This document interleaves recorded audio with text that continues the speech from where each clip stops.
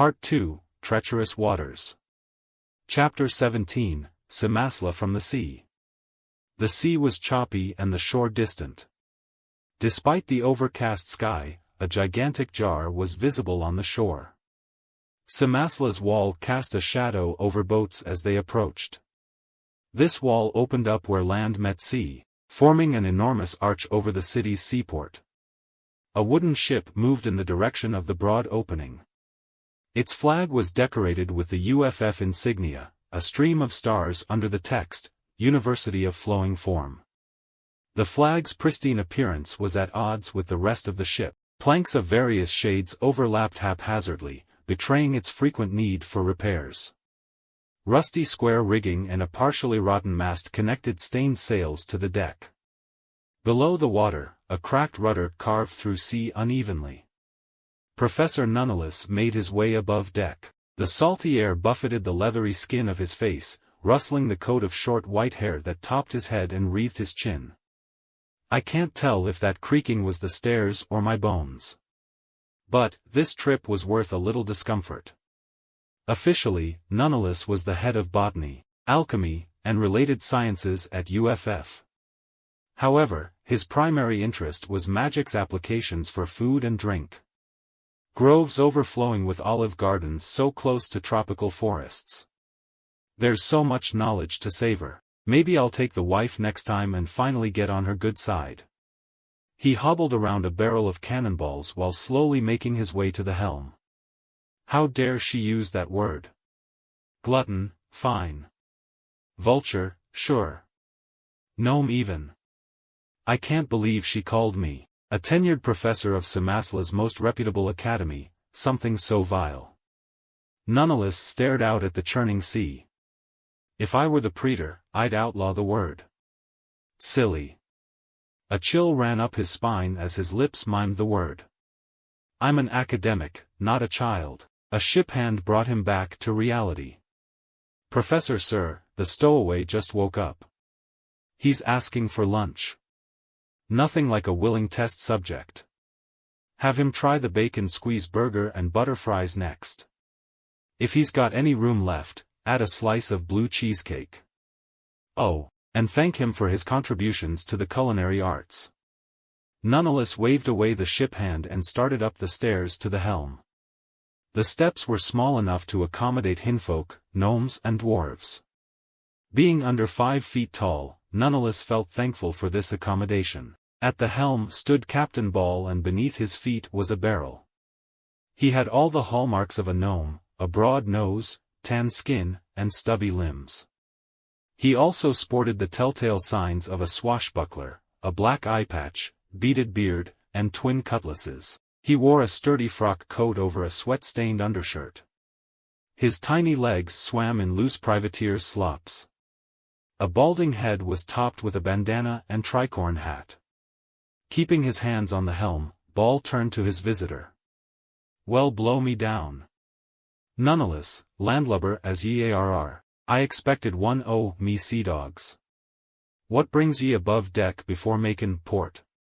The professor finished the steps and braced himself against the railing. After regaining composure, he started, How long have we been making this trip? Every few months for nigh on 2 years. Yet, ye still ain't earned your sea legs. I prefer to stay in my room. Nonetheless tottered closer, using barrels and crates to steady himself. The Isle of Delights is practically in Cimasla's backyard. Do you ever miss the open ocean out beyond the waiting sea? With the way you talk about it, sometimes I'm afraid I'll never return to land. Aye, 'tis true I be an old salt before ye set foot on deck. But I'm no buccaneer, not no more. Those days be in me past. I don't fly a Jolly Roger, and I don't go carousing, well not as much, savvy? Ball tore his gaze from the sea to survey the ship. Swiveling his head, he noticed a scruffy young sailor sleeping on top of the captain's cabin. Well sink me. Nonetheless watched the gnome whip out a cutlass and toss it behind him. It embedded itself in the deck boards between the sleeping sailor's legs, causing him to leap to his feet and salute. Ahoy, ye blighter! Thought you could run a rig on old Captain Ball? Taking a cock on the poop while I weren't watchin'? One more wink before port and you'll be shark food. The sailor approached his captain with a downturned head. Ball jumped down from his barrel and pointed a stubby finger at the wheel. Earn your grog, laddie. Hold the helm so I can speak with old Nonetheless here. The professor slowly followed Ball into the captain's quarters. The room was furnished modestly with faded cabinets and stiff chairs. The gnome threw open a low cabinet and grabbed a dark bottle. He held an ear to it and shook gently. Nowhere near enough bitter brick rum to splice the main brace, but enough for a scurvy dog or two. The captain poured the alcohol into 2 small glasses. I surrender, mate. Ye got until port for your questions. I appreciate what you do for the university. The tasty treasures from this trip will fuel my studies for months.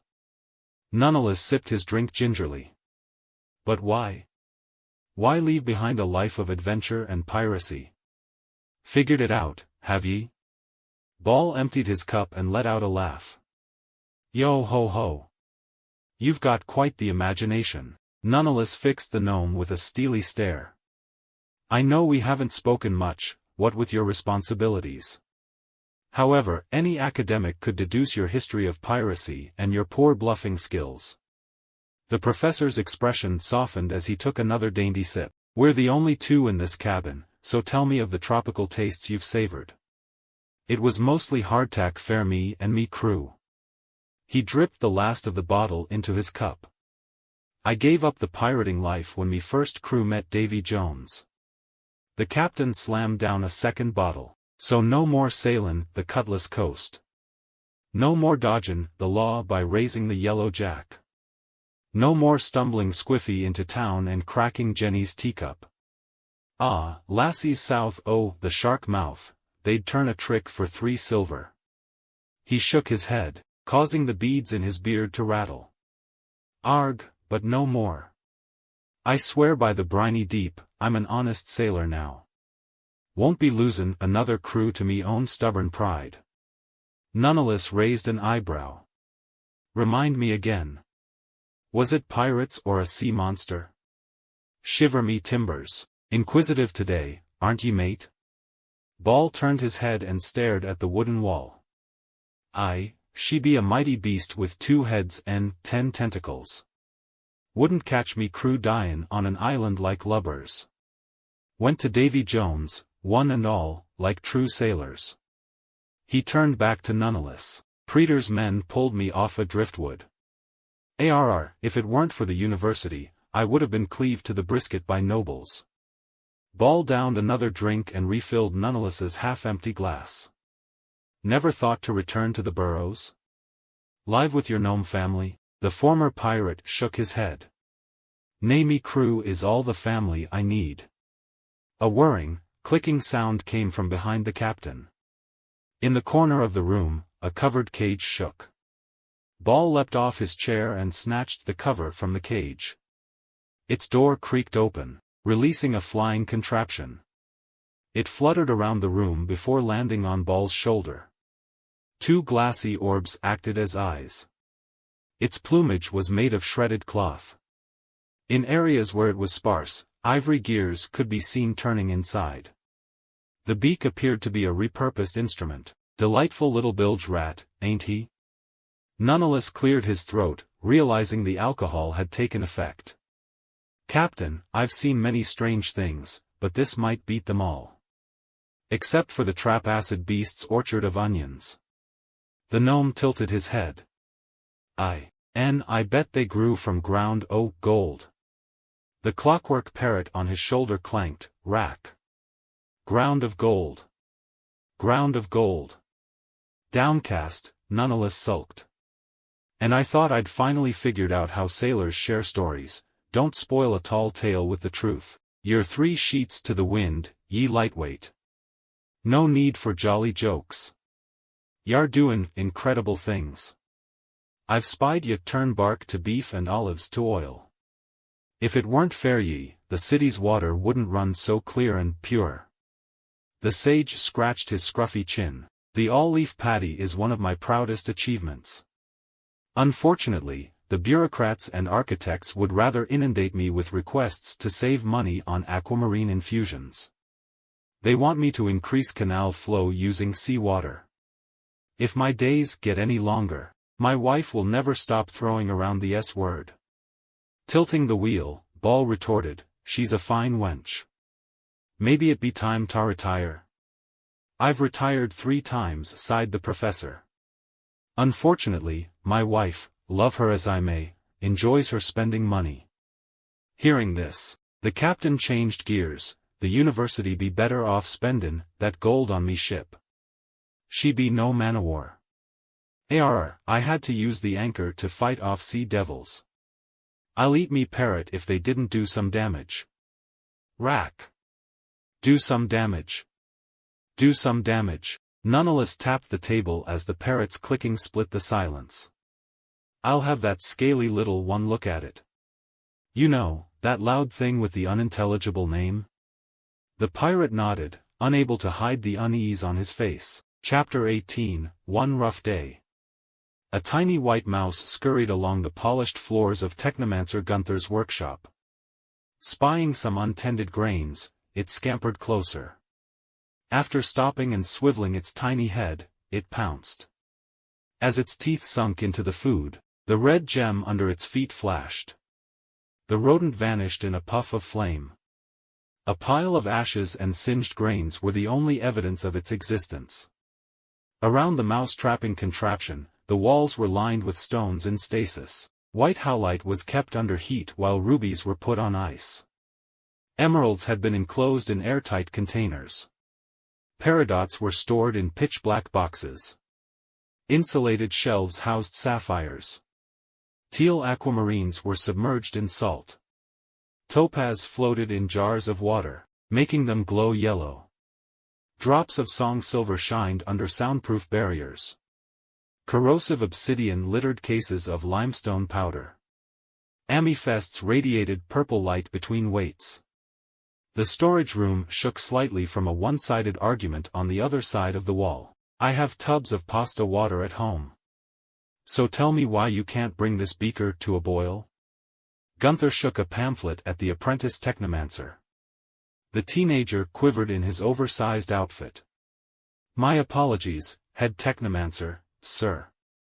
I swore the temperature was just right. Gunther scrutinized the device below the beaker. It was made of a series of a white lattice surrounding an 8-sided red stone. There's the issue. You need a new ruby. There's a hairline fracture in this one. The apprentice pulled his fists to his chest and shook them, giddy with glee. I'd expect nothing less from the legendary farmhand technomancer. Gunther's expression melted the boy's enthusiasm. It's been years since I strapped together pulley systems in an old barn, but the nickname still sticks. He thrust a leaflet into the boy's hands. The title read Beginner's Guide to Applied Technomancy, Magic Gemstones. Brush up on your basics. He ducked out of the room and into the connecting hallway. Time to check the progress of the other apprentices. Gunther flicked the switches on his seeing device. This copper-colored tool was fastened to his head by several straps. Within its inverted butterfly silhouette were countless lenses. At its center was a triangular peridot. He changed the left eye to a magnifying glass as he entered another room. A pasty goblin watched gel-like fluid coursing through a series of clear tubes. His pointed nose swerved in the air as he followed the substance's movements intently. Gunther joined him in scrutinizing it, rubbing one finger along his hairless upper lip. Having collected his thoughts, the head technomancer broke the silence. What results do you have to report regarding applications for domesticated slime residue? The goblin leapt up in shock. If it weren't for his short size, he would have hit the ceiling. Sir, good to see you. He adjusted sloppy, uneven clothing. So far I've discovered a process that hardens it while retaining some elasticity. I believe there will be great applications for workplace safety. Gunther nodded. Good, good. Have a summary forwarded to my office. Readjusting his eyepiece again, the head technomancer moved on to the next room. The space was featureless except for a contraption in the center. A trough-sized glass container floated above 4 devices. Each one was made of a multitude of cubes and a single green gem. An orcish woman rushed up to Gunter. "Just in time, sir. Please observe." Gummy pieces of mottled purple flesh were dropped into the glass container. A breeze swept their ankles as the green gems shot out torrents of wind in succession. This forced the container to rotate rapidly, separating the contents. As the contraption sped up, the sample moved closer and closer to the top of the glass. Without warning, it shot out, splattering against the wall above Gunter's head. He wiped off his blonde hair and turned to the mortified technomancer. "Titan slug samples are rare. Please add extra precautions." Before leaving the room he added, "Also, submit gem number 3 for rain fusion." The wind magic was fading. A young technomancer accosted Gunther in the hallway. "Sorry to bother you, head technomancer sir, but I've had a breakthrough." He accepted a sheet of paper and continued listening to the tiefling. "Using mummy bandages, we can expedite decomposition." After reviewing the written details, the head technomancer replied, "Well done. The applications for waste disposal are immense. Proceed to Phase 2. Following that exchange, he checked the gargoyle attunement area. 7 apprentices toiled in a cramped room. Each one used tiny metal rods to poke at a statue's gemstone eyes. The closest worker met Gunther on the edge of the room. "I've got some complaints to air." Gunther asked, "Is the university providing poor-quality statues?" The apprentice shook his scaly snout. "No sir. It's the requesters. These nobles want all kinds of extra features." His clawed hand was balled into a fistful of frustration. The farmhand technomancer tugged on his blonde beard. "I'll rework the approval process. For now, please bear with it." The workshop would be shut down in 2 days without that income. Finally returning to his desk, Gunther reviewed a fresh pile of paperwork. Nightmare hide, fire-resistant properties could be a boon for bakers if they can prevent wearers from phasing out of the material plane. Ogre earwax, high-risk procurement. Refinement has resulted in wood varnish and candle material. Dark desert, corrosive properties cannot be safely managed. Study to be discontinued. Note, reiterate that improper use of facilities will lead to termination. Tortoise shell, successfully integrated into carriage-making process. High cost means few artisans are willing to work with it. Black dragon scale cube, rare product of foreign design. Quarantine until deemed safe. Sea devil spear, interesting material but rudimentary construction. Not worth the effort to obtain. War-rat hair, limited viability in textile industry. Slithering shouter saliva, light generation properties could reduce the need for candles and torches.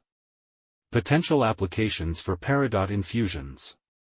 Centaur hoof shavings, failed to discover applications. Dispose via city sewage system. Gem gobbler skin, could act as mountain camouflage if integrated into clothing.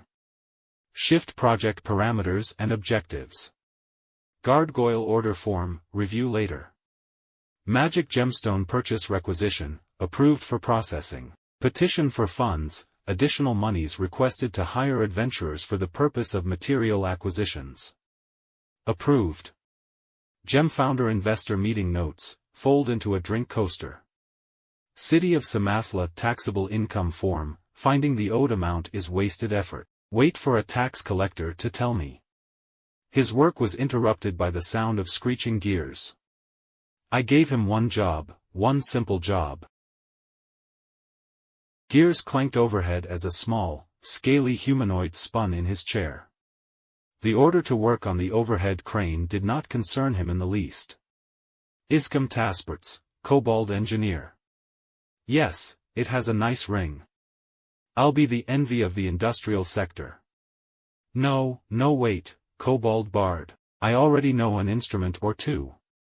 His one-man conversation was put on hold by an unannounced customer.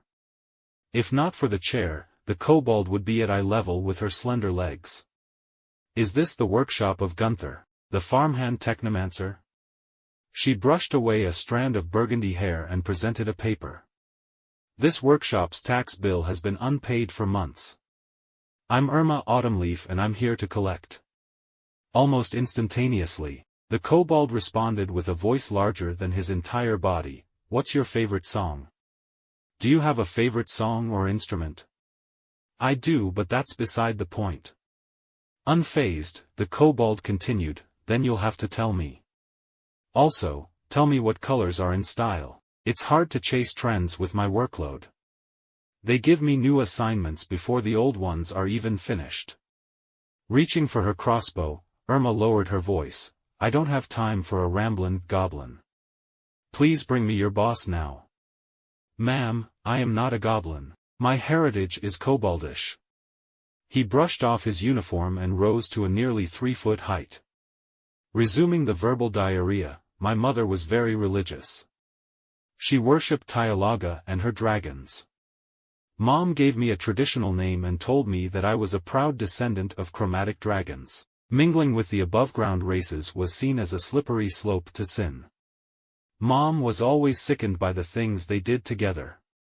If she saw me now, out of the slums, working with honest folk, I'd be condemned to Tyalaga's 5 fire. Unable to interject, the half-elf was tempted to slip away. Her thoughts were silenced by the approach of another figure. His stained, unbuttoned coat fluttered as he stepped backward through the doorway.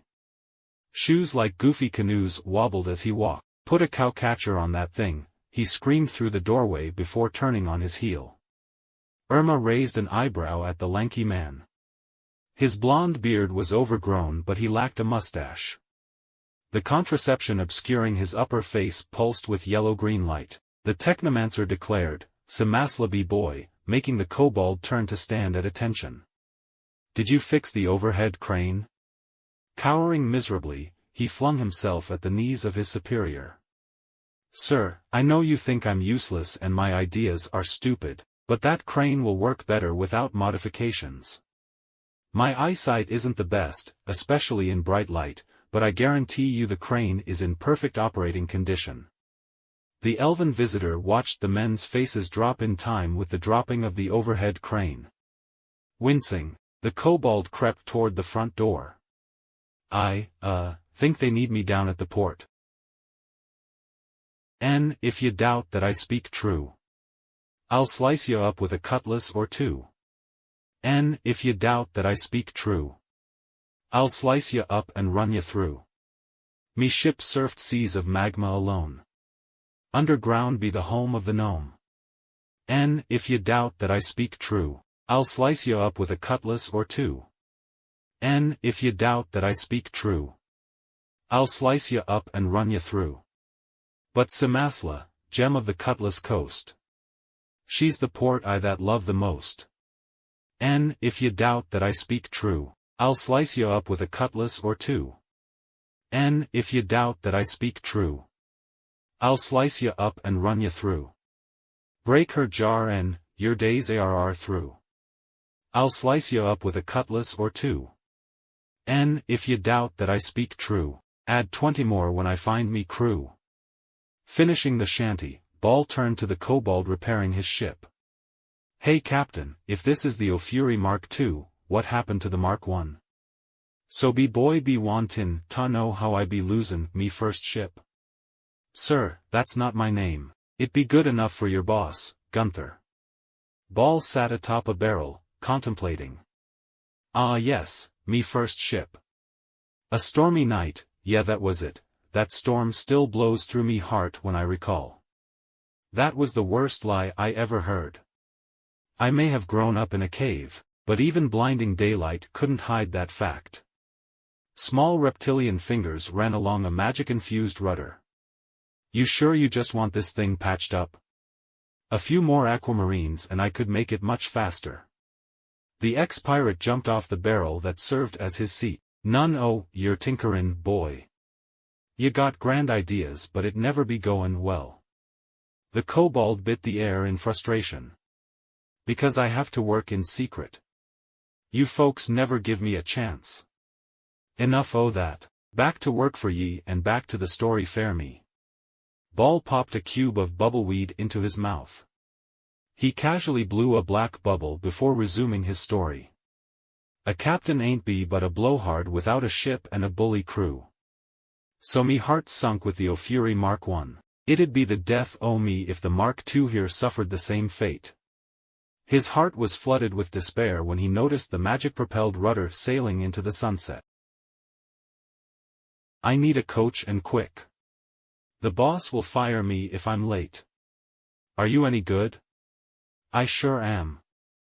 I'm nothing like other drivers, blind in one eye and can't see out the other. The name's Laurette Pepel and I ferry unfortunate souls between paradise and purgatory. A confused patron stared at her, befuddled. You mean the residential and industrial districts? Can I get on the coach now? Of course, of course. One fare for the industrial sector. Throw your bags in the back, and hold on tight. She brushed aside frizzy hair and mushed the horses. As they turned the first corner, her rider poked out a balding head. I've heard you're a competent coachee. Maybe if you're fast enough, this might become a daily occurrence. The twin horses whinnied, punishing pavement rapidly. The passenger was forced to the back wall by sheer speed. After a small period of adjustment, he had formulated a response, when I said dash. And we've arrived, declared the coach driver as they stopped abruptly. Here's your bill, due in full immediately. The woozy worker paid the price and then wobbled into the workplace. Shortly after he entered, a bell tolled. The sound reverberated through the facility. All at once, a wave of employees poured out of the building. One small, scaly worker made a beeline for the coach and silently hopped into the back seat. As the horse's canter began, Laurette asked, the usual destination? No, the kobold replied curtly. Take me to the Burning Chicken. I need a drink. The cab rounded a corner. Rough day, B-boy, want to bend my ear? Removing two hands from his face, the kobold responded, where do I begin? Chapter 19, Enter the Kobold. You should have seen Takal. Roran's body rolled with laughter. She mistook me for the Keymaster reborn. He slapped the back of his neck with a scaly blue hand. Well, yous was walkin' around when you should have been restin'. You're better, but I could only hold back the dragon blight in your hand. Cuppy shook a chicken bone at the barbarian. Worry not. This wild warrior has grown fond of his new hand. Roran rested an elbow on the table while admiring his small claws. The nails are quite useful. Sometimes the spikes return, but it has become manageable. Takal groused, I hardly worry for your health. Instead, I have concerns for Cuppy. If the bags under her eyes are an indicator, you've cost her years of her life through stress and excessive spellcasting. The Dragonborn shook her water skin at Roran. You have no consideration for the consequences of your reckless actions. Cuppy rubbed under her eyes in an attempt to dispel the sagging skin. Don't you worry, tea kettle. I learned some important stuff helpin' old beast meat. She gave a bittersweet smile then nodded a greeting at the approaching barmaid. Kira approached the table, cursing under her breath, your order of pickled beets, fish porridge, and egg custard. Phil swiped the custard and began to ladle some onto a tart. Remembering himself, he looked up. Anyone want some? Confections are essential for any celebration. Goal raised an empty glass. Any good celebration should have booze, not sweets. Hey Sonny, grab me a pint of Bitterbrick's best. Takal got up, grumbling, I hate when she drinks. Phil dabbed his lips with a handkerchief. This is a far cry from the slop I ate to survive in the bee. Before long, we'll be sipping fine tea like nobles. Can't say I enjoy drinks lacking alcohol. Gold grabbed an amber mug from the returning Dragonborn. Roran picked up a pickled beet slice. There's nothing like a cup of spiced tea. It's rather refreshing. He bit into the root vegetable and resumed talking with his mouth full. There's a grove near house row 10 that grows ideal herbs for a zesty brew. Phil waited for the barbarian's cacophony of chewing to end before re-entered the conversation. I like a herbal fruit tea. He tapped the table twice and added, with extra sugar. I'd neva do dat, y'all ruined the flavor. How's about you, tea kettle? Cuppy prodded the metal strips of her splint mail. Takal crossed her arms. I drink water. Hot beverages are not to my liking. The avian barkeep shot a glance as she passed her noisy customers. Kira tossed wood into the hearth and held one feathery finger against a ruby on the wall. As it roared into flames, she returned to the bar. Along the way, she paused to stare longingly out the windows. They'll be here all day. Countless Cimasla citizens walked past the wide windows of the burning chicken. Humble cab drivers hauled oats in bags over their backs. Half-orcs and dragonborn bought food before their shifts down at the docks. Cerulean robes danced as professors and students wandered down from the noble quarter. Cloaked tieflings scuttled around, attempting to avoid the guard's attention.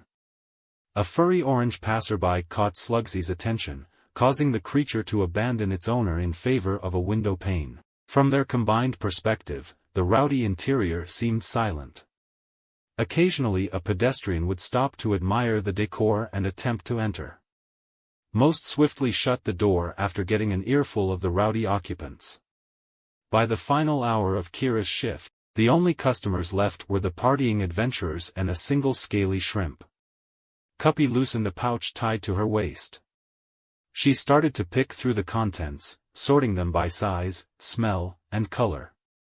Her teammates were lost in revelry, so she went about this without interruption. After a minute, the swamp druid had several piles of leaves and powders.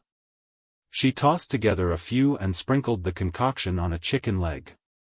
Roran reached out, grabbing the tampered meat. A wild beast knows how to feast. This stomach could continue for hours. He sunk his stained teeth into the poultry, ripping off a sizable chunk. After chewing for a second, his eyes shot wide open. Barkeep. What? Squawked Kira, putting down her pocket mirror. What did you do with this food? Nothing different than the last 7 servings, she answered and returned to her reflection. It's simply scrumptious. Roran ended with a powerful gulp. Well, whatta you know, beast meat? Ol' Cuppy still got tricks up her little sleeves. Betcha didn't know dice was more fillin', too. Roran patted his belly. Now that you mention it, there is a sudden feeling of fullness. Truly amazing, my small friend. He slapped the gnome's back, jostling her hide armor. Gol polished off another drink. Good thing she did that. You were bound to eat up every last gold we earned. Roran exploded with laughter. What good is gold if you don't spend it? You can't eat it and you can't burn it. Gol grunted and turned to Phil. Can you get your servant under control, noble lord? She quickly realized that he wasn't paying attention. Phil reached out dramatically, leaning sideways to really sell the effort. Almost got it. Yes. His joy was accompanied by a glass floating slowly to the party's table. Gol grimaced, truly a waste of magic potential. A small, scaly red-brown head popped up from beneath the table. His voice had volume enough to easily fill the building. If you've got so much magic, maybe you could give me some? Yeah, you could just grab things with your tail. Surprised, Phil reeled slightly before responding, sorry little buddy, but there's no way for me to give away my magic. The tiefling's tail limply slapped the kobold's snout. And my tail, delightful as it is, can't carry much weight. Capturing the momentum of the conversation, the kobold responded, I've got a tail too. Never bothered trying to grab drinks with it. It's sorta big and clunky. Oh, hey dragon guy, what happened to your tail? Did you lose it in a fight? Is it hidden under that armor? His actions were as erratic as his speech. He brushed away Phil's tail, pointed at his own upturned appendage, traveled the circumference of the table, inspected each posterior, and gently prodded at Takal's armor. Brushing away the annoyance, the Dragonborn said, "My species is born without tails, and I am female. Now state your business, you miscreant." Instead of answering, the kobold chose to shimmy over to Gol. "You are one well-built half-orc. Where'd the rest of your height go? Look who's talking, short stack." She pushed back his inquisitive snout. The kobold appeared beside Roran next. "Quite the sword you've got there, all curves and purple glows." He attempted to touch it but found his hand being crushed by the barbarian. "This is the blade of House Roten. Do not touch." Stepping back, the kobold asked, "How's it work?" "Looks like technomancy to me." "Amethyst, I'll bet." Roran stacked empty plates. "Correct, you inquisitive rascal. Press the gem in the hilt and it will gravitate towards its true owner." The kobold's claw traced the air around the purple stone. "Small gem, deep infusion, complex housing. I'll bet it doesn't change the trajectory much." "Quite wise. It is also common for it to be obstructed mid-flight. That might have more to do with where you throw it." Phil cut in, "Do you have a name, my noisy friend?" "Iskum Tasperts," he replied, swelling with pride. Phil scratched his ashy black hair. "Do you have an easier name?" "Well, Gunther called me B-boy when I worked as a tinkerer. But that's in the past now. I want to be an adventurer." Resting his arm on the table, the tiefling leaned in, expressing genuine interest. "So what kind of skills do you have?" "I can tinker." I guess I also know a little about music." Red hands clapped together happily. "Can you play the lute?" "No." Phil tried again, "Drums maybe? Pipes perhaps?" "No and no." Heaving a sigh, Phil attempted, "The viol?" A fire ignited in B-boy's eyes. "The viol is a disgrace. It's the only instrument in the orchestra that plays in alto clef. Tenor clef sucks too. It's just bass clef stepped up. Just red treble clef at that point." Phil smiled. "Well, you sure know a lot about that one. I've got some gold. I'll buy you one after giving my little drumstick a tip." He winked at Kira. For once in his life, B-boy was at a loss for words. Chapter 20, The Makings of a Bard. "Maybe he'll grow into it," bargained Phil. Gol slowly clenched her fists, irritation itching like barbs in her bloodstream. "Kobolds don't get any taller. That viol is over half his height." B-boy shuffled his feet. "I'm starting to have second thoughts about joining this band of freaks." Phil pleaded, "Come on. Once you join, we'll have freaks for every day of the week." The kobold corrected, "There'd be only 6 of us." Phil's biting retort came in the form of unintelligible muttering, "Ignore him." Gol brushed aside the warlock and aimed a bent finger at B-boy. "Listen, I don't trust you as far as I can throw you. I'm very compact, and you've got some amazingly toned arms." The kobold adjusted his greasy work clothes and smiled. His sharp-toothed grin did nothing to sway the dwarf orc. "You're real bard material, Smoothie." She flicked his snout. "But I recommend a change of clothes before you try wooing anyone." B-boy rubbed his face before blurting out, "Wait? Did you say bard? You really think I could fight just using my voice?" Gol stopped cupping her ears. "You're well equipped in that department. A little armor and swordplay couldn't hurt, though." She pointed into the commercial district. "Takal needed some repair work. Return from the tailor alive, then we'll see if you survive my short swords." She chuckled and cracked her knuckles. "Might even show you a few tricks I picked up fighting off guards." The kobold blew a kiss and skipped away. "Nonsense, the rips and tears make it more breathable," argued a bare-chested Roran, tugging at a mangled shirt. Takal pulled on the other end of the textile. "It's filthy and torn. Thank Oromut I don't throw it away." Winning the battle, she balled up the shirt and tossed it to a husky, fuchsia-haired tailor. A warrior needs proper armor. Roran stomped over to the counter, careful to not lose eye contact with the dragonborn. You wouldn't survive in the wild. All that armor only serves to slow you down. Roran took back his clothes and moved toward the door. Your scaly skin grows soft under that armor. Ha! Your putrid skin grows rotten from a lack of bathing, shouted Takal out the door. Feckless whelp. There's more to this life than just survival. Roran clomped down the commercial district streets, not noticing the updated sign over the building, philosophical business and salon. The new words were sloppily painted over top of the existing text. Now that your little lover's quarrel is over, do you have business here or not? Takal shook away the thoughts and locked eyes with the brash beautician. Yes, I need my splint mail repaired. The leather lining has been damaged. Fine. Drop your coins on the counter and your clothes in the back. The lady had all the enthusiasm of a school child being assigned extra homework. That's 2 gold. It'll cost more if it's worse than it looks. Takal opened her coin purse. I also wish to ask, was this always a tailor shop? If memory serves, it was something different a short time ago. The tailor's long, painted nails raked in the coins. Tailor, beautician, hairsmith, like my brother, Brian, I wear many hats.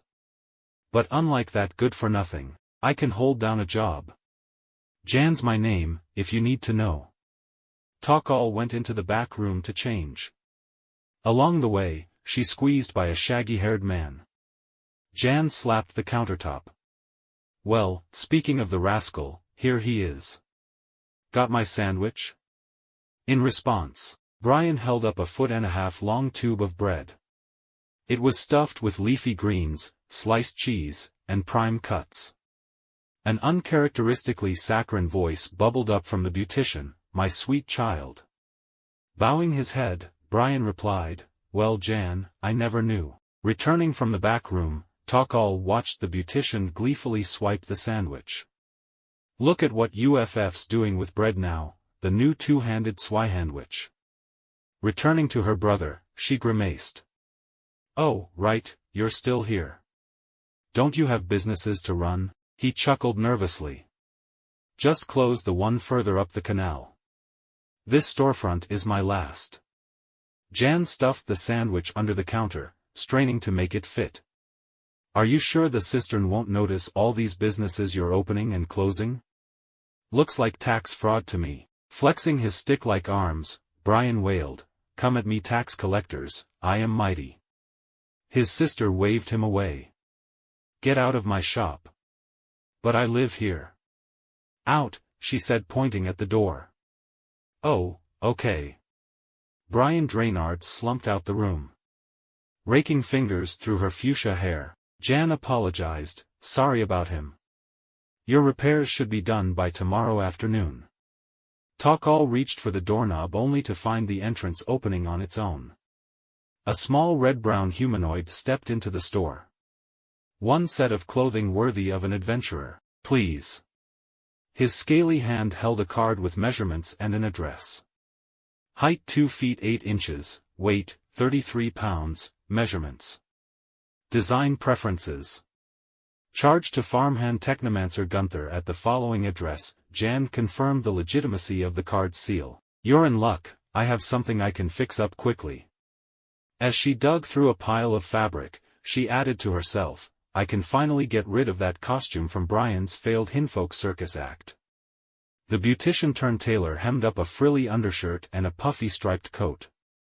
Meanwhile, the kobold described his other acquisitions. Would you believe this rapier is made of genuine Leonia steel? They practically gave it away. Oh, and this, a crossbow with a curved handle. I'm really starting to look like an adventurer, don't you think? Takal met the questions with stoic disinterest. Oh, you're the loud one from the burning chicken. Take your clothes and leave me, chromatic dragon spawn. Your dull scales sicken me. B-boy put one arm into his new shirt. Hey, Do you have any idea what it's like to live in a dialogative-out household? My brother and I thought pork tasted terrible. Then we made it ourselves. It was amazing. Not gummy or overcooked. Where I grew up, there was a higher risk of spoiled meat, so my mother burned it to make sure it was safe to eat. She wouldn't touch anything with even a hint of pink. I moved to this city to get away from that.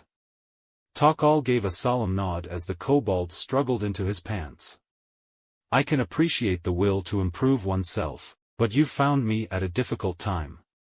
I have slain an avatar of my enemy, but 4 more skulk in the shadows. Worse still, I am without clues to their whereabouts.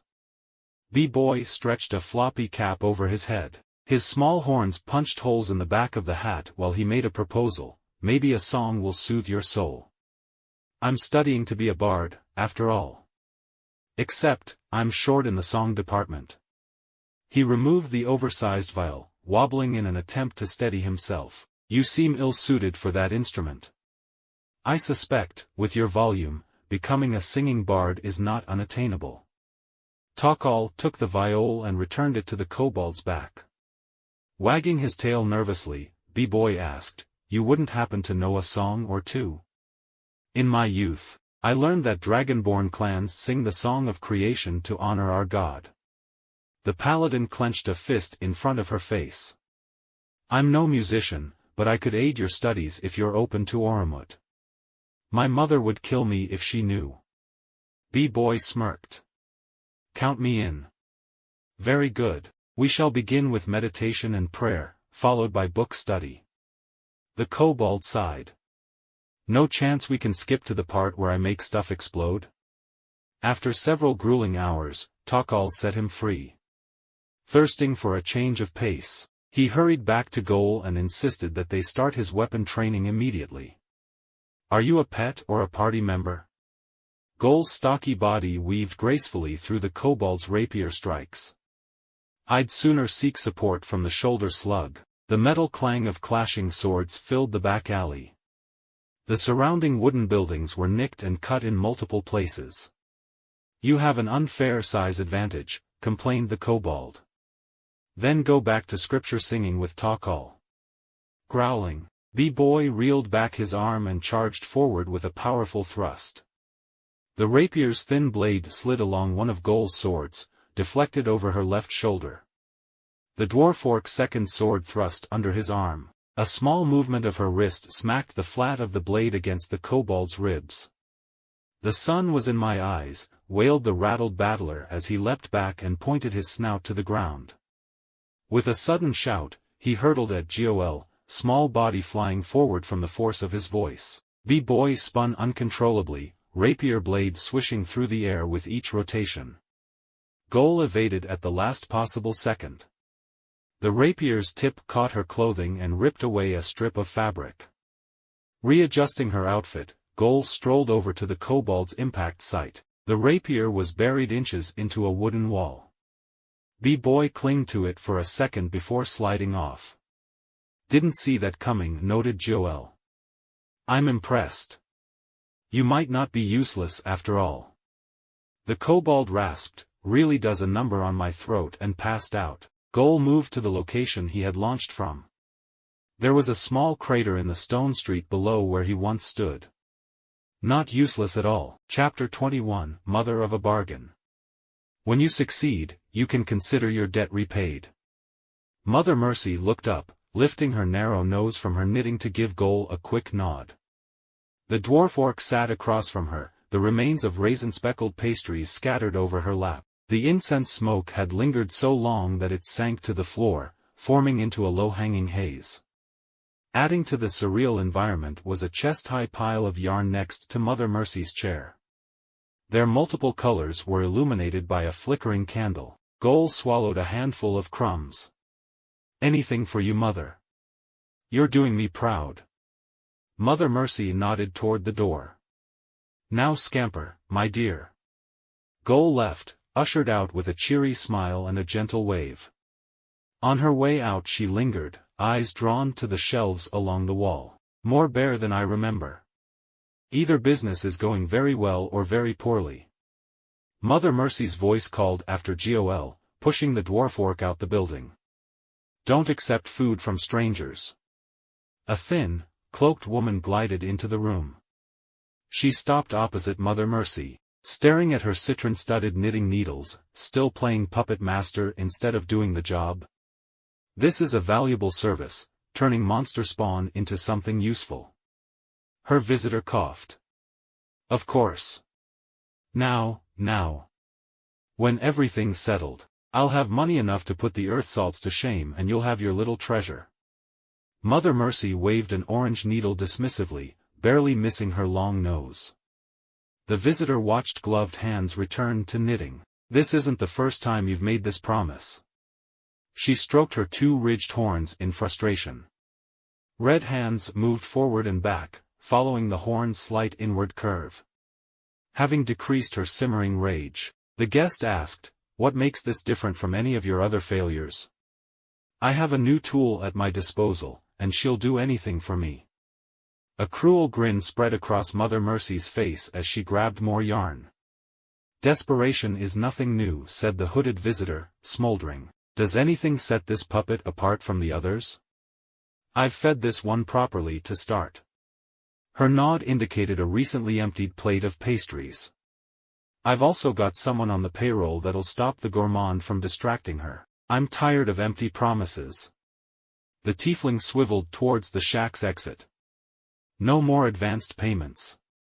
You'll get your money when I get the heart of the island." "Heart of the island?" asked Phil. "Well, Gol, it sounds pretty poetic." The dwarf orc pinched her nose. "I didn't just hear this from a wandering bard." She glanced at the kobold, who returned a flirtatious look. "My informant, Mother Mercy herself, gave me this task." Takal brushed aside Phil, moving closer to Gol. Chilling breath beat against the dwarf orc's forehead. "I begin to doubt this mother's existence. We have traveled quite a time together, but I have never seen this woman. I would retain that she is a convenient excuse for your thievery and greed." Gol turned her head and waved a hand. "I've never seen your stupid god either. Maybe Oromut should pay a visit?" The concern in her voice wouldn't have filled a thimble. "Don't forget about that caravan we snuck into. That was real and the information came from Mother Mercy too." Roran winced. "That's a poor example, my friend. Your haste left this noble beast in quite the situation." A hearty laugh indicated a return to his naturally jovial state. Cuppy took the opportunity to chime in, "Beast meat, tea kettle, ain't Neva seen her before Niata."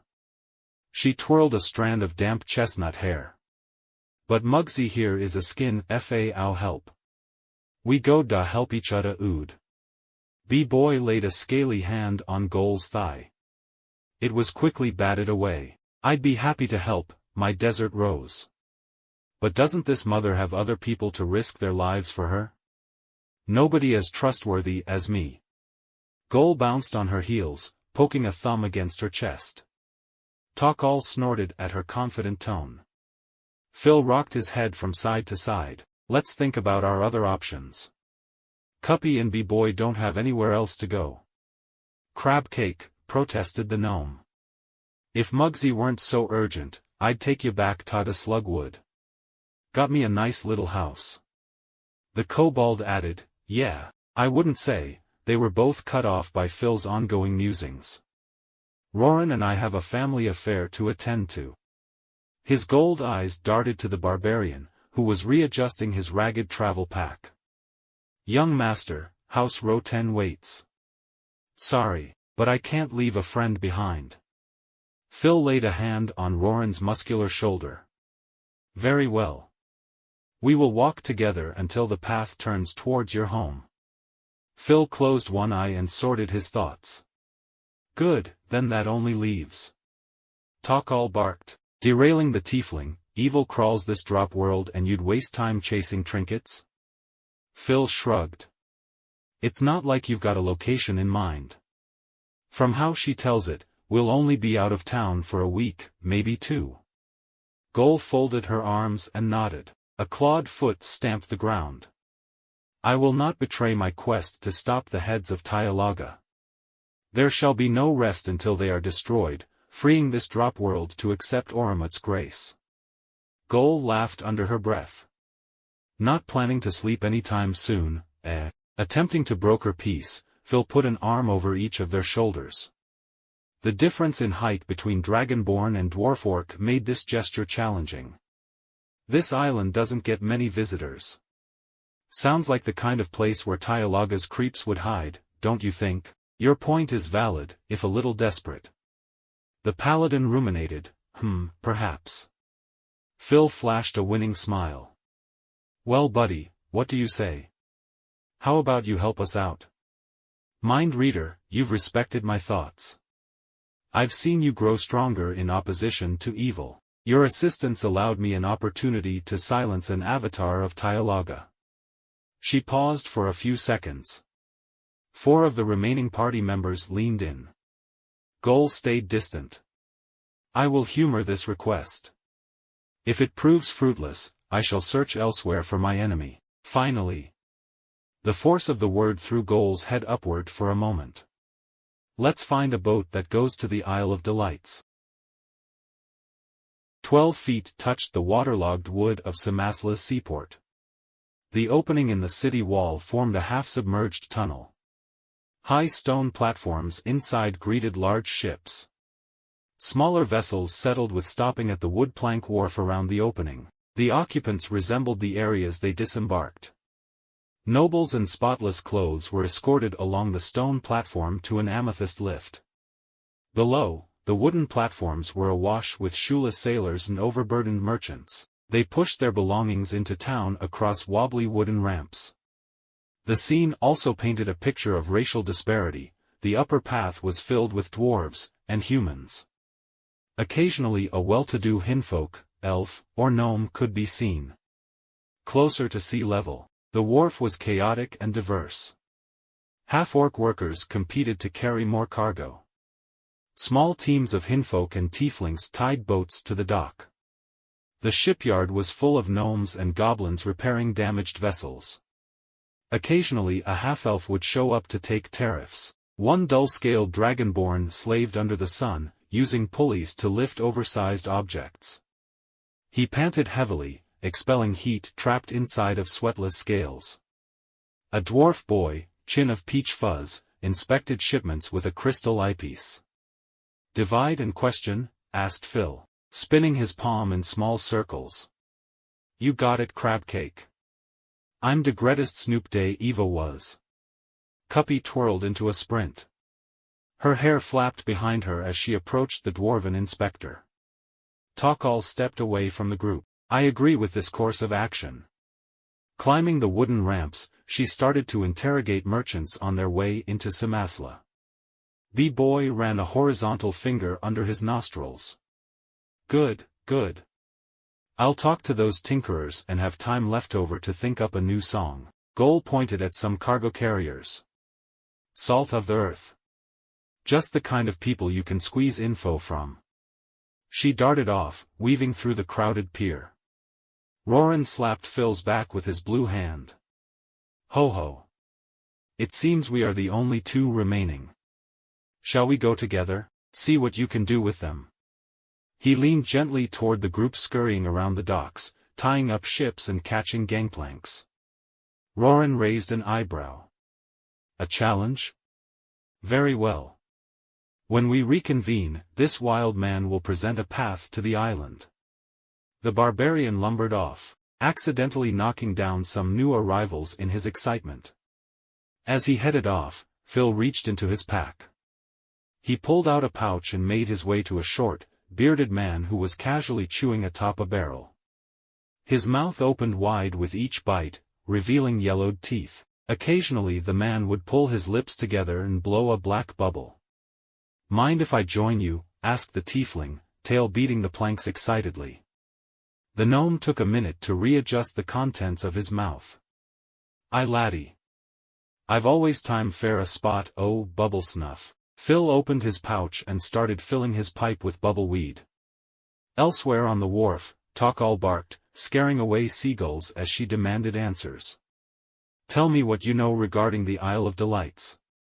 Her cold breath stung the small merchant's face. I don't have time for fairy tales. I've been at seas for months. I'm getting my products to market and myself to an inn. The merchant scuttled off, heavy pack bouncing off the wooden walkway. Sinners all. Desperate for gold and indulgences. She spied a dragonborn above her, straining to lift a cart-sized crate with a pulley. Maybe a noble dragonborn would aid me? She made her way up the 2 narrow planks that lead up to her fellow dragonkin. His rust-red scales were dull with grime. Hail, began Takal. Perhaps you could assist me. The response came between grunts. Could, be, quiet? The rising platform crept within a foot of its destination. Worry not, I'll provide aid. With a tug of the rope, she pulled it from her fellow dragonborn's hand. The pulley system screeched as the platform careened downward. The cargo's container slammed onto the wooden boards below, in front of 3 startled merchants. The sides fell off, revealing a wobbly semi-transparent blob surrounded by sponge fruit. At the sight of this, a burgundy-haired half-elf soared onto the scene. Import of any acidic creatures or compounds will be thoroughly regulated and taxed. This ooze will need to be confiscated. Takal turned to the other dragonborn, who was watching this, mouth agape. How fortuitous. My kind act has revealed a criminal. Now might I ask where you trace your draconic heritage? In a huff, he shot back, I don't care whose egg I came from. I care about where I'm going, and after that stunt, it's the poorhouse because I'm out of a job. A few feet away, B-Boy was facing different difficulties. Are you a rat? Are you a rat? I didn't know you were the rat type. The gnomes kept at their work, patching up the ship's hull. Only one shipwright paid attention to the kobold, a single, infuriated goblin. All you did was sit at the desk and bother visitors. Now you've left and the place is better for it, you fire-breathing dolt. The kobold shrugged, if I find a technomancer that isn't a moron, he'll think I'm a moron. B-Boy attempted to circle around the goblin, but was blocked by a thin, green arm. Didn't you hear me? You're no technomancer, flame spitter. In my opinion you never were. Half the workshop would agree.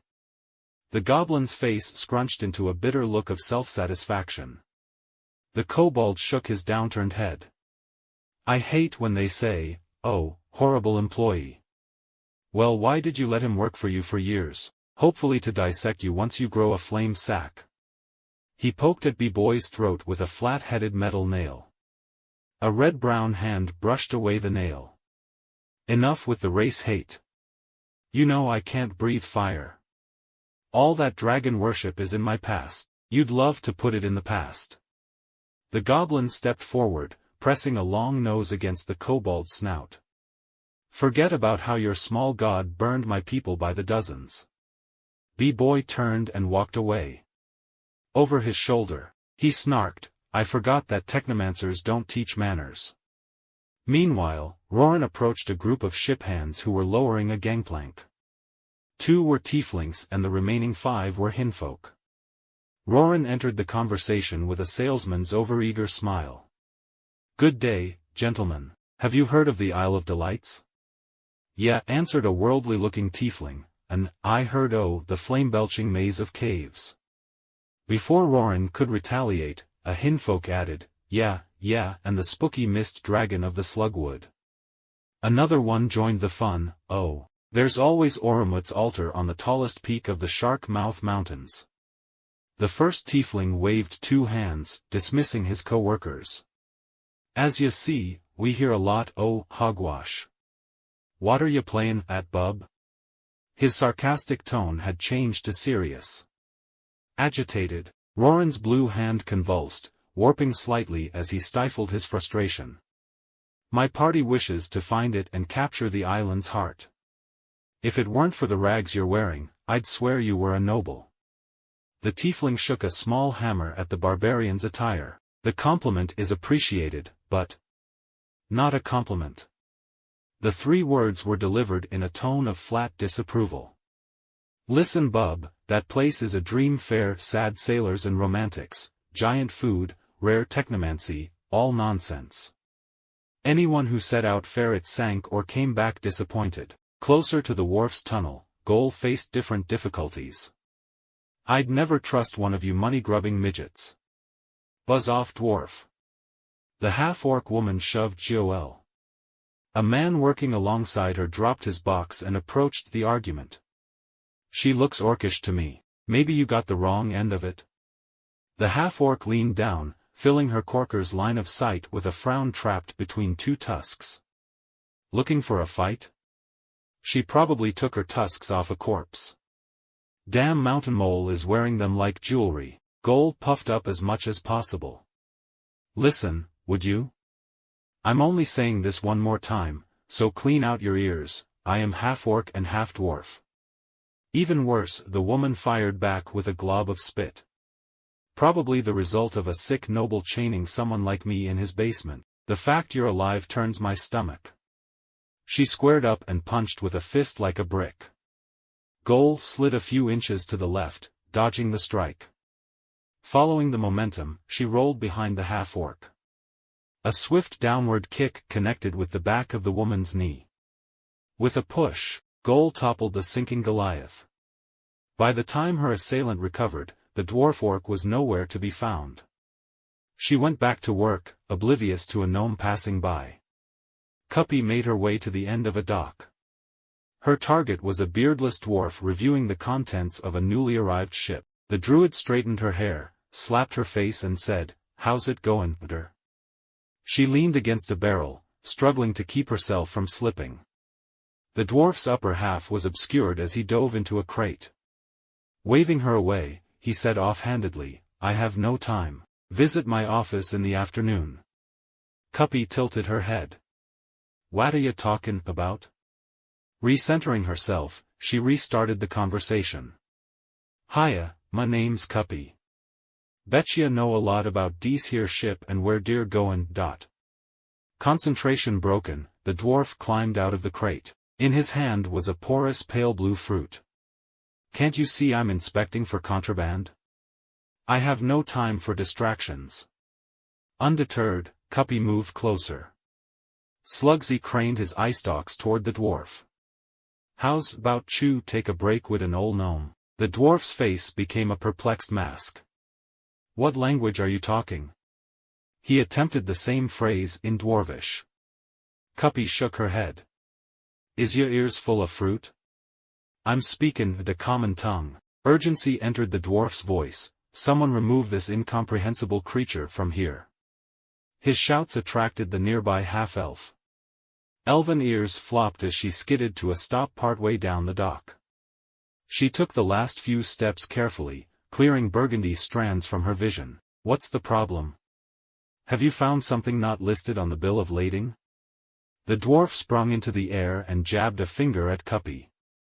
"Ms. Autumnleaf, I don't know what this thing is, but it's interrupting the Earthsalt Trade Company's work." A sharp stare scrutinized the gnome, sweeping from tiny pelt shoes to slick chestnut hair. For a moment they lingered on the mottled purple blob nestled on one shoulder. Irma gently reassured the dwarf. "I will address this." She took the gnome's damp hand and led her away. They didn't stop until reaching a secluded section of the tunnel, a patch of corroded stone opposite the loading docks and devoid of other people. Irma knelt down. "Now that there's no one around to notice, I can deal with you as I see fit." She grabbed Cuppy around her tiny torso and began to squeeze. The pressure was enough to make her eyes bulge. As the gnome struggled to breathe, Irma spoke softly, "Aren't you just the cutest little thing? Codswallop, mate." The bearded man popped a grainy cube into his mouth. "Bubbleweed be best chewed." Phil sat opposite of him, on a half-full crate of hardtack biscuits. A pipe smoldered in his right hand. "You sure you don't care for a puff?" "Nay laddie, I only chew." He patted a bag of multicolor cubes. Ye ought to try it. Oh yeah, he countered, can your bubble snuff do this? He exhaled steadily into his pipe, forming a long bubble snake in the air. I can even make him dance. Phil nodded gently, causing the snake to undulate. Batten down the hatches, bucko. I'll blow ye down like a cannonball to the broadside. Puffing, he shot out several small bubbles. His beard rattled with beads as he whipped his head around. A few gusts of his rotten breath brought the bubbles together, forming a humanoid shape. Don't hang the jib, but I think ye be beat. Let's call this one a draw. Phil huffed, cleaned out his pipe. You know, I don't think I got your name. I ought to be keelhauled. Not introducing himself to a bubbleweed connoisseur. I be Ball, Captain O, a pirate, or private trade ship. The Butte herself be right there, O Fury Mark II. He spat out a lump and threw his thumb over his shoulder. Behind the gnome was rickety ship made from a patchwork of planks. She's a little worse for wear. Got into some trouble lately? Phil asked, extending a palm. Captain Ball dropped a bright pink cube into the tiefling's open hand. Alas, me hearty. 'Tis be nature o' the work. Me destination be treacherous. Phil bit down on the bubble snuff. Exciting stuff. Where do you sail to? You're better off not knowin'. Dead men tell no tales. The captain fidgeted and readjusted his eye patch. Hiding high seas adventure from a new friend? What a shame. Boiling over with curiosity, Phil reached out his mind. Many a honest tar would rather scuttle or ship than sail to the Isle o' Delights. If an it weren't fair the old fool, this cog'd keep distance too. Noticing the strange sensation in his head, Ball fired out, ye bilge-sucking son of a biscuit-eater, I've keel-hauled scallywags for less. He leaped to his feet and reached for one of the cutlasses at his hip. Phil struck first, sending a line of bubbles at the captain. They popped harmlessly in his face. There's more where that came from. Settling down, the gnome grabbed another piece of bubbleweed. Arg, I must be goin' soft. You're a foolhardy barrel o' laughs. He let out a sound that was half sigh and half laugh. But don't let the name fool ya, the Isle o' Delights ain't no vacation spot. I be the only one foolhardy enough to sail them waters. Phil felt a thick finger tap his shoulder. Enjoying your break? He turned to find Gol, seething with disapproval. Would you believe I found the right guy? No, I wouldn't. She slapped the bubbleweed out of his mouth. That hood does a poor job of hiding your horns. I'll deal with infernal blood if it gets me what I need. The dwarf kicked the box with an exotic cannabison leather boot. The lid fell off, revealing several jars. Each was filled with a different color of living liquid, homegrown and obsidian-fed. You know the price per slime, so be quick. The tiefling stroked her ridged horns, impatiently watching the dwarf inspect each ooze. Her tapping foot caught the dwarf's attention. He paused his examination to address her. You'll need to excuse the boys. Folks love to say nasty things about dealing with tieflings. They just can't bring themselves to trust you. The woman felt bows on her back as the dwarf's calloused hand swept the room. Around her, a small squad of archers stood on the warehouse's mezzanine. There's not enough fire in 10 tieflings to take out this group. The dwarf rolled his shoulders, rocking the large orange pelt draped over him. Insurance is a necessity in the unregulated corrosives business. A tricky tiefling is the least of my worries. If the cistern gets wind of this, my little band won't be enough. If there's a brain in that hairy head, you'll ease up. After the seizure at the wharf, I'm your only source. The tiefling folded her arms, casting judgment with all black eyes. No need for sass, lass. We both know it's a rare dwarf that deals with tieflings. Same for the other civilized races. The truth of his words sent a cold bolt of rage up the hooded woman's spine. So keep quiet and you won't leave here with more holes than a sponge fruit. He returned to the jars, holding them up to the light occasionally. When the dwarf finished, he slid the lid back onto the crate. Even got an extra-large dark dessert, very nice. He tossed a coin purse into the middle of the room and backed away.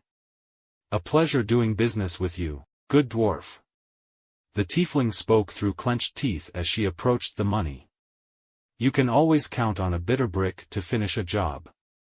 The dwarf took a prolonged, deep bow. Juggling the wallet between her hands, the tiefling checking the weight before opening it. If you want this to last more than one transaction, I'd avoid revealing your employer. The dwarf finished his bow and stood upright. Appreciate the concern, but it's not necessary. A cascade of arrows flew towards the tiefling. With a wave of her hand, the projectiles were swallowed by a dark blur. I need money and Cimasla needs slimes. I'll let you off with a 300% price increase. The dwarf sat down suddenly, knocked off his feet by a sledgehammer of confidence. Chapter 22, Old Wounds, New Crew. Mugs of imported Baron ale lined the luxurious marble-top table. At its center were a collection of pitchers decorated with teal stones. Beside them were slices of deep eel skewered by toothpicks.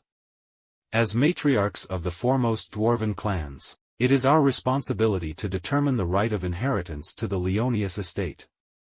She swept a warhammer-shaped gavel among the half-dozen dwarves gathered. We shall begin with House Bitterbrick. A dandy stood up. She adjusted a frilly dress and dabbed her walnut face before speaking. The simplest solution is to liquefy all assets and divide them evenly. She studied the room, finding an unfavorable response. Most sat with pursed lips or anxiously tapped the table. A livid voice rose from her left, clean-chinned, gnome blood. Your ties are tenuous at best. You have no claim on our money. The gray-haired woman angrily chugged from her mug as her selfish sentiment was echoed by others in the room.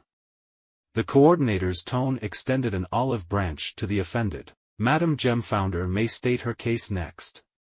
The angry dwarf wiped a droplet from her ashen beard. Cimasla may owe her existence to the Gemfounder family, but I will not lay claim to the legacy of Leonius.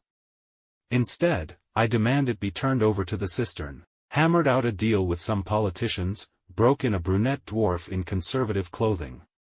She slammed down her cup, spraying the table in alcohol. The earth salts have invested triple the amount of any other family. By financial rights, Leonius Industries belongs to us. Arguments clouded the air until the gavel was slammed. Let us move on to House Scarlet Stone. The coordinator turned toward a red-headed dwarf seated next to her. The matriarch of the Scarlet Stone stood up, raising her family crest in a ringed hand. My clan can trace their blood back to the same source as Leonius. Our similar crests attest to this. Vecker wrote no will, so it should fall to his family to manage the estate. She returned to her seat and took a deep draw from her mug. Burns more than I remember. As it slid down her throat, she began to hack violently. The dwarf grabbed at her neck and fell on all fours. Viscous vomit slowly slid from her mouth, settling in a narrow puddle. An ooze. Slime. Fetch the guards. Shrieks filled the room as an upper-class dwarf collapsed, dead. I don't care who ye be or what ye've done. Captain Ball snarled. Ain't be knowin' a thing about no island's heart neither. The party congregated around the gnome seated on a box. The argument had carried them into the early evening. Phil, Joel, and Roran were an arm's length from Captain Ball. Takal, B-Boy, and Cuppy stood a short distance away, discussing their recent interactions with various levels of frustration. No need to be difficult. Just a couple days at sea, better than sitting on the dock. Phil's argument was accompanied by two upturned hands thrown forward. I be sailin' ta other places, ye scurvy dogs.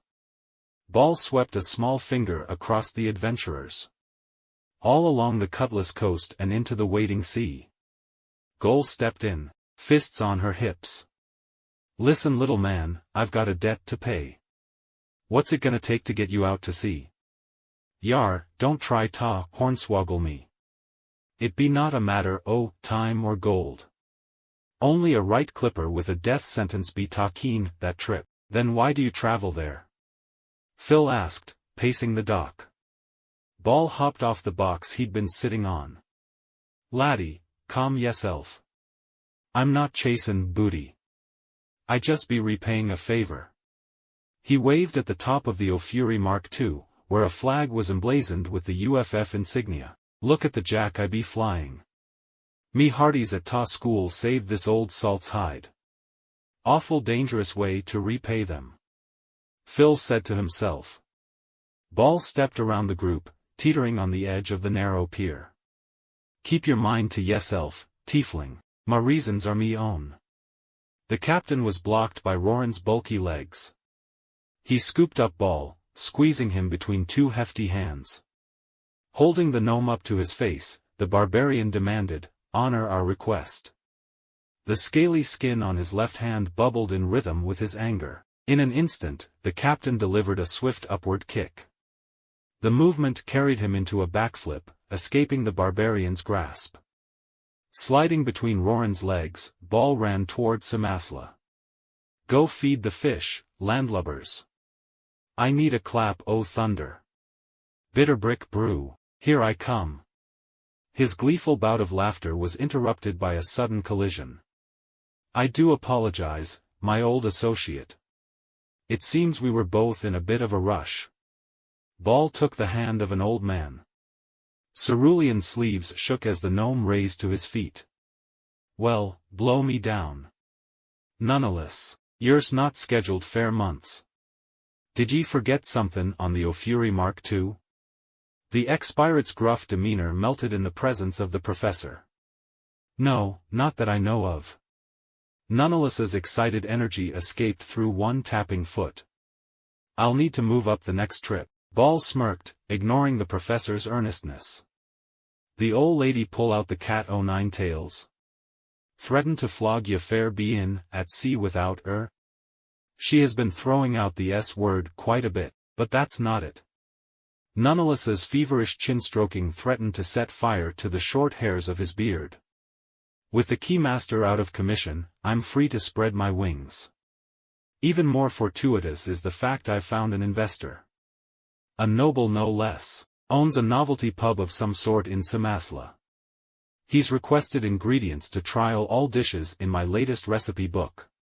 Ball wiped the professor's excited spittle from his beaded beard.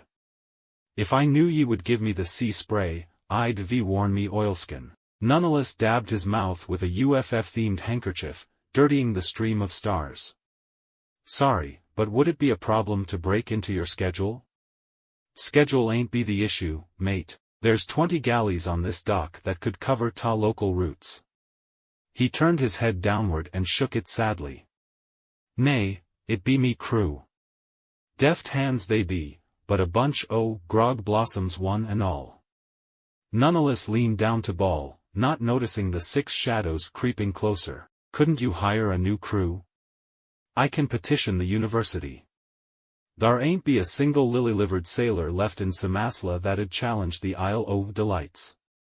And you're assured a mutiny if you hire local privateers and corsairs. Nonetheless transitioned between scratching his beard to scratching his hair.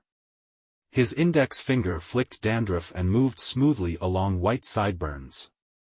Is there really no one willing to take the trip?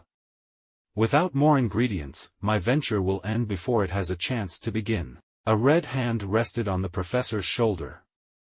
I think we can help. Nonetheless turned his head to find Phil, beaming. Ah, the inquisitive young man with the spiral horns. Quite generous of you. Ball leapt up and swiftly slapped away the tiefling's hand. These bilge rats couldn't make a crew. They just be lookin' to plunder the heart o' the island from the clockwork ziggurat. Shock spread across the party of 6. The captain's statement sat in the air, palpable to everyone but its speaker. Takal balled a clawed fist. You knew of the heart's location and still denied us? Realizing his flub, Ball went mute. Goal twisted the captain's hat. Looks like we've got a lot to talk about. How fortunate the trip will take a couple days. Ball smoldered as Nonetheless squealed, splendid. Let's make preparations and depart the day after tomorrow. Will that be enough time to ready the O'Fury Mark II? Ball growled, aye. To think I bought your tall tale about leaving town. The dwarf laid down the weapon and raked the money into his apron. Now get your tail out of my shop. Returning to his anvil, the weaponsmith added loudly, can't trust monstrous races. Takal grabbed the reworked weapon from the table, frowning at the response to her 25 gold pieces. Sir Smith, Dragonborn don't have. The sharp clang of an anvil marked the end of the conversation. Takal left the blacksmith with a long chain in her hand. It wound into a coil and ended in a spiked metal ball. Good riddance. At least I made decent gold from the dragon spawn. Over 20 pieces to turn a Morningstar's head into a flail? A deep, earthy chuckle escaped his lips. Laughing at your lessers never gets old, eh? Who's there? The dwarven smith lifted his head from his work, surveying the small shop. All he saw were walls of weapons. With heavy steps, he made his way across the room. Grabbing a great axe, he flung open the shop's front door. Outside, the moonlit streets of Cimasla were empty, except for a distant dragonborn. Her silver scales reflected the pale light as she walked away. Turning around, the dwarf shouted, "Stop your jokes. Any monster in me shop will learn that dwarfs who make weapons can wield them too." Well, weapon master, ever seen an attack like this? A thick, dark cord shot from a shadowy corner of the shop. It wrapped around the dwarf's neck with a hissing sound. The smith dropped his weapon and flailed both arms, desperately grabbing at his constricted throat. Stubby fingers slid through the tightening noose. Fortunate that you've got such a good sense of humor. A horned figure stepped into view. Because I plan to leave you in stitches. Chapter 23, Sailing Away. Anchors away. The beat-up ship broke the waves, heading away from Cimasla. The patchwork of planks making up its bow were sprayed with salt water as it cut into the waiting sea. Atop the mast the University of Flowing formed cerulean symbol. The stream of stars seemed to flow as the flag fluttered under the early morning Sunday, all hands hoy. Ye all chose to climb Jacob's ladder. You're me crew now. Any who cross me'll be hung from the yardarm. A crew of 7 stood silent on the deck of the O'Fury Mark II. Under their feet, warped wood creaked. If ye agree, give me an aye aye captain. Ball's command was followed by a discordant chorus of aye aye captain. Now, avast ye landlubbers. Everyone ere has a job. If ye don't work, ye don't eat. Applies to the saltiest sailor and the foulest buccaneer. Phil raised his hand. What if we eat anyway? Like stealing food? Then ye better be a strong swimmer. Ball swept the skeleton crew with a venomous glare. Phil felt a tugging on his pant leg. Don't worry about him. This guy acts tough but he's just a big softy. B-boy casually turned back toward the captain. Which ye biscuit eaters will be navigator? Any ye know his way around a map? Goal and Takal's heads swiveled to Phil. Well, I dabble. Ball pressed a map into the tiefling's leg. It was soon scooped up. 'Tis be only a few days' travel. But stray winds or storms could make it much longer. Eyes on the stars and sun, laddie. Ball strolled over to Nonetheless, who gave a sloppy salute. Nonetheless, you'll be quartermaster. Keep our supplies safe from these scurvy dogs. His eyes swept the group again, lingering on the kobold. You. The acid in his voice could melt steel. I oughta throw ye in the brig. B-boy shrank as the gnome moved closer. Well, I could do repairs. Shiver me timbers. A fit of cruel laughter made his beaded beard clack. I don't trust ye to swab the poop. Goal rested her hand on the kobold's floppy beret. Don't let the blank stare fool you. This shrimp knows a few tricks. B-boy's blush went unnoticed under red-brown scales. Ball brushed away her hand, replacing it with a single downward finger. I know exactly what he'd be capable of. His stubby finger traced the kobold's brow ridge before turning upward. B-boy's gaze followed the finger. It indicated a barrel haphazardly strapped to the top of the mast. What do I do up there? Ball thrust a metal cylinder into his hands. Ye'll be lookout. Take me spyglass and climb ta the crow's nest. Keep an ugly eye open fair land or trouble. He took a step back. Oh, and don't eat much. The tossin', oh, the sea be mighty mean up there. The kobold begrudgingly began his climb up the mast. His clawed nails sank into the wood, making the task easier. Ball grabbed B-boy's tail. Don't damage the mast, chout our head. He dragged the kobold by the tail, dropping him under a series of ropes that stretched from both sides of the ship up to the crow's nest. Lines crossed horizontally to form a square pattern. Use the ratlins. He spun to face the 4 unassigned crew members. Goal stepped forward, bending down to meet the gnome's eyes. Well, what thankless task you got for me? A firebrand like ye belongs behind a cannon. He turned to face a large tarp strapped against the deck's gunwale. And when you're not a cannoneer, ye'll be the swabby. Ball leaned a grimy mop against the dwarf orc. The captain oozed over to Cuppy, who until now had been distracted by her pet slug. This sweetheart, LLB our chef. Show us some good ol' gnome cookin'. He put distance between them when his beard started soaking up slime. You got it, boss. Don'tcha worry, 'cause I fed myself and Slugsy for years. She scurried into the kitchen, happier than a clam that slipped through the net. Now, the last 2. Roran and Takal stood bolt upright, their shadows eclipsing Captain Ball. Your shipwrights and ship hands, so keep shipshape. Rusty nails were flinged into the air as he stomped a loose deck board. She's an old boat, so give her extra lovin' care. Are you certain about these assignments? Takal turned her head downward, dropping snowflakes on the captain. I believe we have skills that you may be neglecting. Yo ho ho. And I thought we only had 1 firebrand. Don't you worry. I know you're the closest thing this tub has ta a surgeon. Won't be doin' much good if we're 40 fathoms under. Ball directed each member to their work area, then joined Phil at the helm. Captain, I can see the Shark Mouth Mountains from here. Phil dangled over a banister, drinking in the view. Aye, the waiting sea be a dull lass, but it's hard not to love her spectacles. White waves broke up an expanse of navy water.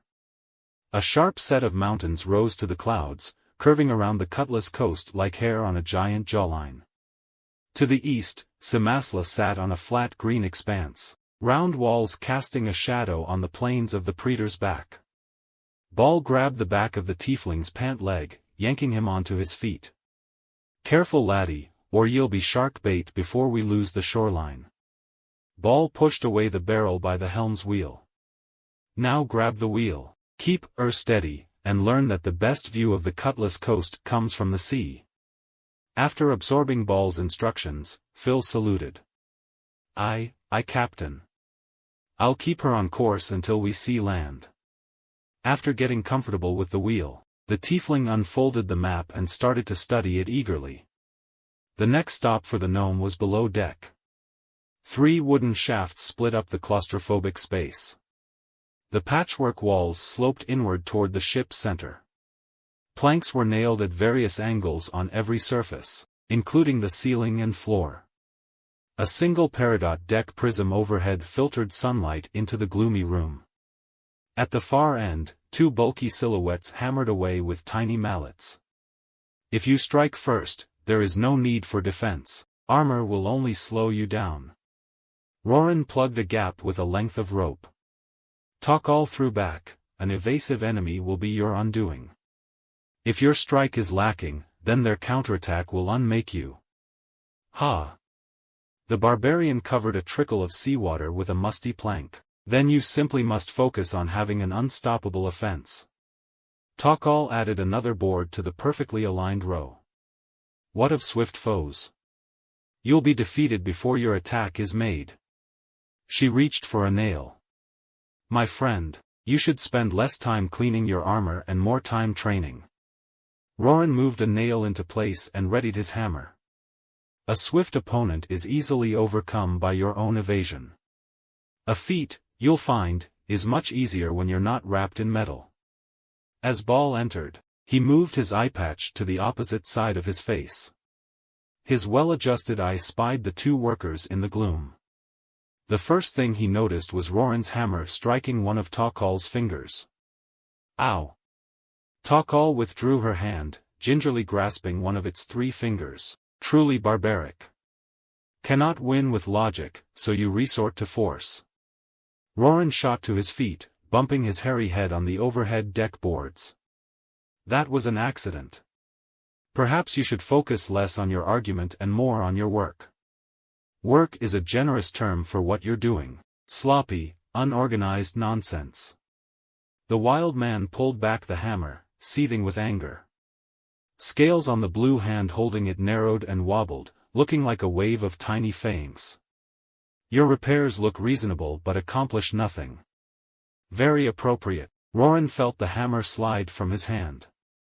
Calm yeself, laddie. A shipwright needs to keep a level head. He swept the hammer between the two. Any more carry on and ye'll both walk the plank. Takal shuffled across the crooked floorboards. Captain, I request a different post. Ball crossed his arms and tilted his head, feigning deep thought. Well, ye could clean the head or warm the brig. Roran raised a finger. His irritation had transformed its scaly blue surface into a spike. Cleaning the toilet would be preferable to her constant wheezing. Lad, lassie, while we be on this ship, we be crew. Ball beckoned them to kneel and put a small hand on both their backs. Remember, no pray, no pay. If ye let sink fair a squabble, then all will have ta show be wet breeches. The stairs creaked as Captain Ball left the two to their work. His boots beat against wet floorboards as he approached Joelle. She half-heartedly swept a mop along the planks, complaining all the while. Master burglar, swift swordswoman, gambling prodigy, reduced to cleaning a rotten tub. Her mop bumped into a small boot. Sounds like you're really keen ta the swabby job. But how about something more interestin'? Goal leaned the mop against the mast. Oh joy! Do I get to clean the privy next? He tugged on a canvas cover, revealing a cannon. The barrel was made of a single dull brass tube. One end had an open mouth roughly 4 inches wide. The other was welded onto a red, spherical gemstone. A thick silver ring encircled the gem's innumerable triangular surfaces. Contrary to the rest of the dingy cannon, the silver ring was perfectly smooth and lacking in gaps or imperfections. The entire contraption rested atop a sturdy wooden cart that was tied to the ship's banister. We're not chasin' loot or outrunnin' the hangman's hempen halter. Ball kicked the sea-soaked cover into a corner. But if we get in a scrap, I'll need someone to keep scurvy dogs off us.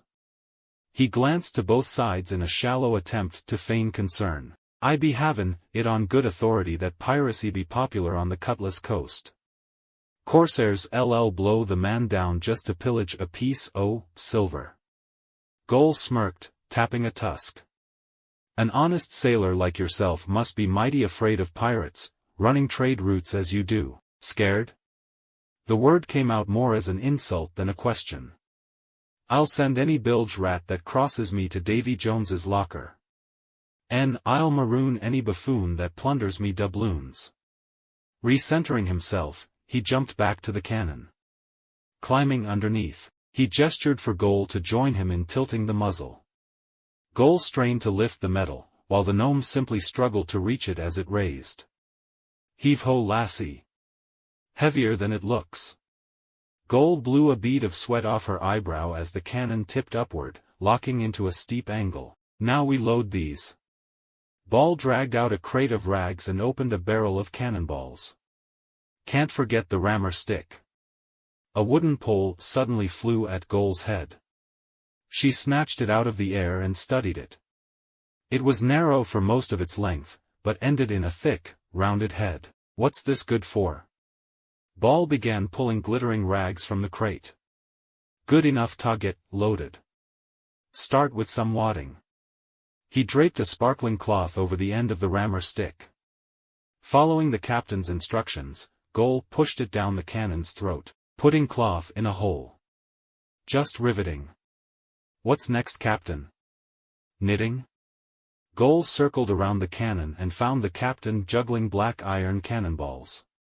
All but one cannonball was returned to the barrel with a sideways toss. The final cannonball was flung at Joelle. Reflexively, she snatched it out of the air and delivered it to the cannon's mouth. It rolled down, creating several clunks before coming to rest with a dull thud. Shame it only be a 6-pounder.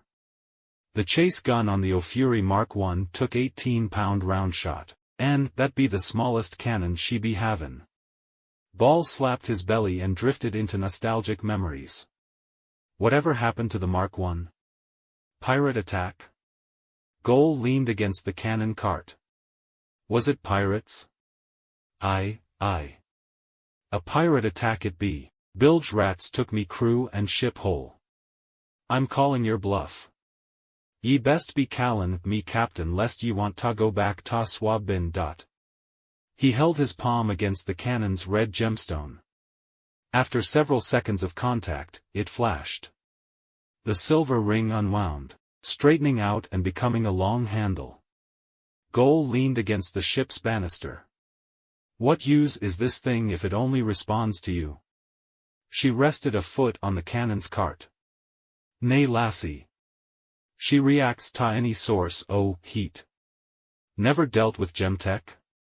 I sold what I stole, so no. Ate for weeks from just a handful of infused gems. Thievery. How terrific. I mean, terrible. Try to only take from folks that won't miss it. They're less likely to chase you down. She knocked her knuckles against the brass cannon. So how do you work this thing? If you got warm blood in ya, a touch trigger rubies. A breath be enough to start emeralds and some spit makes aquamarine work. Running over the metal handle with a critical eye, Goal asked, what about this? Do I pull on it? Ball gazed at the open ocean. Yo-ho-ho, that be song silver and it'll activate with a shout. Aim her, duck down, cover your ears, and shout, fire in the hole. She followed the instructions and cupped her ears. Fire.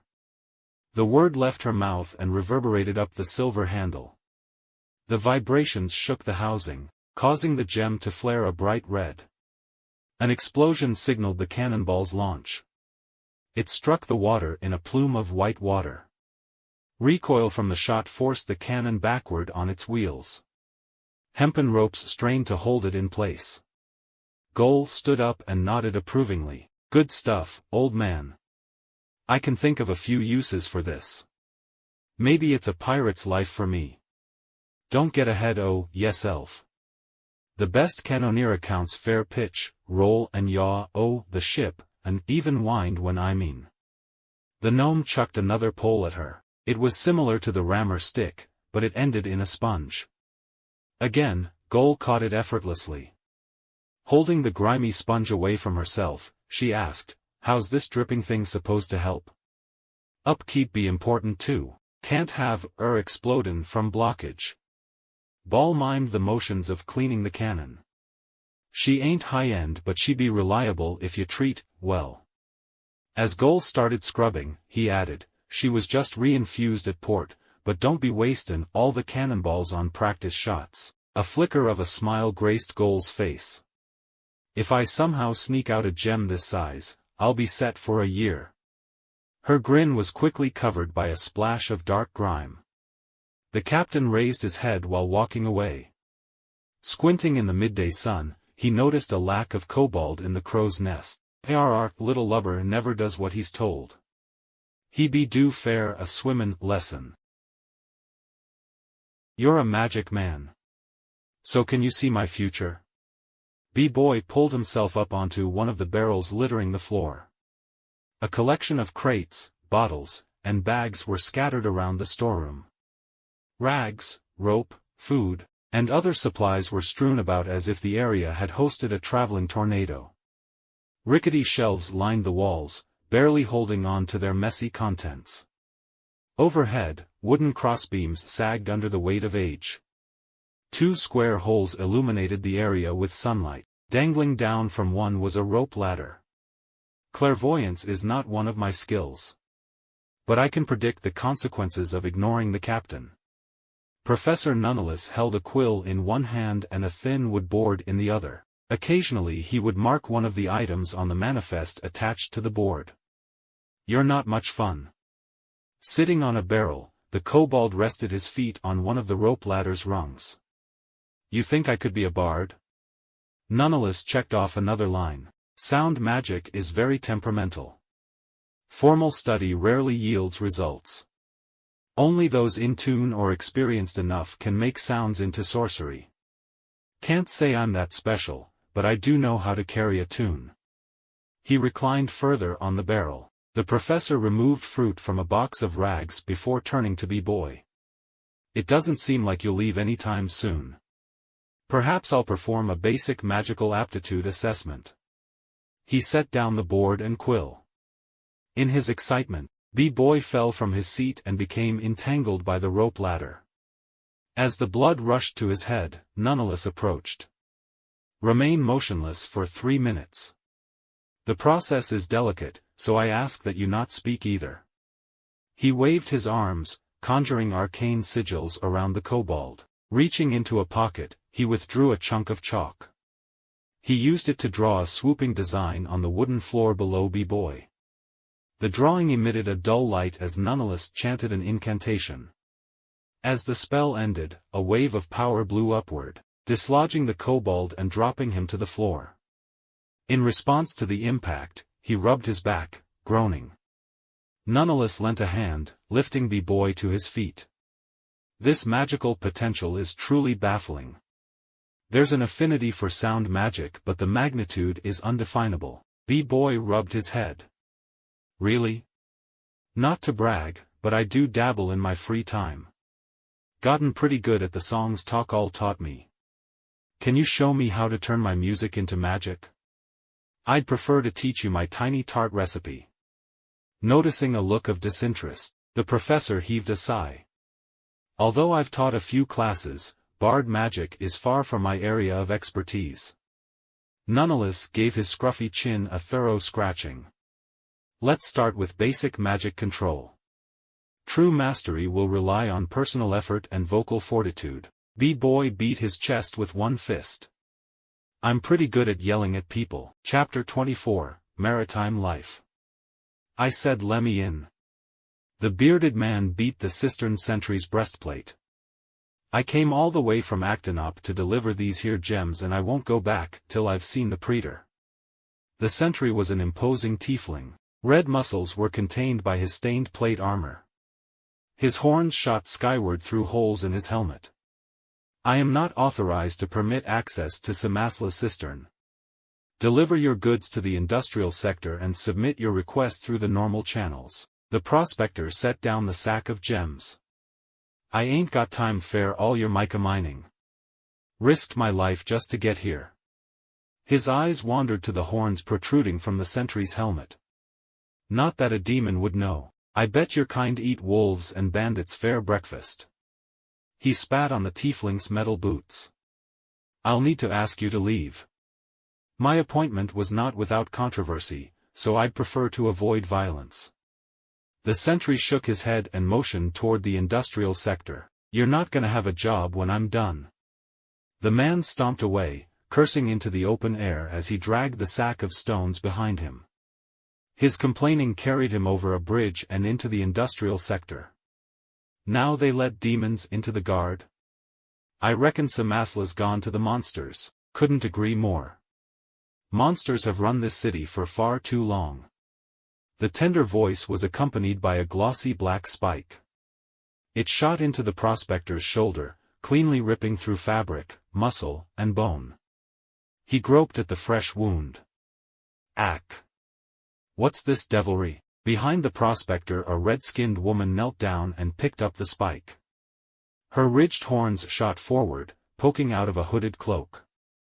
Turning around, the prospector screamed, "Another demon."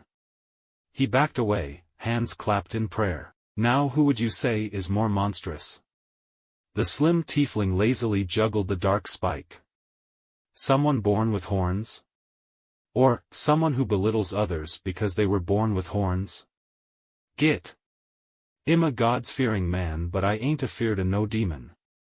The man backed away, shaking from his beard to his toes. After searching his pockets, he brandished a holy symbol with his undamaged arm. The tiefling walked closer, the glossy black cone in her hand. I hate to hurt your feelings, but your gods can't hurt me. The spike shot into the man's hip, gouging out a chunk. The prospector gripped his fresh wound and fell onto the stone street. He pulled his hands away when he felt fingers burn on contact. Ack! Gods, send this fiend back to the outer film where its kind belongs. His voice was weak and fleeting, broken up by frequent gasps and groans. Slow, gentle steps brought the tiefling to the suffering man. Bending down, her red hand cupped the prospector's hairy chin. You'll probably meet dozens of demons where you're going. Let them know that Oskel's doing them proud. Nothin' beats gnome cookin'. Ball's chuckle bounced around the ship's kitchen. This galley was lined with tin sheets to protect from fire. 1 foot into the small room, a low table was surrounded by makeshift seats. Chef Cuppy stood while everyone else sat on crates, boxes, barrels, and in the case of Roran, the floor. In the far corner was a substantial steel box in a bed of sand. The grains shifted as the boat rocked, keeping the box in place. A fire roared inside this rudimentary stove, causing a cauldron above it to bubble. With Roran's help, Cuppy removed it from the heat and presented it to the gathered crew. Well folks, tell me whatcha tink.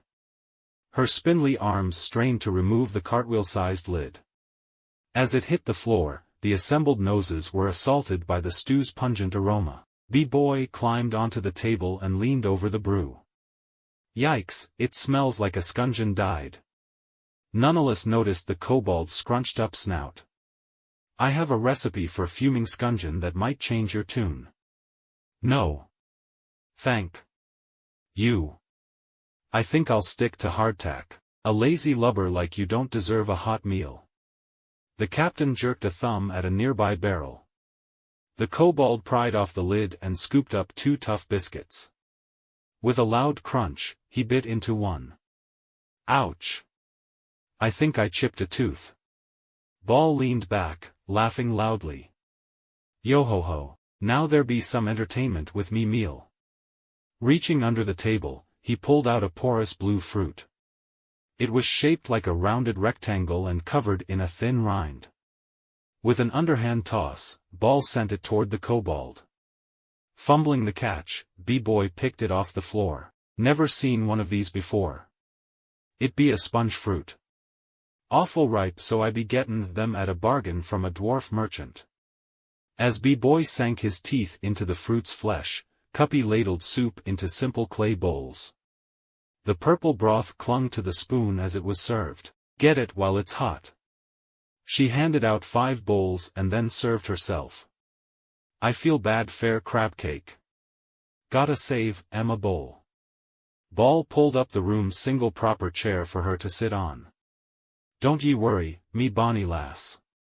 Soon as I be done, I'll take his trick at the wheel. Well eincha just a sweetie. Tanks Captain. Captain Ball took the compliment like a child taking the key to a candy store. Face flush red, he stormed out the door, soup in hand. His haste caused a clanking from the tin-lined floor. Gold picked out gray-green chunks and sniffed them. Are these meat? They smell like cinnamon and gravel. She surreptitiously slid her bowl by the barbarian and pulled a small snack from her pocket. A sidelong glance ensured no one noticed the dough and dried fruit dancing between her teeth. Roran tipped back his bowl, drinking the soup in a single slurp. A raggedy sleeve was used to clean off his stained beard. "Superb," he squeaked. "I'll stick to produce." B-boy finished his sponge fruit and searched under the tables. "I'll bet he's got another one of them down here somewhere." His hand caught Goal's leg and his face caught a swift kick from her foot. "Hey folks.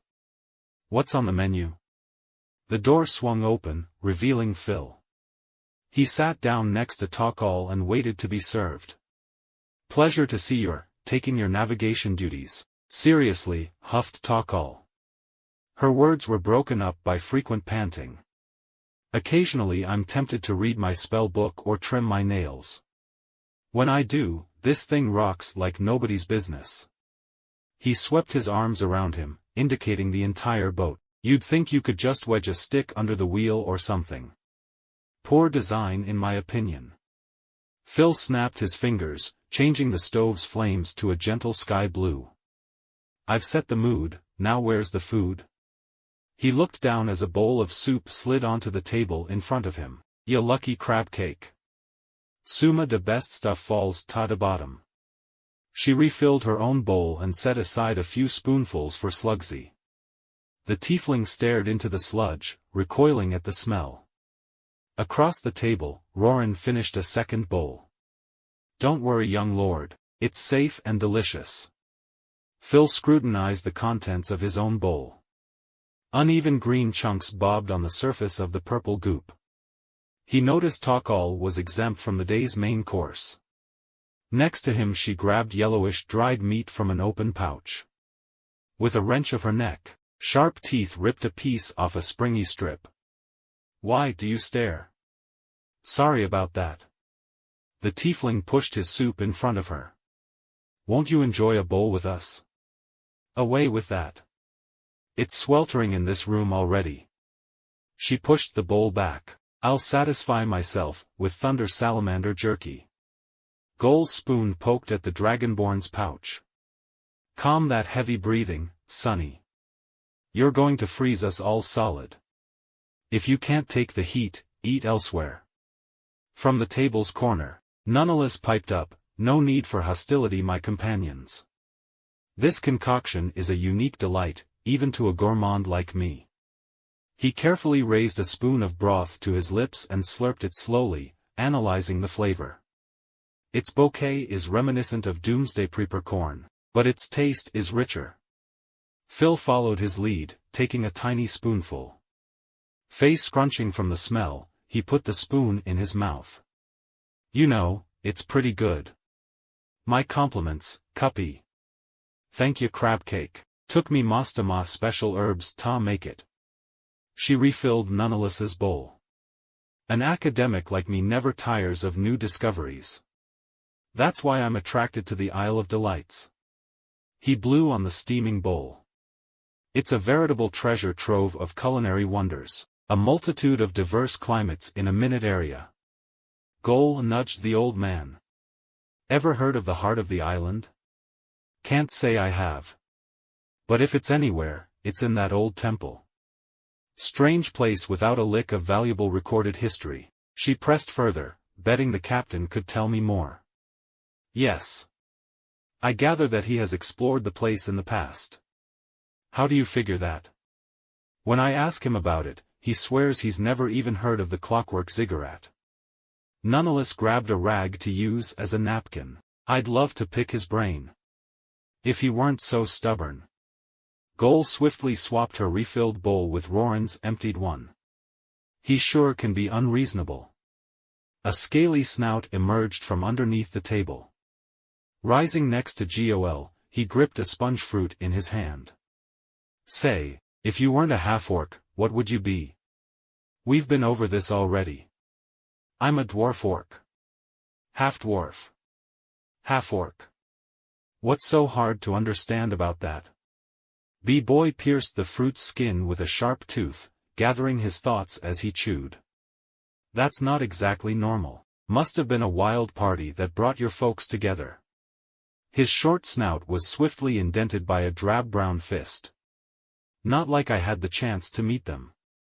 Goal rose from her seat. Where's the grog on this ship? Following the meal, the group congregated on the main deck, outside the kitchen. Nonetheless stayed behind to deal with leftovers. Phil impatiently tapped his tail on the deck boards. Might have underestimated this little trip.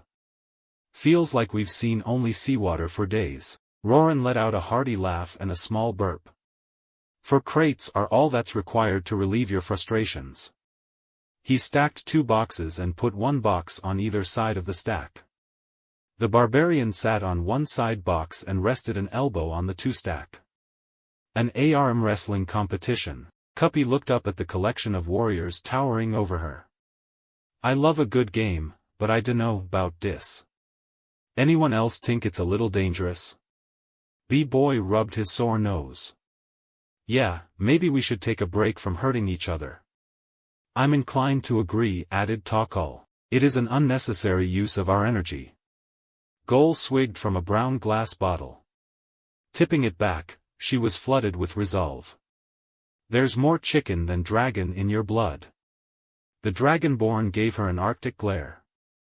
The thief lectures me on courage, I simply wished to spare you the humiliation. Sober up so we might start this slaughter. Roran pushed them away from each other. Once they were on opposite sides of the ship, he ushered Cuppy and B-boy onto the crates. Their elbows touched the table as they locked eyes. There was friction between scales and slime, before their intertwined hands were covered by Roran's meaty palm. No magic small ones. Easing his hand, he signaled the start of their clash with a high-pitched, go.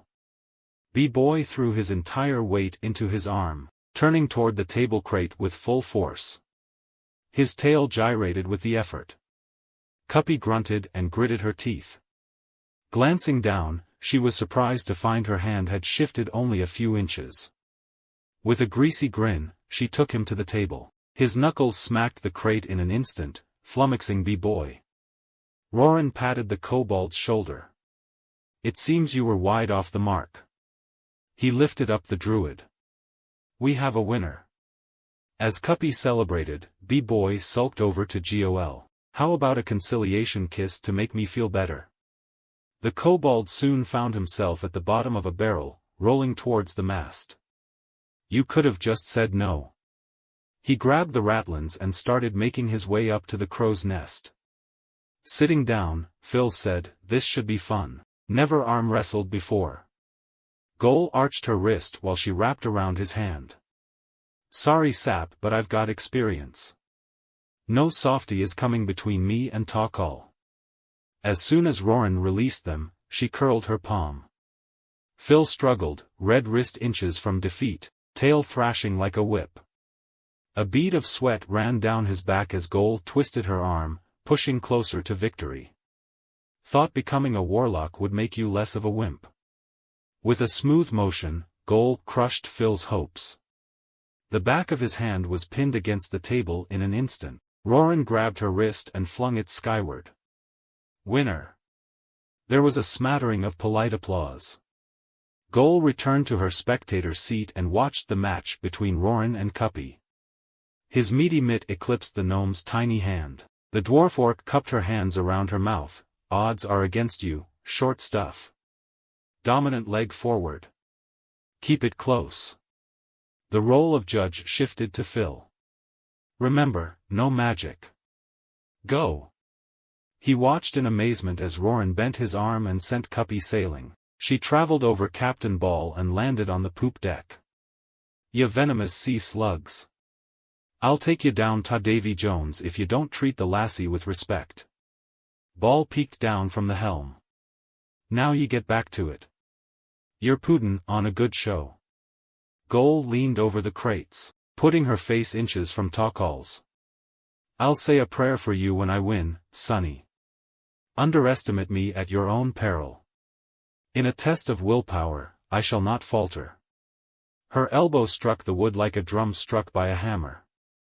The tension reverberated throughout the ship. Mutual contempt threatened to ignite their clamped hands.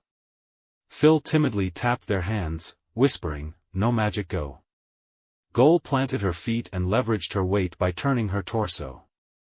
In the face of her toil and technique, Takal stayed stalwart. Her sharp teeth were gritted and her hand was unmoved.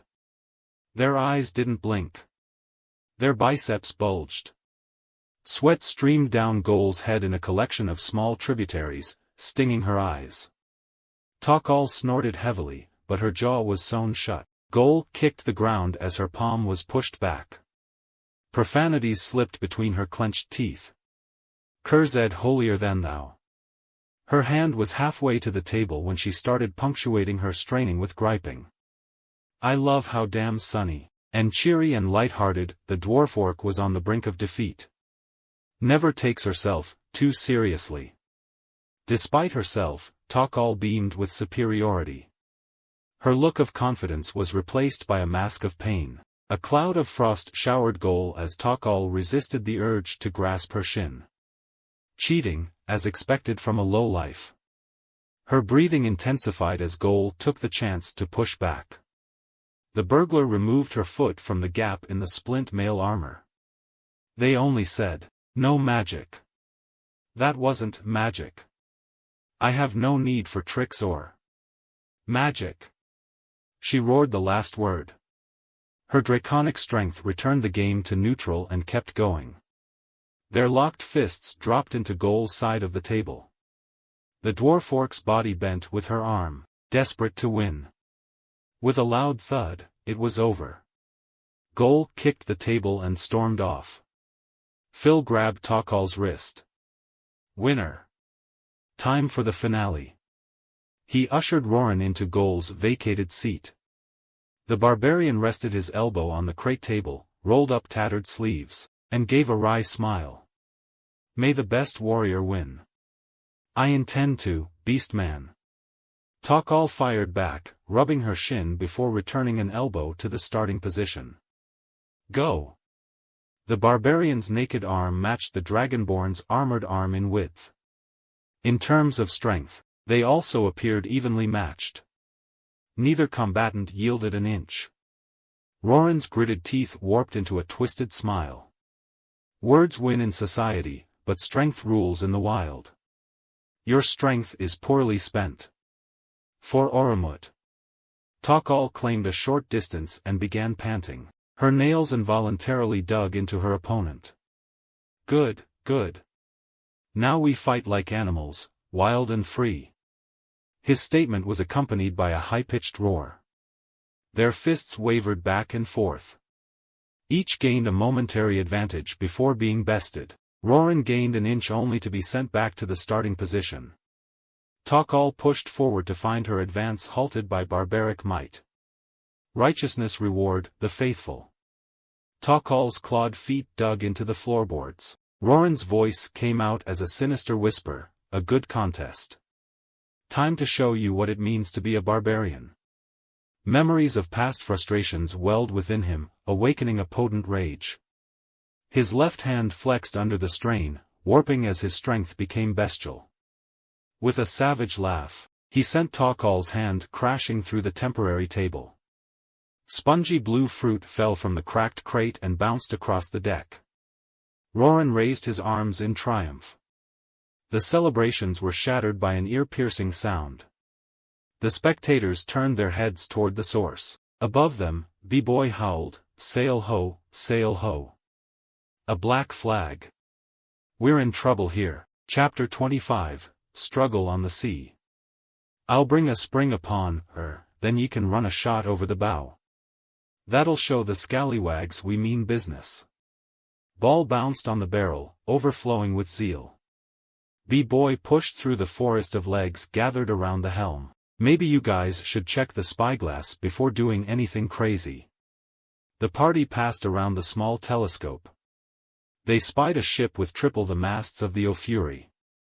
The three-part white sails billowed in the wind like skewered clouds. The bottom of the bow was a matte black. Near the water's surface, a clean line cut the frigate into a beige upper section and an ebony lower half. The stained wood of the upper section was perforated by a line of cannon ports. At the front, the figurehead was an eel-like abomination. 3 vertically stacked eyes were set above a circular, tooth-lined maw. Its rounded head broke into 4 tentacles, which sloped along the body of the ship. 12, 13. 13 cannons on each side. Phil passed along the spyglass. How many do we have? 1. Goal sighed. Captain, I know a losing fight when I see one. Let's make waves. Ya sorry excuse for a cannoneer. Not that it be Matt Aaron. There be no outrunning 3 sails in this tub. Ball took stock of his concerned crew. This old salt knows how to scrap. We'll sink her and drink well tonight. Yeah. To battle. Knock the wind out their sails. For Oromut. That's right. As the cheers died down, the kobold spoke up. Or I could talk to their captain. Everyone assembled pivoted to face B-boy. Takal was the first to speak. How do you intend to do that? Roran added, you've voice enough for an army. But even your shouts would fall short. Even if you could, Iscom, how's you gonna sus out to captain? While you guys were gawking at the ship itself, I was taking a look at the people on it. B-boy trained the spyglass on the helm. That guy next to the helmsman.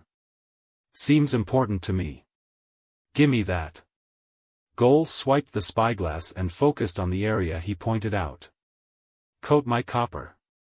What's Moss doing here? She saw a familiar bandana-bound face. Poking out from his makeshift mask was a thin cigar. Small gray bubbles dropped from it like soot falling from a torch. A long, unbuttoned jacket fluttered behind him in the breeze. Aside from the coat, Moss appeared much the same as their last encounter, with mahogany leather armor and pouches aplenty. However, his right leg now ended in a flat iron bar. It was shaped into a purple-eyed rearing horse near the knee. Goal watched as he spit out the stogie and began pointing and screaming. I doubt we'll get a word in. By the time we're in earshot, we'll be sinking. Tisk, TSK, my dear desert rose. B-boy wagged his index finger. You're in the presence of a full-fledged bard, in training. He added the last 2 words with an uncharacteristically low volume. The air around the kobold rippled as he hummed a ditty. Slowly the distortion separated from him, floating away and shaping into a transparent music note. He cradled it in his palm before raising it level to Goal's mouth. Say whatever you want. Don't recognize the voice, but I'd wager you're with Lux, Philanthropy, and the Dragonborn. Moss's gruff tones rang out as if he was standing next to them. This'll save me some trouble. Phil raised a finger. What are the chances he learned his lesson and came to apologize? Goal slapped a hand over the tiefling's mouth and pushed him away. She grabbed at the stem of the music note, only to have her hand pass through it. Voice only, said B-boy helpfully. Hate to break it to you, bounty hunter, but we've been cleared of charges. You won't get a single silver for hauling us in. The note pulsed with Moss's words, shows what you know. This little cruise is both business and pleasure. I've got a score to settle and a client to satisfy. Goal's tone was crushed flat by the heavy disapproval in her voice. Should have stayed in the B, Moss. They'll be a lot nicer to you than I will. I've experienced their hospitality firsthand. They're a little too friendly. Since we're talking so nicely, how about you hand over the professor and the gnome girl? The question caught Goal off guard, causing her confidence to crumble. What's your angle? All I can say is there's a pastry chef that needs nonetheless immediately. As for the girl, I need her to lend me a hand, or a leg. They heard him scrape the metal peg leg across deck boards. Go feed the sharks, ye git. Ball spit at the bard's spell, still keeping his hands on the helm. Threaten me crew again and ye'll dance with Davy Jones. The spell pulsed as it transmitted cruel laughter. If it isn't the washed-up captain who sold his crew for a parrot. From what I hear, you've been spineless since you were stabbed in the back.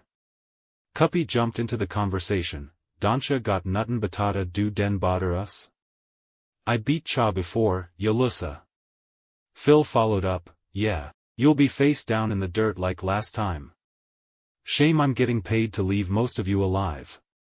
I'd love to fillet every freak on that floating coffin. Moss paused, recentering himself. Now, before you get any ideas, I was told to kill the professor if you chase me. Make it easy on yourself, cough him up and continue your little adventure. Takal raised her warpick. Despicable dastard. Oromut has blessed me with an opportunity to crack your sinful skull. Seems like talking won't do the job. Prepare to be boarded. The music note stopped moving and faded away. The wheel became a blur as Ball turned it hand over hand. Batten down the hatches, ye biscuit eaters. We be boardin' that scurvy dog. The crew scrambled around the ship, securing everything as the O'Fury banked a harsh turn. Goal strained to keep the barrel of cannonballs from tipping over. Roran and Takal dashed around the ship, locking hatches and securing tarpaulins. Shifting into a slug, Cuppy clinged on the outside of the captain's cabin. B-Boy was thrown to the side, desperately hanging onto a banister while dangling over the ocean.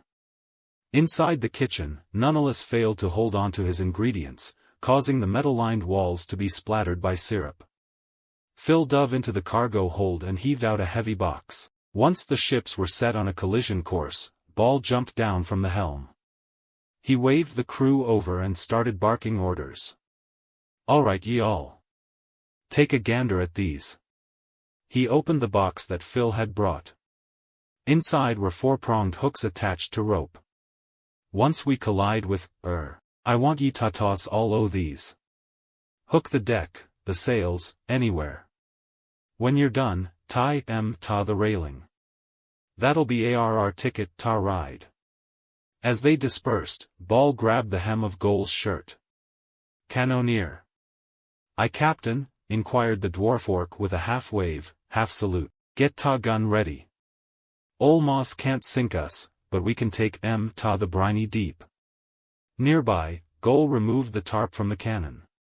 She walked through the loading steps in her head before putting them into practice. 2 shots sank into the sea but the third punched a hole through the frigate above the water line. Moss's ship swerved slowly, causing the O'Fury to grind along its hull. The gentle sound of lapping waves was shattered when wood started scraping against wood. Standing in a row, each crew member swirled the rope and hooked the frigate. With the task done, the party prepared for battle. Shipwright. Cannoneer. Navigator. Keep those bilge rats from ta kitchen. Takal, Phil, and Goal nodded at the captain's command. Ball pulled our 2 cutlasses. I'll lead ta charge. The gnome dashed along a rope connecting the ships, a cutlass in each hand. He dove onto the frigate's deck and thrashed 2 blades like waves in a storm. His small body was obstructed by whirling steel as he fended off an onslaught. Mercenaries flooded the area, climbing down from the masts and up from below deck. One flew at Ball with a net. The captain hopped, tucking in his legs. Gnomish feet stomped down on the mercenary's spine. Another struck from behind with a boarding axe. Ball's twin cutlasses pulled the weapon from the attacker's hands, redirecting it into the skull of another of Moss's men. With enough speed to make his beaded beard rattle, Ball kicked off one opponent's knee. As it buckled, the gnome sailed in the opposite direction, twin cutlasses reducing a burly brute to ribbons. Ball bounded between enemies, ending each with a single cut, slit throat, punctured heart, severed leg, and ruptured stomach. The gnome's assault came to a sudden stop when a hooked hand latched his arm. The former pirate's body was flung across the planks and over the edge. On the deck of the O'Fury, Takal took up her station by the kitchen door. She peeked inside to warn Nonetheless. She found the professor cheerfully skipping between mixing bowls and the oven. Ah, Takal, what fortuitous timing. Would you lend your frost breath for a moment? I'm close to a breakthrough on rushed ice. He held up a small bottle. B-boy helped me develop a sap-based flavoring syrup. Takal growled. We are entering combat. Block the door and stay hidden. Before she could close the door, Nonetheless tossed the bottle. After a few seconds of fumbling, the paladin picked it off the floor. Give that concoction to B-boy. If we're in danger, it would be advantageous for him to have it. Nonetheless locked the door and started stacking up crates packed with bubbleweed cubes. Takal turned around and hollered for the kobold. Take this. Nonetheless believed it to be useful. Deep amber fluid sloshed around in the sunlight as B-boy studied the bottle. Realization lit up the bard's face. Oh. It's time for me to go. He scampered away, disappearing into the crow's nest in a blur. The dragonborn huffed. Shameful coward. His claims of newfound bardhood remained simple claims. She pulled out her shield and warpick. Nearby, Phil removed his gloves and braced a heel against the ship's mast. Cuppy whipped out her elastic tongue. Hooking onto the frigate's railing, she flung herself at the helm. She crashed into the helmsman next to Moss. Acid ate away the helmsman's pristine shirt with a sizzling sound. He leapt overboard in an attempt to nullify it. Can't trust hired help, quick to turn tail and blinded by money. Moss's peg leg stomping out his smoldering cigar. Not me. I've got a score to settle and gold to earn. With a slick smirk on her lips, Cuppy gathered energy from the air around her. Lemme tell ya something, Mouseman, ya metcha match. Me and my buddies are gonna take down dis ship and you's gonna take a bath in salt water. You'll be the one in the drink. Moss threw off his coat, revealing sinewy arms that spiraled with tattoos. Cuppy unhinged her jaw, spewing a toxic cloud around the helm. Crewmates on the steps keeled over, choking violently. Moss stood in the center of the cloud, unfazed. He tossed a vial at Cuppy's feet. Antitoxin.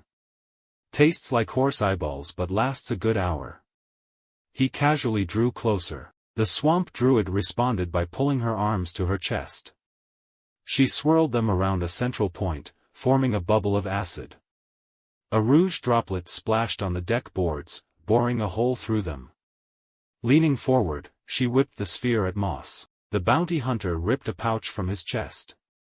It flapped open, spraying a cloud of chalky white powder. Like a stone striking a mattress, the orb's momentum was halted by the powder. It rotated in the air, attempting to bore through.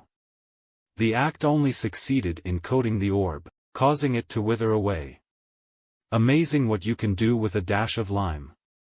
Reaching down, he filled his left hand with thin needles. Seen dat before. Must be runnin' outta tricks. She took a wide stance, pressing her fists together to harden her skin. The needles shattered impotently against her body.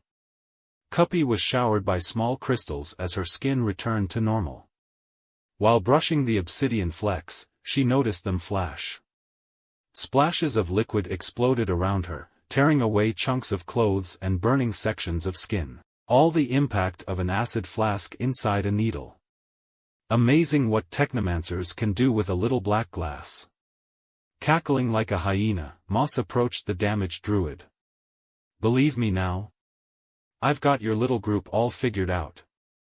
The three freaks from before, the little bastard that cost me a leg, and even the wild man. She flung her arms in front of her, surrounding Moss in a swarm of insects. Hacking up mucus, Cuppy said, "You don't know nuttin' 'bout us, Mouseman." The hungry swarm attempted to tear the skin off the bounty hunter. He pulled out a bubbleweed lighter. The small red gem flashed, shooting a stream of fire skyward.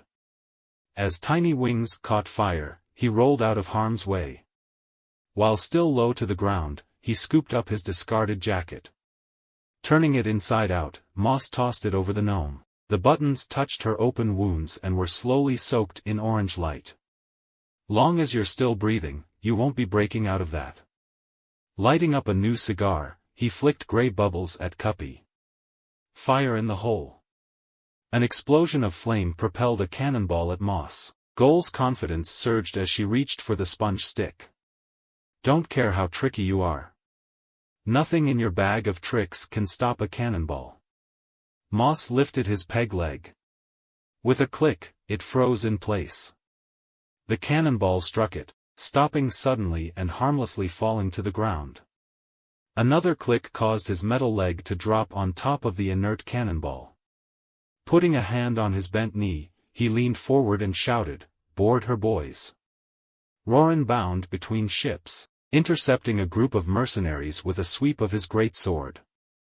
The flat of the blade caught their chests, pushing them back onto the frigate. With a heave, Roran whipped the blade around, sending 3 of Moss's men overboard. He followed with an upward diagonal slice. The purple-tinted blade tore through wood like it was wool. A creak and a crash were followed by chaos. Some of Moss's men were pinned under the mast. Others fled at the sight of the barbarian's manic grin. Finally, a fight worthy of this wild man. Roran hoisted the blade over his shoulder. Barreling down the deck, he rammed into a sailor's chest, knocking the sellsword against a railing. Another deckhand was trampled by the bulky barbarian. A third sellsword swung a cutlass at the charging wild man. Roran caught it in his scaly blue hand, wrenching it away from the assailant. It clanged on the ground as Roran leaped up to the helm. He combined his landing with a vertical slice, cleaving the helm's wheel in two. Bending his knees, he pulled the blade into a low sweep. The weapon collided with Moss's metal leg and bounced off, sending a numb tingling up Roran's arms. "Not big on conversation, are you? After I took my time getting to know so much about you." Moss sneered, drawing a saber from his hip. His free hand returned the bubbleweed cigar to his mouth. It stuck out of his bandana at an angle, smoldering. Roran replied with a snarl and downward slice. The strike was parried with a click of Moss's lifted leg. The barbarian continued to push downward, veins popping at the effort, unmovable as a mountain. Moss took the opportunity to jab at Roran with his saber, forcing the barbarian to fall back. All talk and no trousers. He casually puffed the cigar, allowing bubbles to block his view. Not much talk either. The bounty hunter used his empty hand to beckon the barbarian. Boiling with rage, Roran pulled back the blade with both arms, twisting his torso. He took a heavy step forward, rotating his body and flinging the great sword. It rotated rapidly on a chaotic course toward the bounty hunter. Clever trick. Moss jumped upward. But nothing I haven't heard about. He stood on air, held up by the peg leg. The whirling blade passed underneath him, embedding itself in the door to the captain's quarters. Roran's face scrunched under the pressure of fury. He raised a blue draconic fist to eye level. The scaly fist was tightened until clawed nails dug into his palm. Blue spikes protruded from his knuckles. They grew in size until they resembled 4 daggers. The cigar fell from Moss's mouth, singeing his bandana. Well, that's new. Without the blade, Roran moved like lightning, zigzagging in a series of low leaps. A spiked uppercut snapped Moss's belts and punctured his pouches. Knives, flasks, bolas, and powders rained down as the belt soared across the deck. The barbarian spikes cut through the clutter as he stabbed with a straight punch. Moss stepped back, readying his saber. He directed a horizontal swing at Roran's upper arm. The bounty hunter's eyes bulged when he noticed the blade stop midway. He pulled it back to find it perforated by 4 circular holes. Moss took another step back, feeling the railing on his back. Roran rushed at Moss, pulling back his draconic hand. The fist shot down at the bounty hunter's face. It struck thin air as Moss sidestepped the attack. Like a delicate dance, he spun around, tripping the barbarian with a click of his metal leg.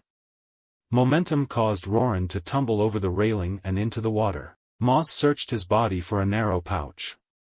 He found it on his left hip. "I know you're a strong swimmer." He pulled out a handful of paralytic needles. "But these should keep you in the water for a while." Once he was done, he surveyed the opposing ship. His men were starting to overwhelm the small vessel. Goal batted away an invader with the rammer stick. I can't aim a shot like this. Somebody give me a hand here. Really wish I could. Phil finished his spell with a grasping motion. A half-orc raider stopped mid-attack, grabbing his head and groaning. He ran screaming as his mind was assaulted, smashing through the banister and tripping over the gunwale. He didn't slow down until he had swum halfway to the horizon. Across the deck, another sellsword aimed a throwing hook at the tiefling. He began to levitate, propelled by his back. After going horizontal, he fell sharply into the water. In the spot where the sellsword stood, Takal materialized as her invisibility flickered away. She gave Phil a thankful nod before surveying the area. We are being overrun. The paladin pulled the spiked flail from her pack. Whipping it around, Takal caught a gaunt mercenary by the legs, tripping him with the chain. She spun her wrist, sending the spiked ball at his bony jaw. The kitchen door was broken down by a band of Moss's men. They kicked aside supplies in their search for Nonetheless. Upturning the table, they found him lying flat underneath. Unhand me, you uncouth brutes. Don't you know I'm a professor? I refuse to play along with your silly schemes. He was dragged onto the deck where his hands were tied in rope. The academic's complaints were swallowed up by an ear-shattering battle cry. Go hard or go barred. B-boy slid down the ratlins with a bottle of amber fluid in one hand. A giant viol was tied to his back and a rapier was on his hip. He landed unsteadily on his feet and uncorked the bottle. It was emptied in 2 gulps. The bottle fell from his hand as he leaned into a sprint. Ducking under weapons and slipping around legs, he weaved his way to the professor. His arms flew back as he dashed toward Nonetheless. B-boy skid to a stop when he noticed a wall of warriors in his way. Their scarred, grizzled faces turned as he approached. Oi! Look at that ugly tot. Was it Brova? Another one pulled out a blade the length of the kobold's body. I think he's one of dem monsters what breathes fire. How's about we bag and make a new liar? The bard's arms swung inward, coming together with a powerful clap. A wave of sound scattered the mercenaries, flinging them off the O'Fury.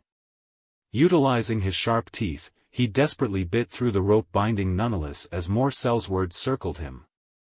Dat's magic in it, she a lady what con rolls the desert. He pointed an axe at the kobold. A different member of Moss's crew smiled a two-toothed grin. I loves me the taste of a sandwich. Mate, I think we should let him go, said a voice from behind them. As the goons searched for the source of the sound, B-boy knelt next to Nonetheless. With remarkable restraint, he lowered his voice and whispered, plug your ears. The bard's incantation started with hand motions and a chant. He threw his arms back and ducked his head. Then he rolled his arms forward and pointed his snout skyward. Opening his mouth, he sent out a blast of sound, knocking the mercenaries into the sea. Those that remained on deck stumbled around, disoriented. One had his skull dented by Takal's flail. It struck his temple, causing him to wobble and collapse. Golden Father's grace, what a forceful voice. Another slipped on a sponge fruit and tumbled overboard. Not bad, shorty. Only one left. Goal whipped Bolus, trapping the straggler. After his legs were bound, he hopped once before falling down. Thank your boss for the little gift. B-boy scooched closer to Goal as Phil escorted Nonetheless into the kitchen.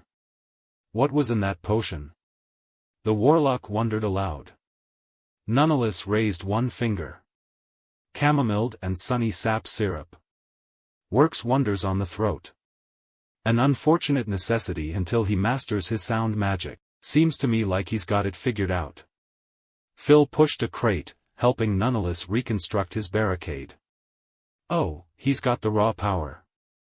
Now it's a matter of refinement. On the frigate, Moss screamed orders. Patch up that mast with pitch and tar. Clog up their cannon. Stop the tiefling from moving his hands. His mouth continued to move but no noise came out. Veins popped on his head as he resorted to handwriting and pointing to awkwardly instruct his men. B-boy snapped his fingers. Clam up, Moss. I'm trying to have a tender moment with my lady. Relax, Smoothie. Goal pushed him an arm's length away. Got any other tricks, Bard boy? Line up a shot and join me on Moss's ship. I'll make you feel like you can take on the drop world. After saying that, he leaped overboard. With a bark, he shot 10 feet through the air, propelled by his voice. He hurtled onto Moss's ship, landing as a rolling, flailing ball of limbs. Good one Iscom, you nearly broke your spine. He straightened out the kinks in his tail, rubbed his back, and massaged his neck. Note to self, work on landing and take more throat medicine. Looking around, B-boy noticed he was surrounded. Ugh. Not again. He slowly drew the rapier from his hip. Moss's remaining forces congregated on the deck.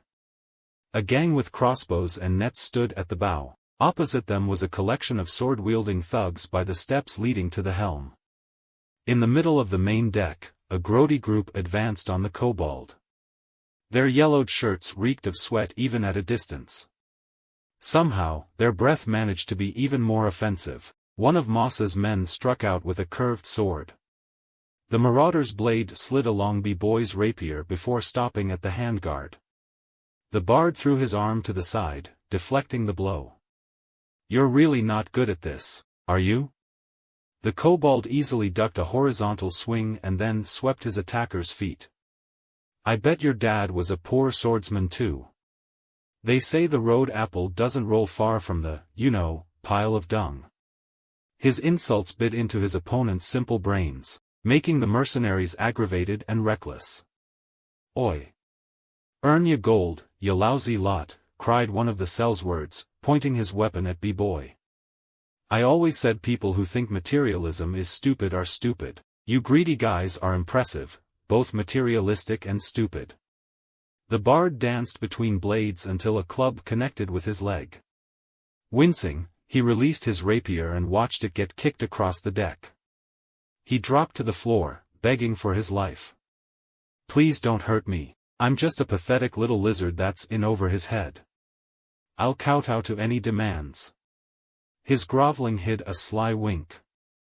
On the O'Fury, a hole in the deck boards shouted with the kobold's voice. Fire in the hole. By the time B-boy rose to his feet, a cannonball had separated the mercenaries' bodies from their legs. Still don't feel like I can take on the drop world, B-boy. Goal's shoes clapped down on the deck, next to the bard. Don't worry, sweet desert rose. That can be arranged. He pulled the viol from his back and started to strum. As he belted out lyrics, a small note appeared by Gol. It was translucent silver and the size of her hand. While he played, it circled around her, twirling to the tempo of his tune. Goal poked at it to find her hand passed straight through. Still don't get it. She pulled out a short sword and darted toward the stern. The dwarf orc jumped onto the banister to avoid a crossbow bolt. She ran along it, chucking flasks of acid at any attackers that approached. They keeled over as shattered glass and acid mixed on the surface of their skin. Goal leaped toward a sword-wielding squad with a sweeping slice. As the cut connected, the note bobbing around her exploded with sound. The impact allowed a single strike to dispatch a small crowd. Behind her, B-boy faced a shower of crossbow bolts. He pulled the huge viol in front of himself, blocking the bolts. I never liked this thing anyway. During a lull in their firing, he grabbed the neck of his instrument and swung downward, striking the deck. The viol shattered, sending splinters in all directions. At the end of the boat, the archers were surrounded by a 20-foot sphere of distorted space. The air shook and warped as they dropped to their knees, clutching their ears. Inside the sphere, painful sound rang out, destroying eardrums and breaking the eel-like figurehead to pieces. Scooping up the fragments of his viol, B-boy joined Goal at the helm. Behind the bounty hunter Cuppy was crumpled in a corner. Her slug was making steady progress toward removing the coat that covered her. In front of her, Moss mouthed obscenities. I guess I should end that, huh? B-boy slapped both sides of his head, breaking the spell. On Tyalaga's taint. Moss finished, realizing his voice had returned. The kobold sauntered closer, hands in his pockets. Now that you can speak, got any last words? That's the best joke I heard all day. He indicated the greatsword partially buried in the ship. I took out the barbarian. What's a pipsqueak like you going to do? Make me laugh myself to death? I like that idea.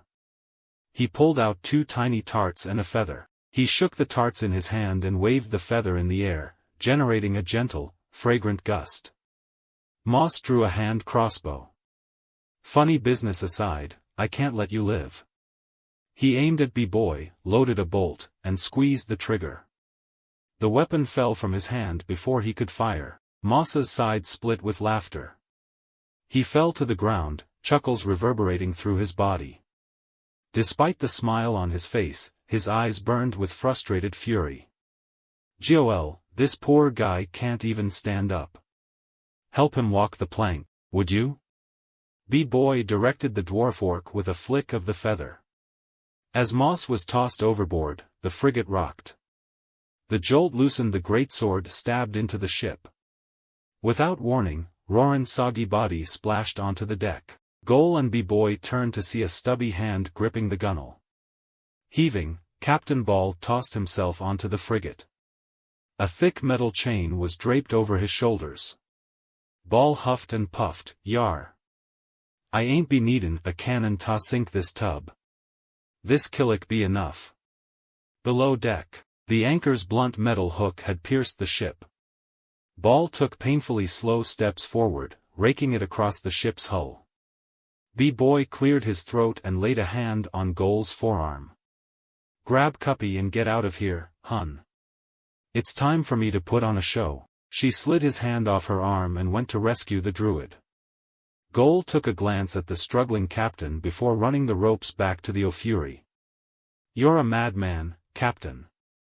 It's showtime." The bard prepped his vocal cords and started to sing a familiar sea shanty. "And if you doubt that I speak true, I'll slice you up with a cutlass or 2. And if you doubt that I speak true, I'll slice you up and run you through. Break her jar and your days are through. I'll slice you up with a cutlass or 2. And if you doubt that I speak true, add 20 more when I find me crew." Well sung, laddie. Time to show these lubbers why I was called the scourge of the Cutlass Coast. A semi-transparent silver note floated around Ball. As the song ended, it flew into his chest, leaving behind a small ripple in the air. With redoubled vigor, the captain ran forward, chain in hand. The frigate floundered as it took on water. Time to make our exit. B-boy scurried to the side of the ship and squirmed along the rope connecting to the O'Fury. Still coursing with strength, Ball dropped the chain and heaved Roran over his shoulder. The gnome was eclipsed by the barbarian as he leaped back onto his boat. Phil was the first to greet them. "Roran. I'm so happy to see he's safe. Let me stabilize him." The warlock's hands pulsed gently, releasing a wave of dark lightning. A violent cough shot sea water out of Roran's lungs. "Young lord, your family's sword." He collapsed into a fit of coughing as Phil scoped the area. He turned to the sinking frigate where Goal pointed out a glowing purple greatsword on the deck. Phil danced frantically, jumping from one raised leg to the other. A transparent disc formed under the blade. The tiefling sprinted into the kitchen, forcing the disc to follow behind. As he broke through the barricade, Nunnelis struck him with a frying pan. Phil fell to the floor, giving a woozy thumbs up. Chapter 26, Dropping Anchor. Dressed awful fancy to roll dice in an alley. The orc cleaned up the gambling kit. "Ain't a guard, are you?" His big green face tilted up and down, studying the stranger. A dark gray cloak partially covered a clean linen suit. Two ridged horns pointed out beneath the cloak's hood. They shot forward from either side of her head, curving slightly inward near their tip. Below these horns was a set of pupil-less eyes. Their black color seemed deeper than the surrounding shadows. I'm just curious, and maybe a little concerned. Can't help but notice you're a full-blooded orc. In the city. The tiefling stood several feet from the orc. The gambler closed half the gap with a single step. Maybe a concerned soul would cough up a few copper for the story. Of course. The tiefling tossed a coin purse at the orc. The wallet was snatched mid-flight when it reached chest height. Clumsily, the orc's thick fingers untied a string, allowing him to inspect the contents carefully. I see how you afford those clean clothes. He squatted down and lowered his voice. This story's nothing special. My tribe was one of many roaming the Praetor's back. Fun life. Eating, sleeping, hunting. All good stuff. Sure, we fought feathertails and killed a couple merchants. You'd do the same if someone invaded your home. Out of nowhere, our hunters stopped coming back. Found out later the Praetor's council was looking to expand farmland. Trade with Baron was good and they needed more leafy greens to ship across the waiting sea. Us being alive was a little snag in their plan. A passing carriage forced a gust of wind down the alleyway. Red hands held down a fluttering hood.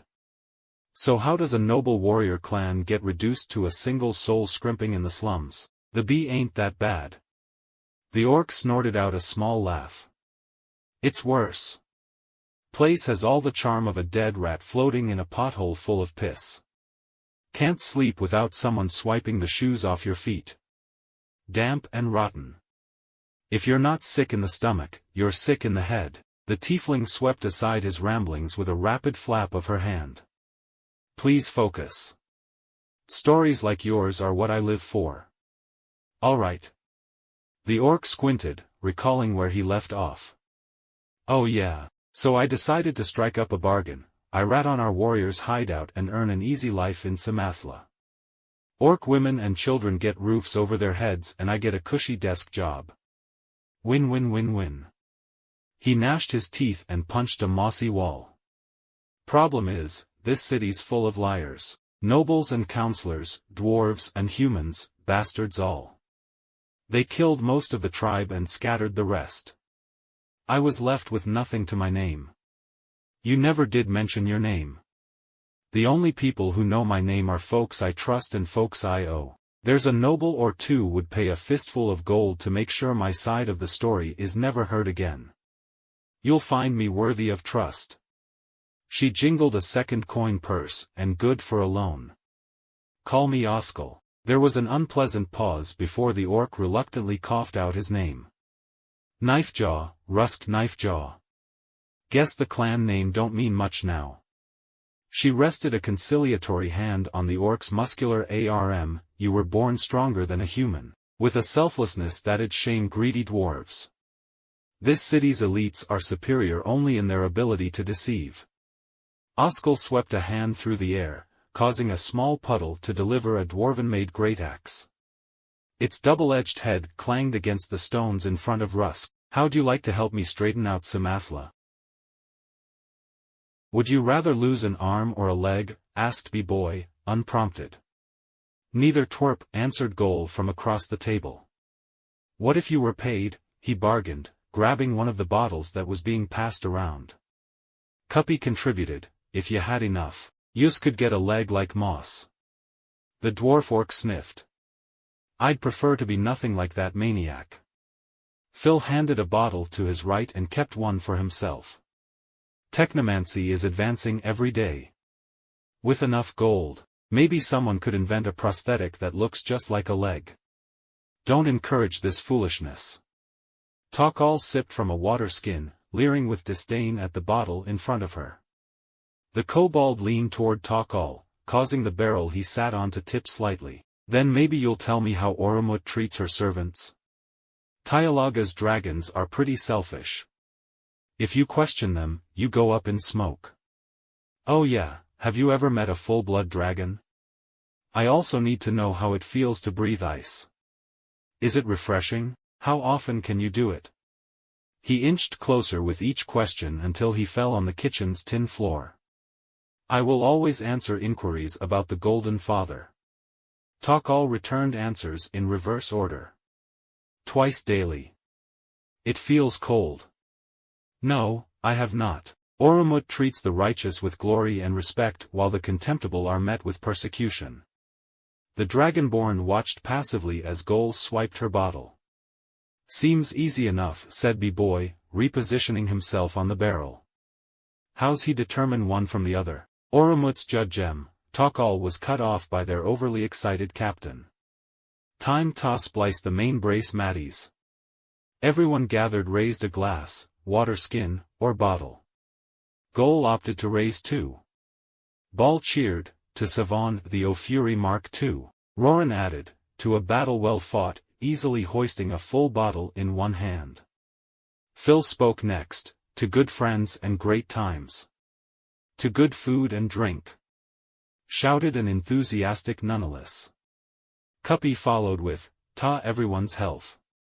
Slugsy slipped up her arms, swerving to cover fresh scars with a layer of goo. B-Boy raised a glass. To the thrill of music. To virtue and responsibility, said Takal with a shake of her water skin. Too much talking and not enough drinking. Gol clinked her two bottles together, knocking the bitter brick label off of one. She alternated between them, chugging wildly from each. We got to be getting close to that island. Hey nonetheless, tell me what it's like. She discovered that the academic was engrossed in a different conversation. So you ground them, lovely, but how do you balance the bitterness? He scribbled feverishly on a small notepad.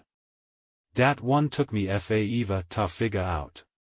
Take some cranberries and mix in a little something special. Cuppy brought a hand to her face, completing the coy look. Do tell, do tell. This is riveting. Your contributions could advance my studies dramatically. The professor practically salivated at the promise of information. You's gonna make me blush. I'll help however I can. She noticed a weight missing from her shoulder. Ya little stinka, get out of der. She tugged on the slug who had squeezed halfway into the mouth of a booze bottle.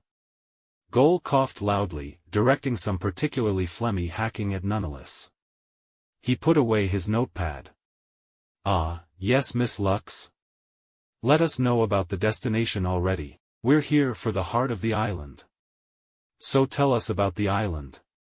She slammed down a half-empty bottle. Of course, of course. He used a handkerchief to wipe away spittle from his white hair. It's a veritable treasure trove of culinary discoveries. The island's filled with mountains of mouth-watering foodstuffs and the unique animals that eat them. Just be sure to cook everything before eating. We've had some unpleasant interactions with researchers who didn't follow that rule.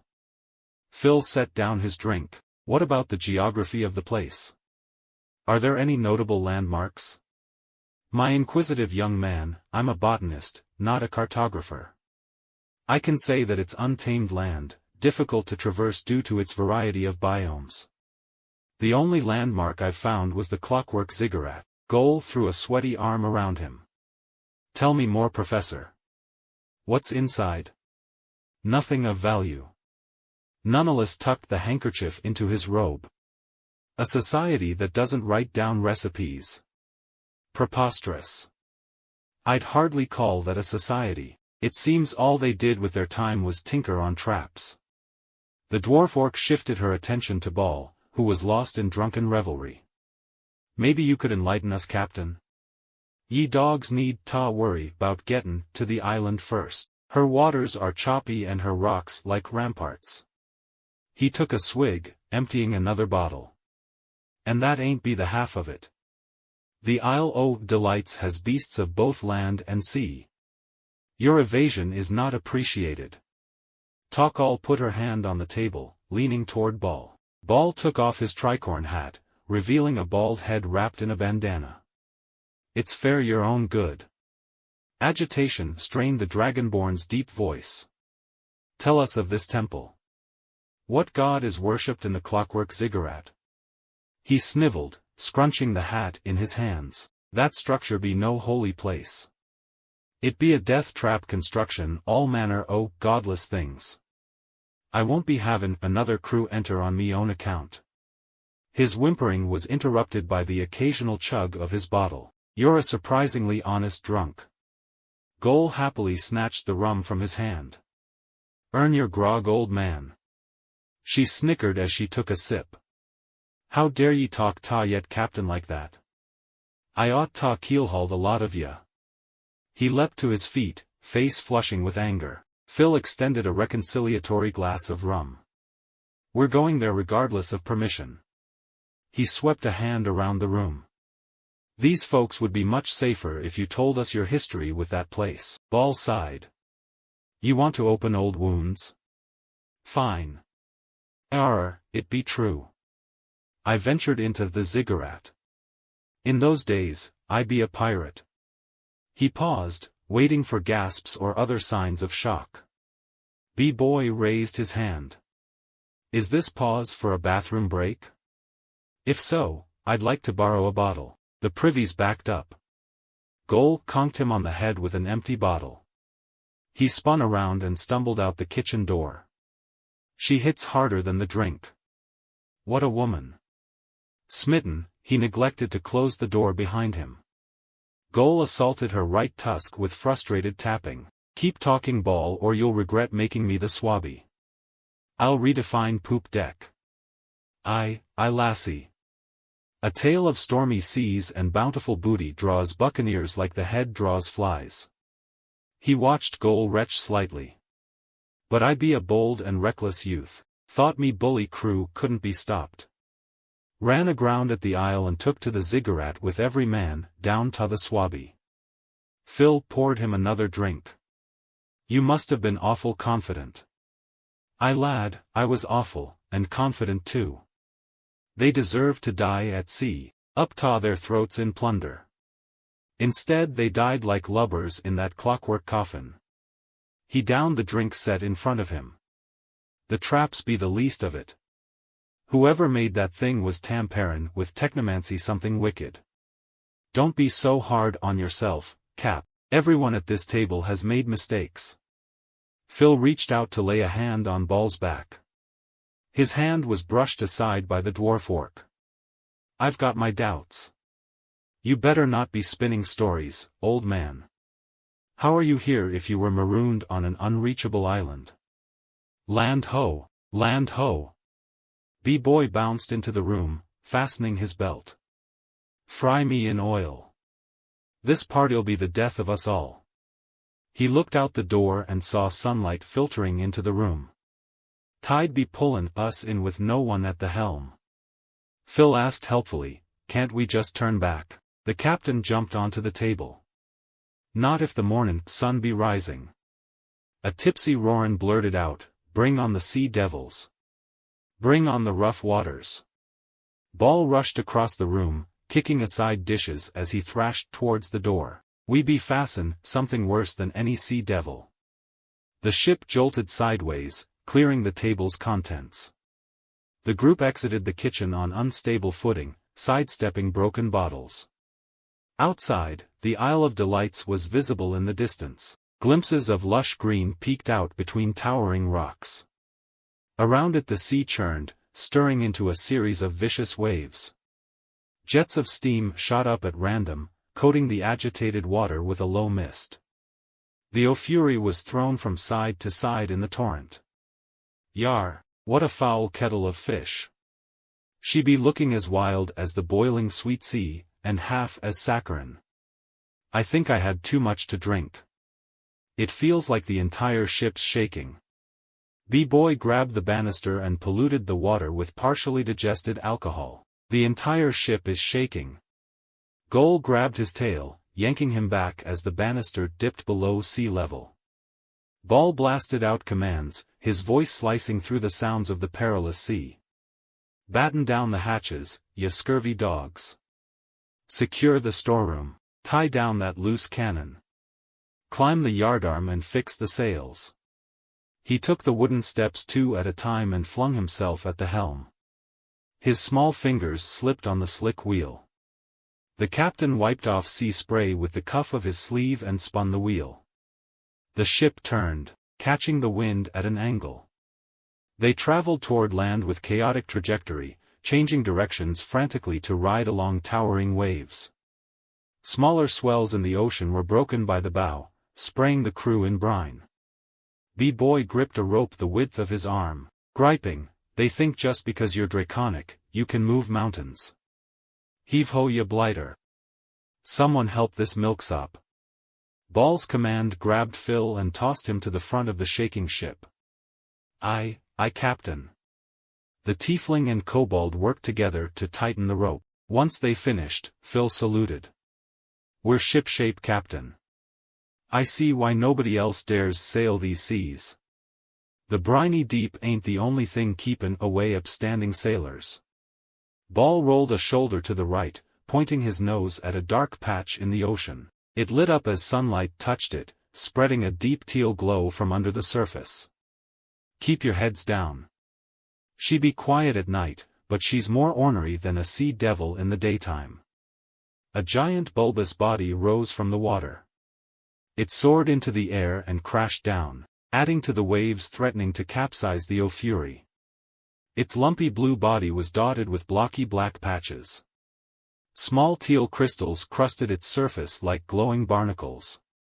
It opened a mouth large enough to swallow a town. Filthy baleen hung from its upper lip like a curtain of seaweed. The strands fluttered inward as light gathered in the creature's throat. An ivory gear spun around its blowhole as clouds of smoke puffed out. The Goliath's body shuddered before releasing a concentrated beam of water from its mouth. The stream swept the sea, throwing up a wall of water in its wake. It passed over Ball's boat, splitting the mast diagonally. The wooden shaft toppled onto the deck, flipping the ship upside down. Chapter 27, The Isle of Delights. A cistern century to boot. How come honest working slobs like us can't catch a break, but a demon does? The hefty guardsman trudged through the dark streets of Cimasla. A blond, muscular man next to him replied, "Must have worked some wicked magic on them." He pointed his pike's tip at the center of the city. The yellow gem on the other end sparkled in the moonlight. "What do you say we pay them a visit and get the full story?" "Lieutenant, I like the way you think." The chunky guard's eyes traced the pike and ran up the lieutenant's arm. They stopped around the area of his neck. "Might want to stow the necklace. Looks a little heavy for our normal exercises." The blond man gazed at the horn dangling from his neck. "I'll drop it at my desk when we pass the station. Crazy that demons can stand straight with 2 of these on their heads. Bet their brains are full of horns too." The large man's guttural laugh was replaced by a scream when he felt his arm being severed from his body. The screaming stopped shortly after, when the orc brought down a great axe on his neck. The lieutenant fumbled with his pike before grasping it firmly in 2 hands. "You've killed a guardsman.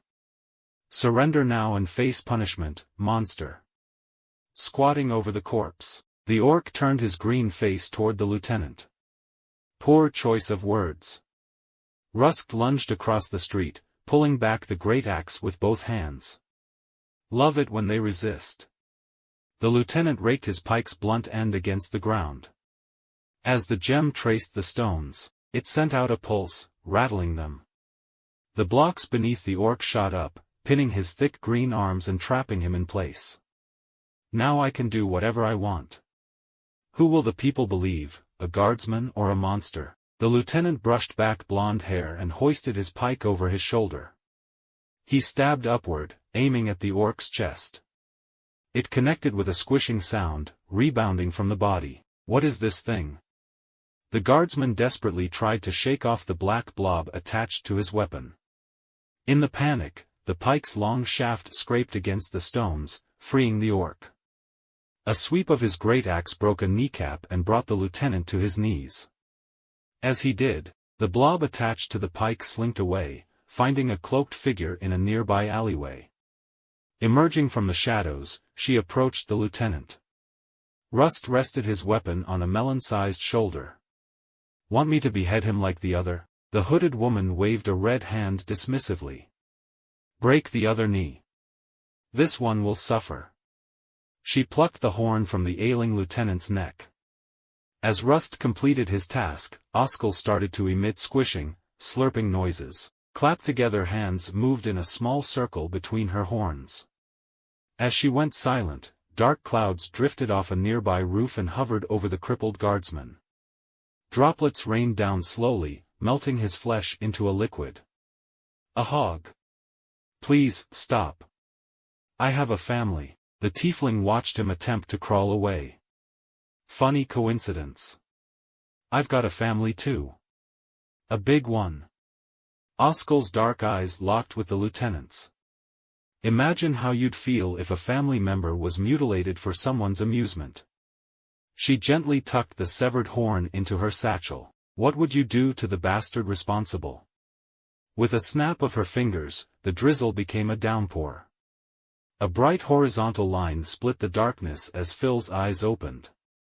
His horns rang with a high-pitched chattering. The first thing he saw was a sun-soaked beach nestled between white waves and green trees.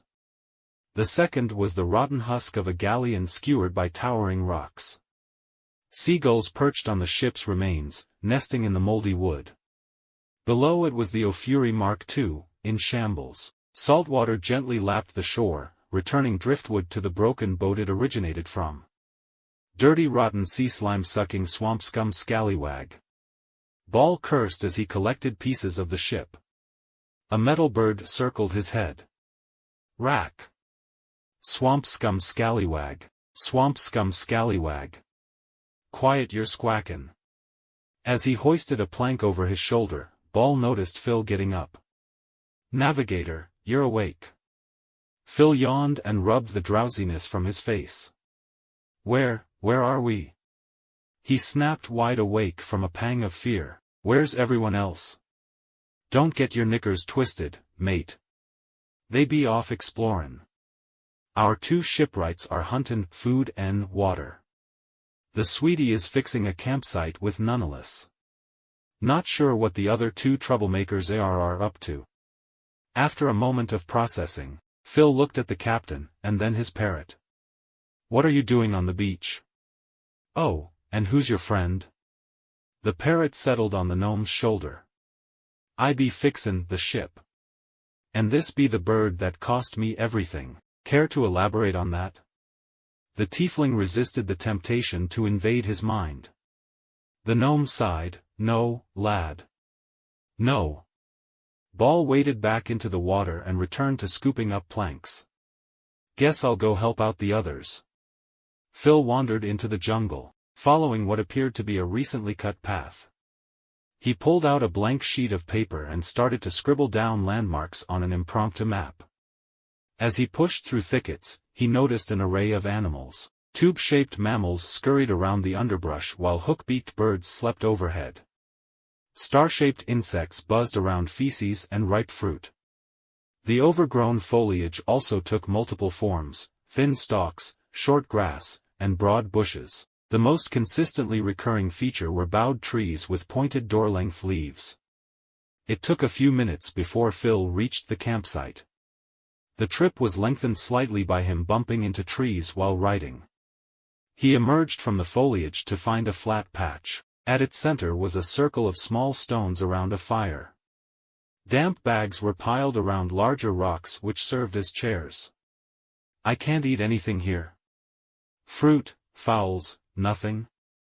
I'm not saying I'm looking to get fat, but my stomach is running at 12% here. B-boy griped from atop of his stone seat.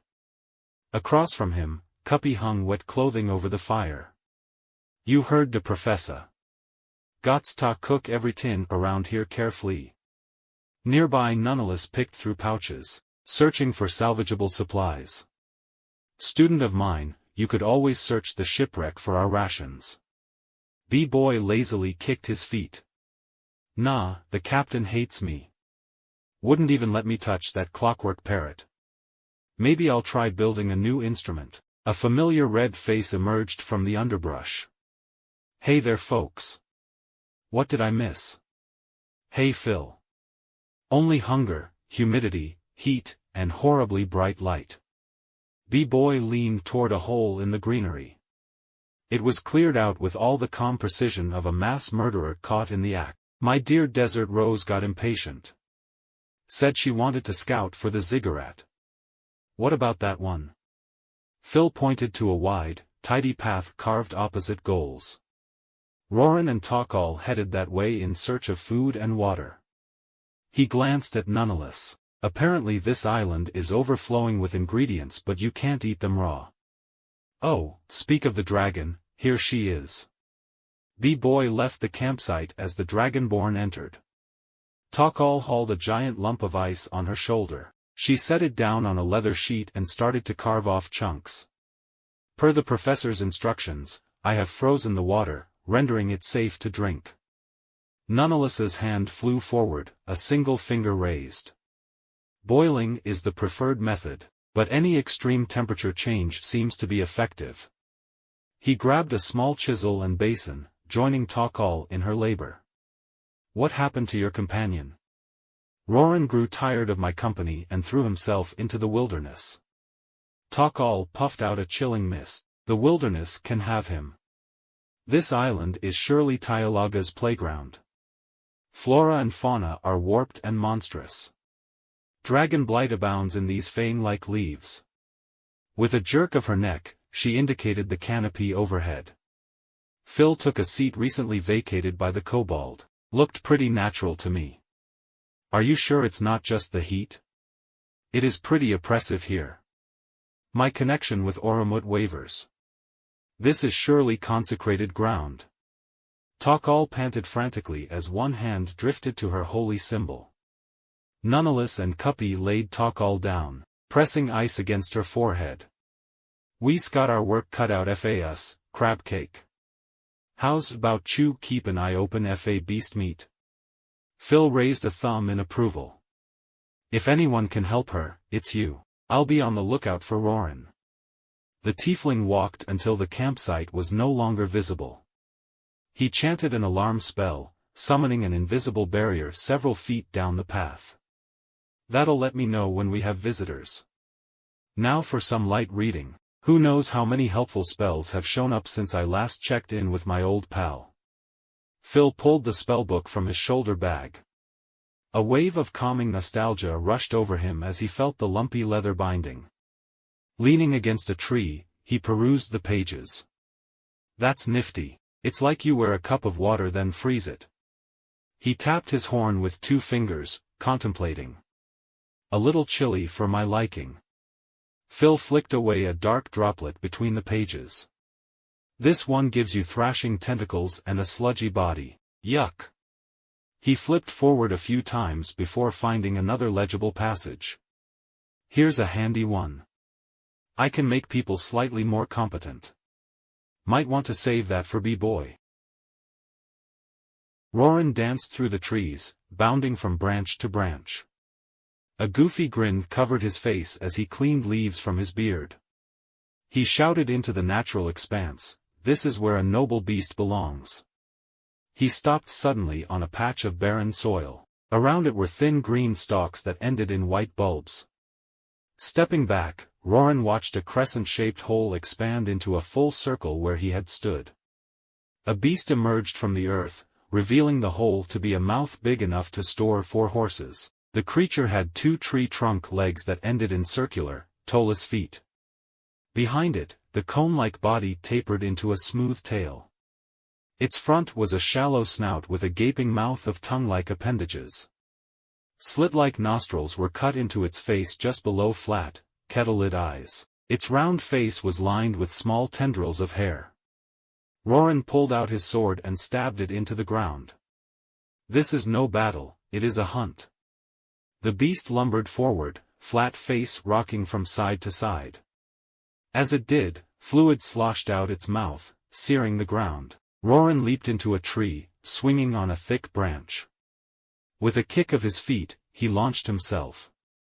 The barbarian grasped at its hairy head as he soared over the beast. Instead, his hand found a vine dangling from a tree.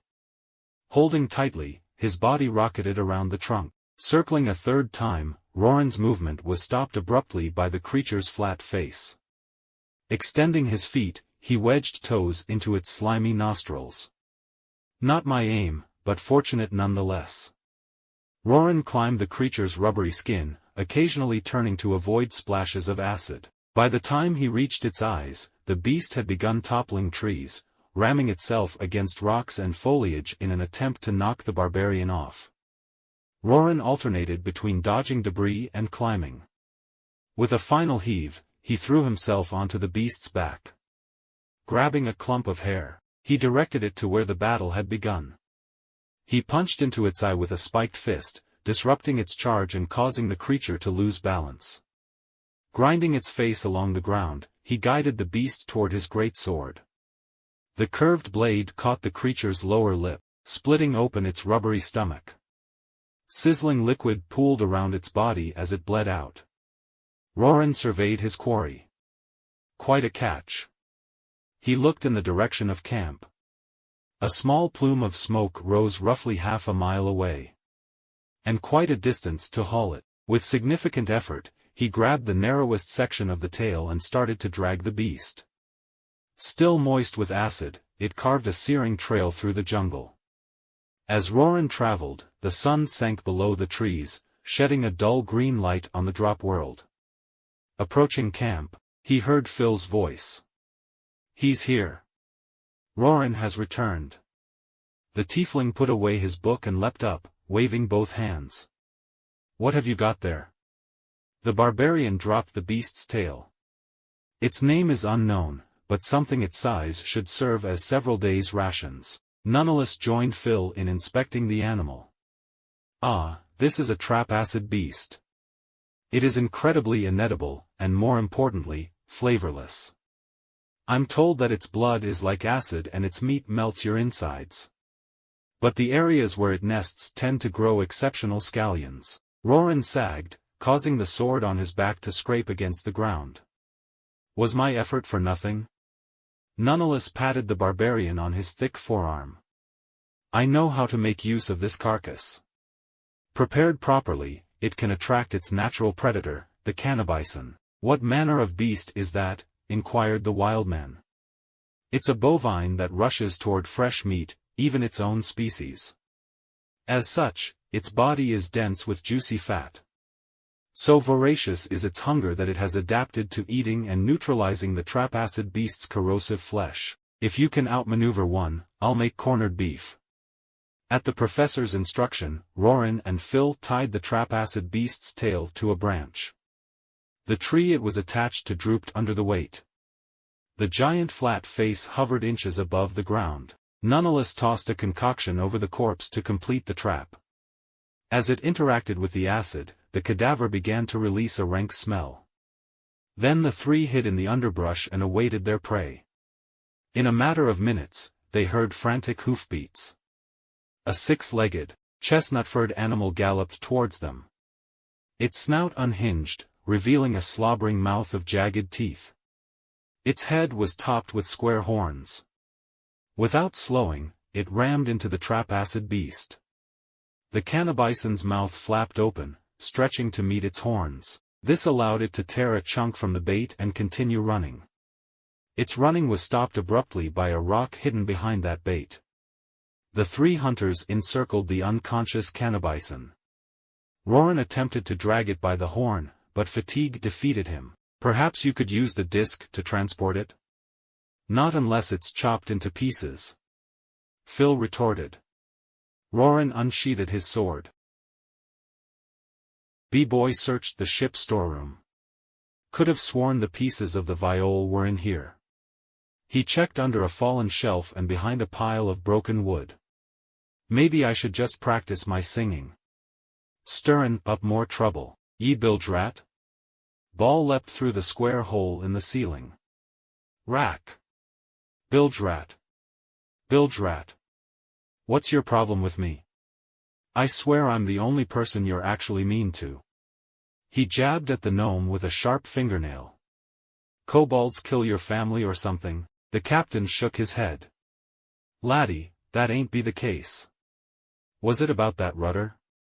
I replaced it and did the repairs. Ball settled down on a crate. Nay, nay. Long since forgave ye fair that. Since you haven't told me already, I'm guessing you don't plan to. B-boy started to climb the rope ladder out, his wrath fermenting into whines. I bet there's a bard spell that forces people to speak the truth. He felt a tug on his tail. Have a seat. I'll tell you true, but keep it to yourself. Ball watched the kobold's skeptical look as he slowly seated himself. It be tinkerers what bring back bad memories. The only tinkerer I've ever seen you deal with was me. And fair good reason, bucko. The better the technomancer, the more costly their curiosity. He removed his tricorn hat and held it to his chest. I started me pirate crew with 2 lads, myself and a technomancer. She be a whiz-bang, building gadgets to get the better o' the law. Soon she'd built me a galleon to be proud of. He stared through the wall, remembering the impaled ship on the beach. The cannons on the O'Fury Mark I could crush any ship what got in our way. The rudder shot through the water like a frenzied fish. All that technomancy made me reckless. I gathered a bully crew and set out fair uncharted waters. B-boy leaned back, cleaning between his teeth using a fingernail. Sounds great so far. Oh, but it was, laddie, until the Isle o' Delights. So how did you stumble upon this island? Tales of plunder attract pirates like chum attracts sharks. Our ship crossed the waiting sea and braved the water-bound beast that protects these shores. Sad to say, we approached her in the daylight, when the whale was most ornery. Ran us aground and sent half the crew ta Davy Jones. Rather than repair the O'Fury, our tinkerer followed her curiosity to the clockwork ziggurat. Dragged what be left o' the crew along with her. We all be desperate fair a way out and finned in, a building on a deserted island seemed like a blessing. B-boy broke through the story with a snide remark. Not going to lie, you're making me curious just talking about it. Ball swatted away the comment and removed the metal bird from his shoulder. It's an unholy place. Deserted to the last man. Not a living soul there. The only thing movin' inside were these. He shook the parrot, ruffling its fabric feathers. Thought we could swipe a few, fashion a boat and sell the rest. Arg, but that technomancer o' ours never knew when to stop.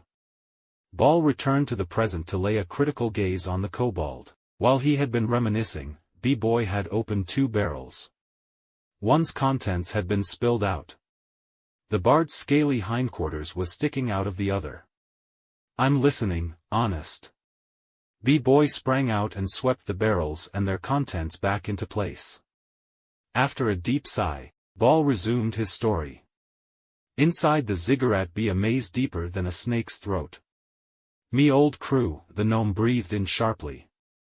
Most of them were chewed up by traps, sickness, or starvation. A couple o' sea dogs lost their way in that temple o' false life. Well, how'd you get out? B-boy leaned forward. Even if you left the ziggurat, you'd still be marooned. Doubt ye may, but I ain't sure. Ball readjusted his sweat-stained bandana. I was on me own, crawling through that labyrinth hungry and haggard. Sudden as a sea swell, a door opened into someplace that made no sense. It be all colors and other doors. Someone dragged me out there and dropped into the university. You almost had me, Captain. I bought your story up until the end. He shrugged and shook his head. Next you'll tell me the keymaster himself escorted you out. Ball jumped up and slapped the hat on his head. His outrage was so great, he didn't notice it was backwards. Ye blighter.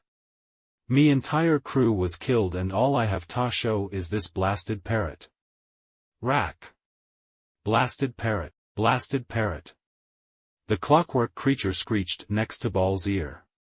He picked it up and hurled it out the storeroom. Gone with ye. Forget I said a word. B-boy shrugged. Any chance I can have that bird if you don't want it, do what ye will. I'm going to find some grog. I could empty a hogshead. The captain climbed up the ladder and stomped towards camp. When the gnome arrived, he found a slab of meat sizzling over the campfire. Around it were assorted side dishes, cooked greens served on a curved leaf, minced root vegetables glazed in sauce, and a runny fruit paste served over hardtack. Cuppy darted around, serving all those seated.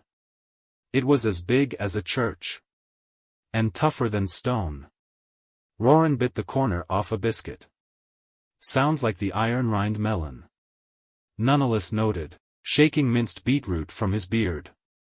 It practically takes an act of God to crack one, so I abandoned it as an ingredient. I've heard there has been limited success cultivating them on the mainland. Phil wiped fruit paste from his lips with his sleeve. Shame I wasn't there. I developed a trick to split one open. I doubt your method's effectiveness. Takal blew on a piece of piping hot meat, cooling it off. I practically exploded one while you were strolling around Melange. Phil mumbled the rest of his statement. It only took a small army. An army pales in comparison to the power of my God. Takal furiously bit the meat, spitting out shortly after realizing the inside was still hot. She reached into a thick-lined pouch and pulled out an ice chunk. My thanks again, Professor, for helping with cooling. Nonetheless took a pinch of salt from a pouch, sprinkling it on his meal. A valuable discovery from my work on frozen treats. If you'd like, I could turn that ice into sorbet. A little sunny sap and the warming sweetness will knock you out. Mouth full. Takal shook her head violently with eyes full of alarm. An ice cube melted and slipped down the dragonborn's throat. Perhaps I am striking at shadows, but even after my treatment, this land reeks of Tyalaga. The conversation was pierced by the sound of rustling leaves. A narrow beam of light shot from between the trees. It grew steadily, casting a yellow glow on the campsite. The sounds of branches breaking grew more rapid and less distant. Takal touched her war pick in anticipation. Roran pulled out his sword. Both sprang up as their campsite was invaded. The brown beast stood on two legs and wore a crown of twigs. It held a lantern in its left hand and a short blade in its right. From top to bottom, its body was decorated in dirt and foliage. Each step it took was lurching and awkward. Hey Joel. You're not looking so hot. Phil waved gently as everyone else settled down. Goal set down her lantern and sheathed her sword. I'm out searching for the reason we're on this island. Meanwhile, you slobs are stuffing your faces. Well, then join us. There's plenty left to share. Phil watched her pull branches out of her breeches, piling them near the lamp's flickering wick. That reminds me. Mind lending me a few flasks of lamp oil? No. What do you need it for? Goal waved a stick at the tiefling. Just working on my magic. He whispered an incantation under his breath. Look at that. A flask is coming to me of its own free will. The clay container floated towards his outstretched hand. It'd rather be with a wise warlock than a frumpy burglar. Goal's face was a mural commissioned by the Council of Disapproval. Aren't we the smart aleck? Better to be a smart aleck than a dumb one. Phil grabbed the flask once it was within reach. If he wants oil, he'll get oil. Goal pitched a round flask at the warlock. It struck his cheek before he could react. The clay shattered, showering his clothes in black liquid. Phil sat with a sour look on his face. The impact of the flask caused fire to leap from his body towards Joel. Before it traveled far, it touched the oil on his clothes, causing Phil to burst into flames. The tiefling sighed, casually tapping his knee with 4 fingers. This is going to wreak havoc on my clothes, you know. Captain Ball dumped a bag of seasoning salt onto the oily warlock, snuffing the blaze. Cheer up, laddie, ye should be shipshape now. Bedraggled and exasperated, Phil gave the captain his thanks by way of a lengthy sigh. He grabbed a cloth from the drying line and started wiping off soot, salt, and oil. How are the ship repairs going? A few days alone with her and she'll be back on the water. Won't be fightin' fit, so no skirmishes unless you'd like a date with Davy Jones. Goal removed the last twig from her hair and sat down. Any idea how we're going to find the ziggurat without the captain to guide us? B-boy rushed into the campsite with the clockwork parrot tucked under his arm. I've got an idea. Chapter 28, Clockwork Ziggurat. Could you breathe down my back, Takal? It's sweltering out here. B-boy fanned himself with his floppy beret. Doing so would only serve to make me warmer. Takal bellowed from behind the bard. Did you forget that every ability has its limitations and drawbacks? Perhaps you've been too busy blustering to train. I know when I hear one. B-boy lurched forward, yanked by a rope around his waist. Rack. Clockwork ziggurat. Clockwork ziggurat. The parrot's gemstone eyes were fixated on the distance as it attempted to drag B-boy along. If it weren't for this bird-bearing bard, you'd all be wandering lost. And if it weren't for me hacking through this jungle, you'd be in trouble too. The kobold glanced at Joel, who was taking a small break to peel away a layer of armor. She dabbed her brow with a sweat-stained shirt, desperate to stymie the flow from her forehead. In a moment of stinging realization, she flinched as her attempts only intensified the burning in her eyes. Taking up the rear during the trip, Phil and Cuppy were unaware of the other's antics. The tiefling scribbled down directions for the return trip while the gnome aided fallen trees in becoming mulch. An assortment of biomes passed in the distance, dry flatlands, cool hills, and rain-swept Everglades. They pushed through low-hanging, oversized produce. The path forward was blocked by cabbages with leaves like dragon scales. Under their feet, circular mushrooms periodically exploded in plumes of spores. Occasionally vines would curl and start hissing, revealing themselves to be winged serpents. Rack. Shut up, bird. Shut up, bird. Polly want a smacker? Stay behind. Stay behind. Rack. Wish I was roarin'. Wish I was roarin'. Goal traded barbs with the parrot as she slashed through the underbrush. The argument was occasionally punctuated by sounds of insects buzzing, leaves rustling, and animals scurrying. After miles of travel, these noises were eclipsed by roaring water. They broke out of the jungle to discover an enormous crescent-shaped cliff. Multiple rivers fed the edge, forming a series of cascades that fell into the ocean. Upstream, interlaced tributaries were broken by a massive flat square. Look down there. B-boy excitedly shook Phil's pants leg, breaking him out of a cartographic trance. That thing is as big as the whale that sank us. His energy ebbed slightly. Surprisingly short for a ziggurat, though. Shame dat beast meat couldn't see dis. Cuppy swatted away insects swarming Slugsy's squishy body. A wave of her hand sent them dancing into the distance. Bet he woulda loved all dis nature. Nonetheless needed an escort to help him gather ingredients. We've only got one survivalist in our group, after all. Phil rested his quill behind an ear. Apparently this island's olive gardens are pretty temperate. I'd wager he's enjoying a good hunt at this very moment. Based on his complaints, I would hazard that time away from you will not be enjoyable for him. Takal crunched an ice cube between her teeth. I also find myself quite miserable. Tyalaga's influence grows more unbearable with every step towards the ziggurat. You sure it's not because you're wearing all that armor in the heat? Goal's own armor had been stripped from the waist up. It hung below her undershirt like a leather dress. I am attuned to magic both divine and devilish. Takal's gaze involuntarily lingered on Phil. Something foul dwells in that ziggurat.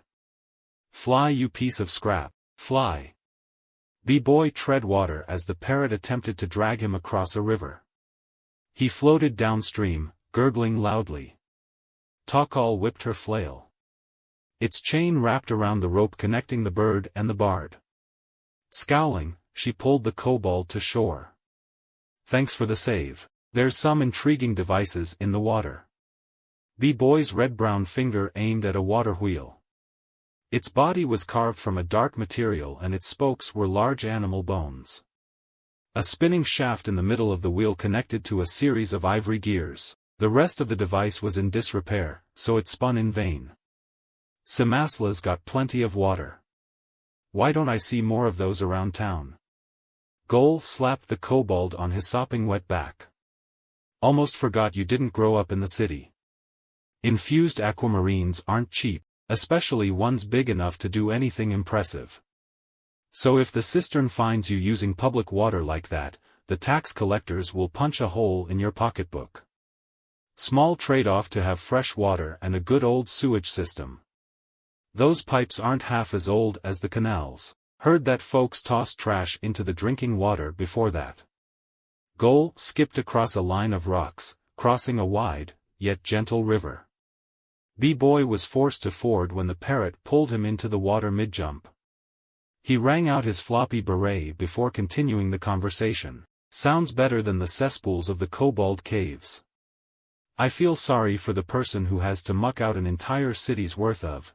The bard found his footing fail and his head underwater. Goal grabbed him by the bird, throwing B-boy back onto dry land. With how you were on Moss's ship, I thought you'd gotten the hang of moving and mouthing at the same time. After clearing out his lungs, the kobold quipped back, maybe I'm due for another private lesson? Goal rested her chin on interlaced fingers. Cool down and dry off. I've got a lesson all right, but this one isn't about swiftness or swordplay. Goal returned to the earlier topic, redirecting the soggy, love-struck bard. Past architects must have had a sense of humor. Cimasla slopes inward so all that refuse flows down into the cistern, or so I'm told. B-boy joined her in observing the three others lag behind. So what do the politicians do with all that, waste? Never bothered to ask. Goal gathered her thoughts while she watched Slugsy lap up thick liquid along the side of a stream. Actually, I think I'd rather not know. Several rivers still separated the five from the ziggurat. As they crossed, B-boy fell in 2 more times and Phil was nearly swept away once. Waterlogged and tired, they took a short rest. B-boy tinkered on his broken instrument and Takal took time to pray. Phil revisited his spell tome while Goal aired out her clothes. Around them was a patch of long, thin fruit that curved like canoes. Cuppy was forced to yank her pet slug from one as they returned to traveling. The sun had danced halfway across the sky by the time they reached their destination. The ziggurat was a single-story square structure. It was only a head taller than Takal, but mammoth in width. It was composed of square stones supported by an ivory lattice. There was a prominent opening on one of the structure's sides. I can feel it in my horns. Phil stuffed his homemade map in a pocket and marched towards the doorway. Through this door is the path to Mother Mercy's good graces. With an information network like hers, everyone in Cimasla will adore tieflings. Before he could cross the threshold, he was knocked back by Joel. Spend less time thinking about the grand future and more time in the grim present. She threw a rock onto a pile of white shards in the doorway. A square pillar of stone dropped down, crunching the rock. Seems like there were other folks dumb enough to do what you just tried to do. Leaping up, she scaled the wall by squeezing thick fingers into a crack between blocks and bones. She tossed her body on top of the building and scoped out her surroundings.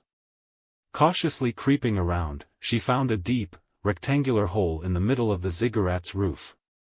"Did you find anything?" called B-boy, his speaking voice easily traveling the distance to the center of the structure. Goal sprinted back to the edge and leaned down. "Found another way in. I'll drop a torch down and see what I find." As she prepared the torch, the remaining 4 cooperated to climb up. Wood, flame, and oiled cloth dropped several feet before rattling to a stop on a stone floor. Cuppy leaned over the edge, watching the torch flicker out. "Dat's pretty deep. Betcha there's more ta da buildin' underground." B-boy hustled into the conversation after struggling to reach the roof. "She's got a point. Based on what the captain said, it's complicated and riddled with traps. Whatcha geddin at, Iscom? The gnome tilted her head, squishing her shoulder slug slightly. I'm saying we should go in with a plan. The kobold pivoted away from Cuppy to find someone was missing. What happened to my desert rose? Phil and Takal pointed into the hole. Gol skidded down, pressing her hands and feet against two walls. The dwarf orc landed, causing a stone to sink under her feet. She reacted in time to skirt a torrent of steam. Darting from her hiding spot, she found the hole producing the heat and plugged it with an empty flask. Phil shouted, "How's it down there?" Gol called back, "Dangerous. We need a plan." B-Boy removed his hand from his face and approached Phil. "I can send a message over 100 feet. The warlock patted his hatted head. "We all know you're loud. No need to brag." "No. I mean magically. I can send messages magically. It doesn't go through solid objects, but if I psych to another magic user, it'll travel around corners." A blinding smile shined from Phil's face. "I like the sound of that. If we get into trouble, you can swoop in. I'll do a little reconnaissance and contact you when it's safe." The word reconnaissance came with a flamboyant fan of red fingers. "Hate to disappoint, but I have to initiate contact. Fortunately, I've devised a workaround. I'll contact you at set intervals." "Perfect. Now how do we sync up?" "Rack. Sync up. Sync up." The kobold swatted down the parrot fluttering around him. "It's bard-based, so a performance would be the best way." Phil flipped his palm upward and pointed down at the kobold. "Let's dance." He swung his arms inward, gathering arcane energy. B-Boy followed Phil's lead, before flicking out his arms at the elbow. Each took sideways steps until they swapped positions. Both began to spin, occasionally kicking their feet and arching their backs. They ended the routine by sliding to a stop and throwing a hand out at each other. Once they finished, Takal and Phil met Gol inside the clockwork ziggurat. The dwarf orc stayed a few steps ahead, sweeping the dark corridors for traps with an artificial parrot tucked under her arm. Behind her, Takal readied a shield and warpick. Phil pulled a drenched tome from the satchel hanging by his waist. The spellbook drooled with green-black liquid. "It must feel my excitement. We're so close to the heart of the island. I do not share your sentiment. This place reeks of Tyalaga. The bones between bricks speak to the Creator's cruelty." Takal brushed the stone wall gently. "Hey! No touching anything," Gol whispered, holding the bird by the feet. It tried to flap down a passage to their right. "Okay, this way." She ducked as a circular blade whizzed over her. The trap-laden path ultimately led to an open room. The floor was a slanted collection of cross-hatched bones. Overhead the ceiling was dominated by a dome of cloudy glass. Inside, tar-like globs sloshed around. One at a time they dropped into the center of the room and squeezed through the grated floor. They collected in a deep pit, leaving behind materials on the giant sieve. These materials accumulated until gravity sent them tumbling down the slanted floor and into a chute. At the far end of the room was a set of stairs leading downward. "Are we good to go?" B-Boy rang into Phil's head. Phil described the path they followed and the traps they avoided. "Then the parrot led us to some stairs. We just need to sneak around a couple black blobs. Must be dark desserts. Nonetheless warned me that despite the name, they're far from tasty. Made of acid or something." Phil watched another slime slip through the floor, its goopy body leaving behind a pile of solids. "Do they normally have fangs and scales floating in them? Doesn't sound right. They're supposed to be smooth. Anything that enters them gets dissolved. Yikes. I'll watch my step, then." Gol, Takal and Phil sidled along the left wall, avoiding caustic droplets. Gol threw agility, Takal threw her armor, and Phil threw a golden shield cast by the paladin. They stomped down the stairs and into another series of treacherous tunnels. Following a safe distance behind, Cuppy and B-Boy reached the sieve room a short while later. The gnome became a slug, effortlessly avoiding danger by crawling along the wall. B-Boy shot himself across the room with a shout. He plummeted after roughly 10 feet. The kobold slid down the acid-stained floor, rapidly approaching the chute.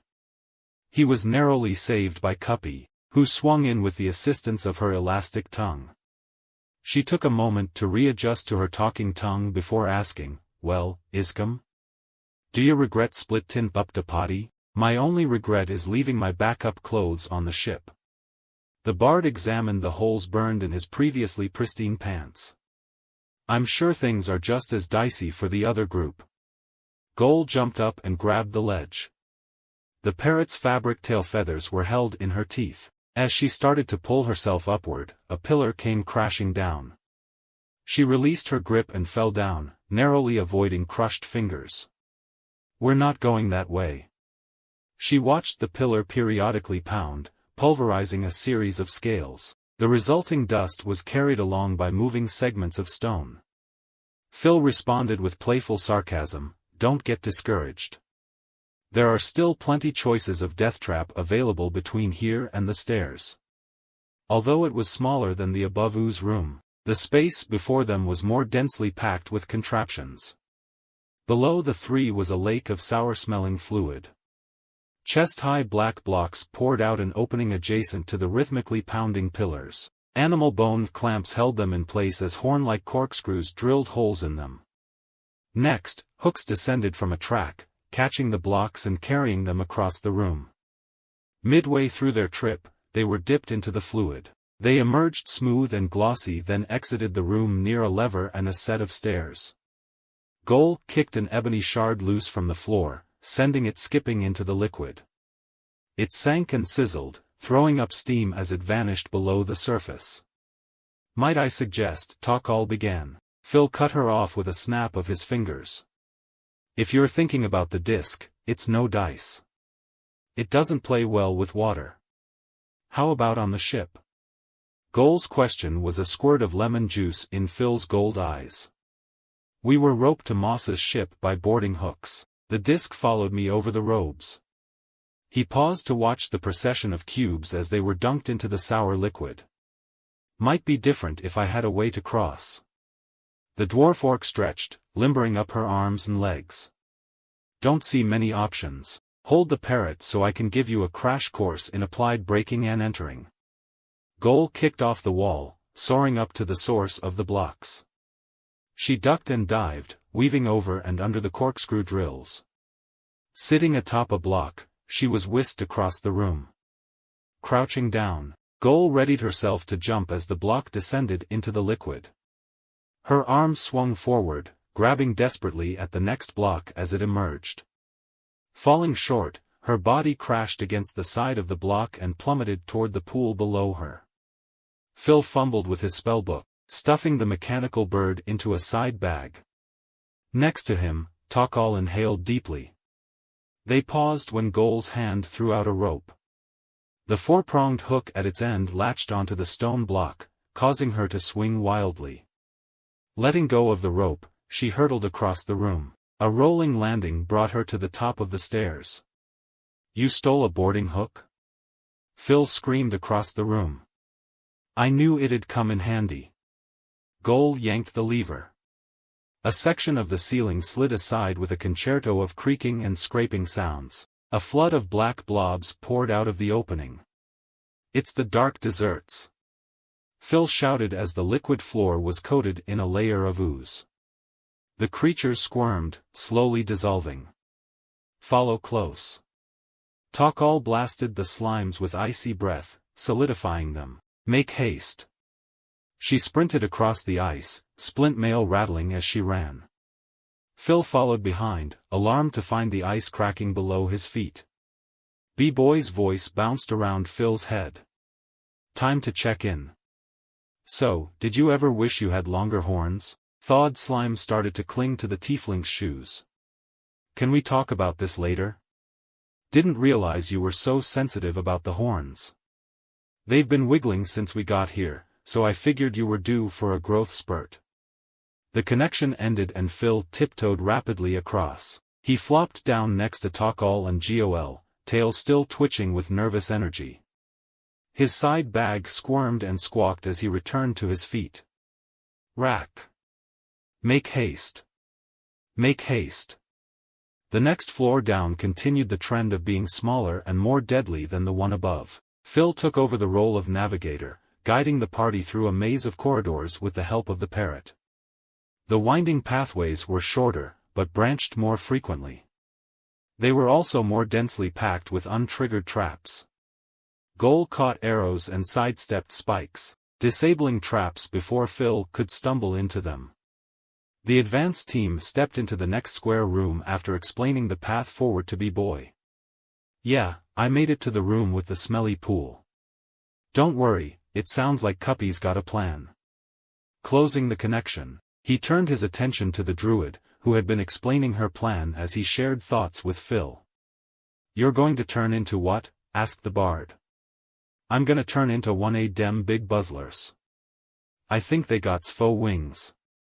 Cuppy closed her eyes and drew the animal in her head. Once the image was complete, she embodied it. For crystalline wings shot from her back. Her eyes swelled to until each was the size of B-Boy's head. Her arms became spindly as her body stretched into a long, straight cylinder. That's one big dragonfly. B-Boy scooped up Slugsy and scrambled onto Cuppy's thorax. He was jerked about by an erratic flight pattern. She zipped past contraptions and touched down on the opposite side of the room. I thought you could only turn into a big slug. The kobold bounced around, breaking into song. Shrinking back to her normal size, she gasped, "Yus could use ta loose a few." How rude. B-Boy threw a thumb over his shoulder. It must be my travel pack. A lot of tinkering tools in there. Flyin' really takes it out of me. She collapsed on the ground. Her chest rose and fell rapidly. Oh. You're not kidding. The bard rested Slugsy's blobby body on top of the druid. We can rest for a bit. The slug coated Cuppy's cheeks in residue. Slug kisses. How cute. That's my buddy. She ran a finger down the slug's mottled purple back. Ain't been a pot since we met. A surge of curiosity pushed B-Boy closer. How exactly did you meet? You're both pretty unique. Met through an old friend. Her and Slugsy's dad had a Fallon out o' sorts. The druid held her eyes shut for a moment. They're both gone now. Nasty business with a dragon. Wish I coulda done something to help. The kobold rested a hand on her sticky shoulder. I had my own troubles with parents and dragons before I was a tinkerer. He helped Cuppy to her feet. I think it's time for me to contact Phil. You would not believe what Cuppy just did. She turned. You need to get down here now. The parrot led us into a death trap. Phil's desperation stampeded through B-Boy's brain. He relayed the twists and turns they had taken as well as the traps they evaded. The gnome and kobold frantically followed the instructions while attempting to balance haste and caution. Did he say right, left, or left, right, right? B-Boy pondered as a glaive whizzed overhead, scraping the opposite wall. Why ya a skin for me? I can't hear ol' crab cake. Cuppy spat out a glob of acid, melting through a wave of stones a-porch in them. A lot of untriggered traps here. Seems my dear desert rose is slacking. Raising one finger in the air, the kobold cried out, "Aha! This way!" He scampered down a connecting corridor with gnome in tow. Their sprint ended when they met a pane of dark glass. Through it they saw a room lined with empty cages. Skittering around the floor were a myriad of artificial animals. Monkeys, parrots, pigeons, and weasels scampered in frantic patterns, their screeching dulled slightly by the glass pane. Their bodies were a collection of black stone, ivory gears, orange gems, and multicolor cloth. B-boy reached out to Phil. I hit a dead end. All I see is a room full of panicked animals. Right room, wrong entrance. The walls are closing in and there's no way out. Goal couldn't resist stealing the eyes off an armadillo. I see some gears. I'm going to try something. The kobold pulled out a small box of hand tools. Inside were a pot of glue, a few screwdrivers, some scraps of leather and various other implements. He began to tinker, jamming his screwdriver into the mass of white gears. At his side, Cuppy waited nervously, frustrated by her inability to assist. Phil pleaded, "Please don't break anything. I'm comfortable with breaking things and repairing them. I get a deeper understanding of how they function." He removed a gear and set it on the floor, causing the walls to advance more quickly. This ancient tech doesn't make a lick of sense. Interesting how this part, the sound of Phil's shrill screams could be heard clearly through the glass. Hurry, my nose is getting pushed into Goal's armpit. I can't work any faster. The bard's desperation triggered a thought in the tiefling. If only you were within arm's reach, I could help you help me. Stop with the weird words. I'm trying to work here. Sorry, exploring my options. According to our esteemed burglar, you can't disarm a trap while trapped inside one. There were mental mumbles from Phil as he searched for an effective spell. A moment of mental clarity seized the kobold. The solution was staring me in the face the whole time. Just need to approach this from a different angle. He worked at a blinding pace, gluing and strapping together gears. If this thing is designed to crush things, I'll bet it's also designed to get rid of the stuff that's crushed. As he finished, there was the sound of stone scraping against stone. A hole opened up underneath Phil, Joel, and Takal, causing them to plummet downward. Chapter 29, Heart of the Island. Abominations against Oromut, shouted Takal as she emerged from a pile of scrap. Those animals were given unsanctified life through Tyalaga. Her blight corrupts the natural order. Life should only be given through rites sanctified by a just God, as dragonborn eggs are blessed by Oromut's light. Well, excuse me for being born. Goal's head popped out of a jumble of ivory gears. Your most inexcusable action was releasing those creatures to sate your greed. If you're mad about the animals, Goal brushed black dust off her leather armor. Then you're really going to hate them. Takal's attention was directed to the far end of the room.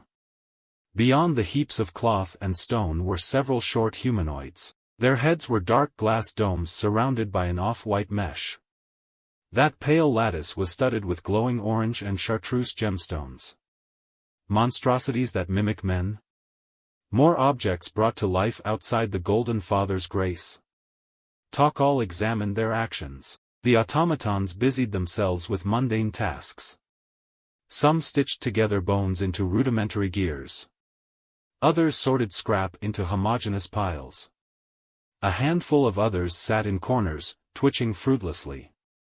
Goal rooted through the remains of crunched clockwork animals. I know you're having a jolly time complaining, but what happened to Phil and the parrot? I'm fine, came a voice from behind a junk pile. Can't say the same for the parrot. He held up its broken body, lamely attempting to squeeze it back into shape, so our means of navigation is lost. Takal laid a hand on her holy symbol, causing the gold serpent on it to glow. Looking to heal our little buddy? Lovely. Phil's tail flicked his heels excitedly. I can do nothing to repair the inorganic. There is a pungent dark magic on this floor. Takal pointed to the far wall. Let us follow the stench of evil to the ziggurat's foul core. Goal tried desperately to remove the parrot's gemstone eyes. Are we really going to depend on this heat-stroked lizard for guidance? Preferable to following a thief whose antics nearly killed us. The dragonborn puffed out a stream of snowflakes. This temple's cold air has proven that my affliction was from an abundance of evil, not heat. Giving up, Goal chucked the bird's body into the scrap heap. Fine. Just don't start thinking you can deal with traps. She added to herself, I'm kinda tempted to let you try. They meandered through a maze of doorways and hallways. Takal's senses gave a general direction rather than a specific path. Phil augmented her attempts by scribbling down a crude map. Goal raced around, desperate to prevent the other two from triggering traps. Their travels led them to a square room at the bottom of the ziggurat. The dwarf-orc was first to cross the threshold. Noticing she was alone, Goal turned back and shouted to her lagging cohorts. Whoever built this place must have been strong swimmers.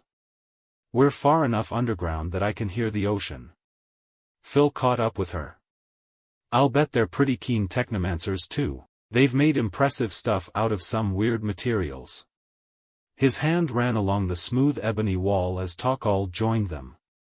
No doubt it was Tyalaga's influence that led them to flourish in this squalor. She pulled a cylindrical metal housing from her pack. Is that what I think it is? Goal asked, inching closer to examine it. Phil's jaw dropped. The scroll that changed Cudgel was stored in something just like that. Takal opened it, revealing an empty space inside. I sense no ill magic. This scroll has already birthed the black head of Tyalaga. She crunched bone shards under her boot. Now let us survey the area and find the fiend. Compared to the higher floors, the room was relatively small. Even so, it was sizable enough to serve as barracks for a small army of roots and vines. They coated the walls and squirmed inward until touching the pulsing center of the room. The heart of the island was held in place by a series of roots that resembled the spokes of a wheel. The fist-sized stone was a fusion of smooth dark sections and light angular portions. Gears on the walls turned in time with its glowing.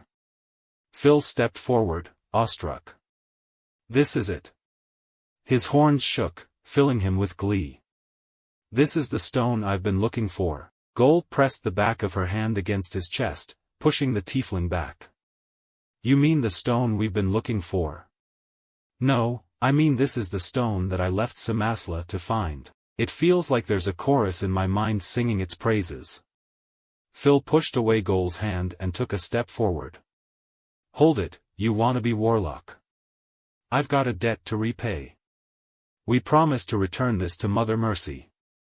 I promised no such thing. Takal blocked her two companions. The source of this island's corruption is the gem. This heart drips with the same toxin that transformed Keymaster Cudgel. I say we destroy the dragon-blighted artifact and find the Tyalaga worshippers who created it. I hope this isn't a bad time. B-Boy's voice rang into Phil's head. This link of ours is running out of time, so I wanted to give you an escape plan. Perfect. We just found the heart, replied Phil. We found a way out of here. It'll take some tinkering, but I can make an ultra-fast elevator. Cuppy's pretty handy with bugs, so I figure she can lead you here with a line of ants. It'll take time, but I packed a snack. Phil heard the squishing of sponge fruit before the connection was cut off. Returning to reality, the tiefling saw Goal clambering up roots and climbing on vines. Stretching out an arm, she attempted to remove the island's heart. The dwarf-orc was so fixated that she didn't notice another presence in the room. A long shadow slithered down from the ceiling's vines. Its glossy body was crafted from a series of glass tubes and dark blocks. In between them were patches of white cogs and orange light. A collection of giant bones on its back formed the shape of two semicircular wings. The head was a scaly spade shape with gemstone eyes. Two sharp columns jutted out of its hissing mouth. It spewed out a series of gears. They rolled along the ground, throwing up ebony flakes as they grinded along the floor. Jumping between roots and vines, Goal evaded the assault. Takal raised her shield, deflecting two and allowing a third one to roll over its curved surface. Phil was struck with a glancing blow and tumbled into a corner. Goal dove at the serpent, sword in hand. Mid-flight she was intercepted by a skeletal wing, swatting her out of the air. Pulling in her arms, she barreled along the floor. Using her right hand and left knee, she skid to a stop. The monster coiled around Gol, whipping its tail and undulating its body in an attempt to flatten her. As it winded its way around the evasive dwarfork, Takal readied her flail. She whirled it in a tight circle before letting it fly. The chain wrapped around the creature's neck. It thrashed wildly as Takal turned around. She pulled the chain over her shoulder, slamming the spade-shaped head into the ground. Gol took the opportunity to sprint up the golem's long body. She scattered it with scratches, finding her blades incapable of hacking through the stony surface. Takal released her flail and drew her warpick. Golden light gathered around the hammerhead as she readied a strike. A giant tail whipped like a wave in a storm. The dragonborn disappeared under the flash of black bricks. The snake's head craned to survey its victim's remains. It noticed a ducking dragonborn silhouetted by the radiant weapon she wielded. A savage strike sent the snake's head reeling through a brittle root, forming a crooked crack on its jaw. The impact rocked the automaton's body. A wave of movement flowed through its trunk, tossing Gol into the air. She righted herself by holding her short swords out to either side. The burglar descended like a bladed tornado, plunging one sword into a gap between the blocks of its body. The golem's torso crashed onto the floor as its tail was severed. Recoiling from the hit, the snake slithered up a wall. Traveling the vine-dense ceiling, it emerged behind the group. The wings on its back folded into a giant gear and interlocked with mechanisms of the ziggurat. It slithered at a rapid pace, turning cogs and driving the island's heart into a frenzy.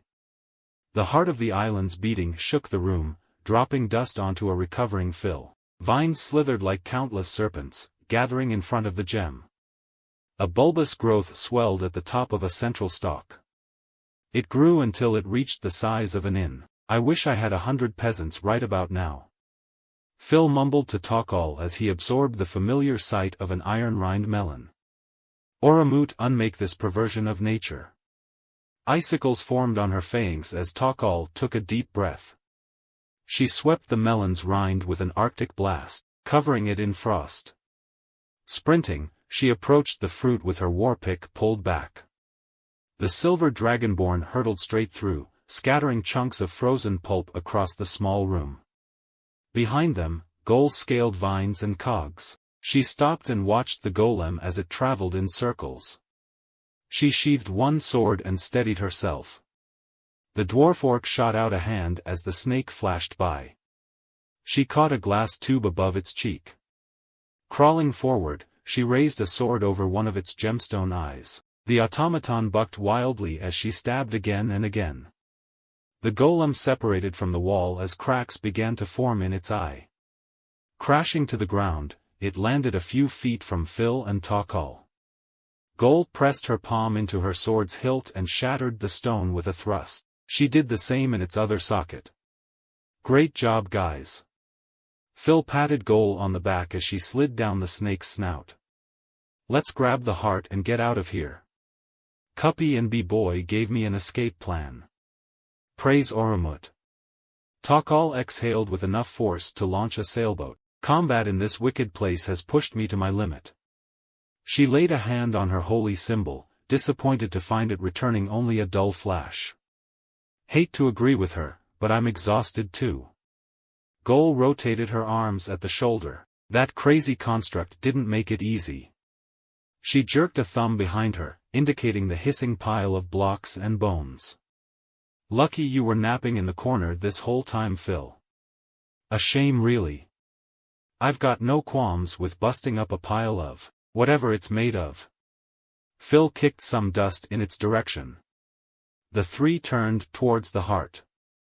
Its pulsing had calmed, slowing to the previous pace. Gol climbed the roots in a flash.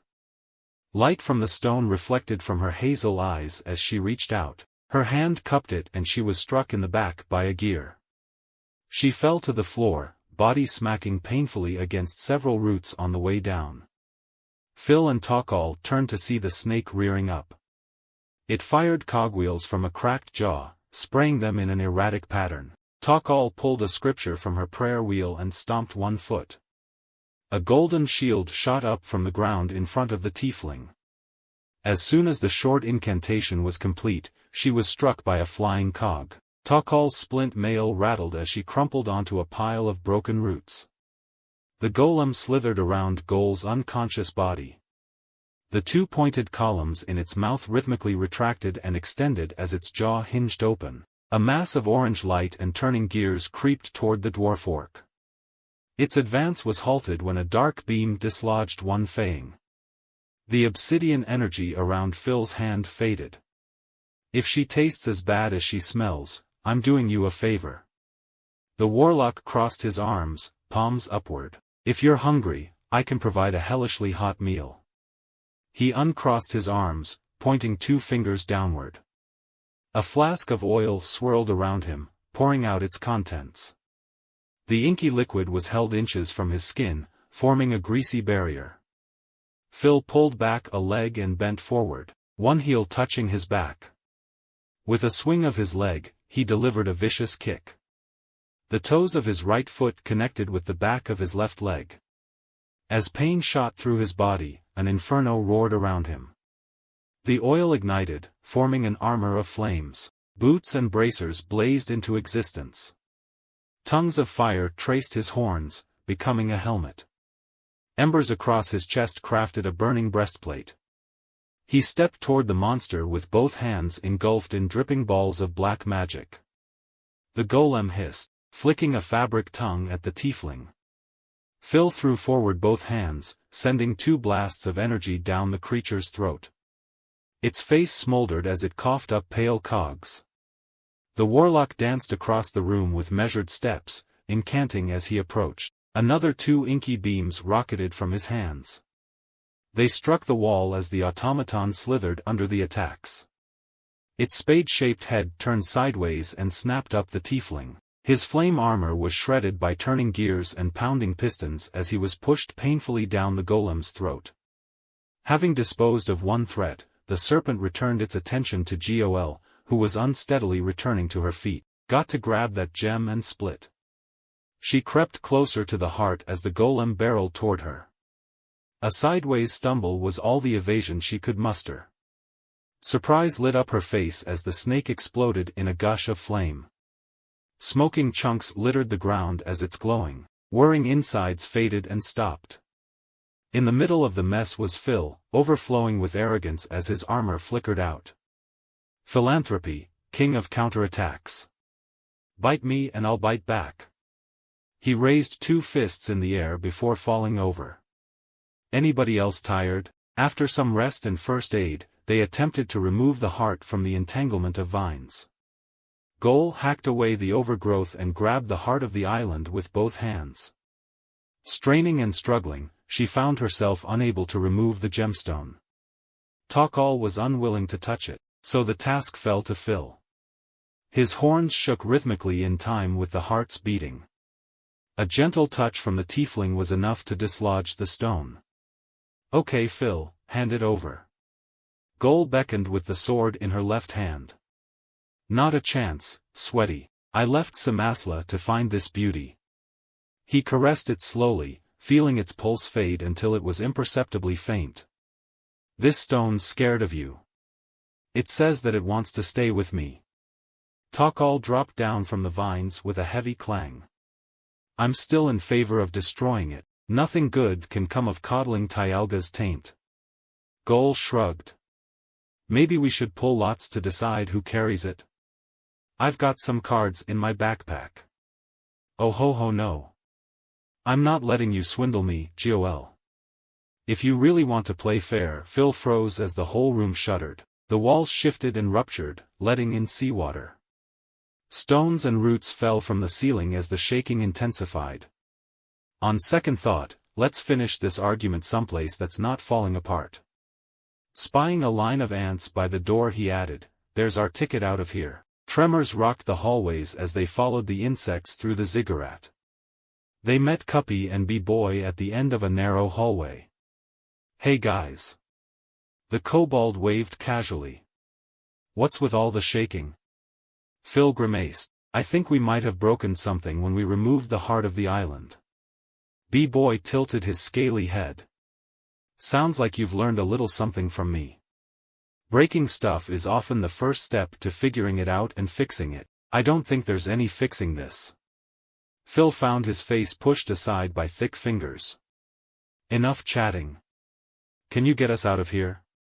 Oh, my desert rose, desperate as always to run away with me. Good thing I've been working on a little serenade. B-Boy's song was stopped short when Goal's hand clamped his snout shut. He mumbled between clenched teeth before she let him go. Okay. Less bard, more tinkerer. The kobold gestured for everyone to come closer. Check this out. I've reworked this supply shaft into a high-speed elevator. He fiddled with an indent in the wall, causing the floor to shoot up underneath them. The party was launched into the air, getting a good view of the ziggurat as it sunk into the island. The location where it stood was replaced by a lake of salt water. They landed in a grove of tropical trees, sliding down massive leaves to land safely on solid ground. Cuppy removed the slug stuck to her face and rolled her neck. What a wild ride. Takal's clawed hands sank into the soil as she pushed upward, returning the paladin to her feet. That was nothing compared to the tribulations faced in the ziggurat's depths. The bard's earholes perked at the mention of the tale. Perhaps I could pen this story in verse? Only if you're respectful to Oromut in your lyrics. Fine, sighed the bard as he pulled out a small viol reconstituted from the pieces of his larger instrument. The trek back was filled with stories of battle and triumph. B-Boy's songs saturated the humid air, drowning out a discreet conversation between Takal and Cuppy. Hey dear tea kettle. The gnome beckoned Takal closer. What do you need, my hygienically challenged companion? Asked the Dragonborn. Cuppy confirmed that the others were captivated by song and conversation. You deal with plenty o' dragonblight, right? Takal ran a finger along her holy symbol. Even under a dark canopy of trees, Oromut's face glinted gold. It is my sworn duty to fight Tyalaga and rid the drop world of dragonblight. The gnome tilted her head upward, staring directly into Takal's eyes. Frequent anxious glances away revealed her difficulty with approaching the topic. What happens when you get rid o' the blight? Like in a person? The paladin frowned. If the infection is in its early stages, it can be amputated. But in most cases, removing blight kills the host. Cuppy paused as B-Boy's crude jokes caused a swell of laughter from Phil. Can't you just get rid of the sickness and leave the person go? Takal cleared her throat. Tyalaga taints the flesh thoroughly, warping the entire body to match the infected's warped soul. That is why one must maintain their morals and avoid indulgences. She balled 3 fingers into a silver fist. There is no cure, only eradication. The gnome looked at her feet. Okay den. Tanks fa tellin' me. She hugged her slug and fell into silent contemplation. They returned to the O'Fury to find Roran and Nunnalis loading the spoils of their hunt. Excellent timing, my companions, cried out Nunnalis gleefully. The only ingredient left to load is a small iron-rind melon. The party boarded the ship without a word, leaving the professor and the melon behind. Perhaps I should reconsider the dessert menu. Chapter 30, Scourge of the Cutlass Coast.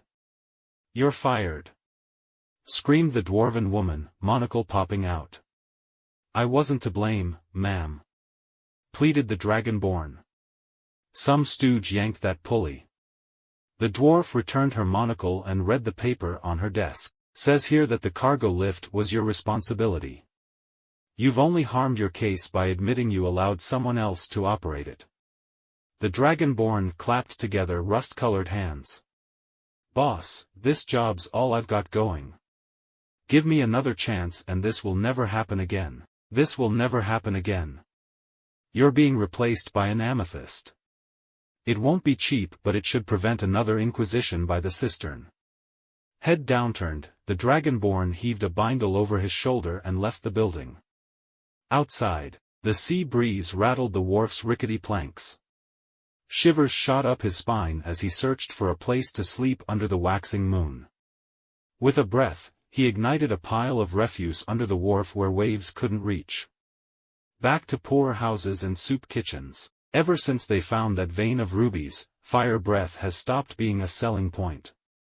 He rubbed his hands over the flames, returning feeling to numb fingers. There's always that rumor. Sounds too good to be true, a lady giving second chances to monstrous races. Then again, maybe they're just down on their luck more often than dwarves, humans, or gnomes. No, you'd need to be real gullible or real desperate to believe in Mother Mercy. I'd wager you're not homeless often. That fire will draw guards like moths. The Dragonborn watched a cloaked tiefling sit down across the flames. Two ridged horns poked out from underneath her hood. Who are you supposed to be? Looking to shake me down? You'd have an easier time getting burns from a blue stone.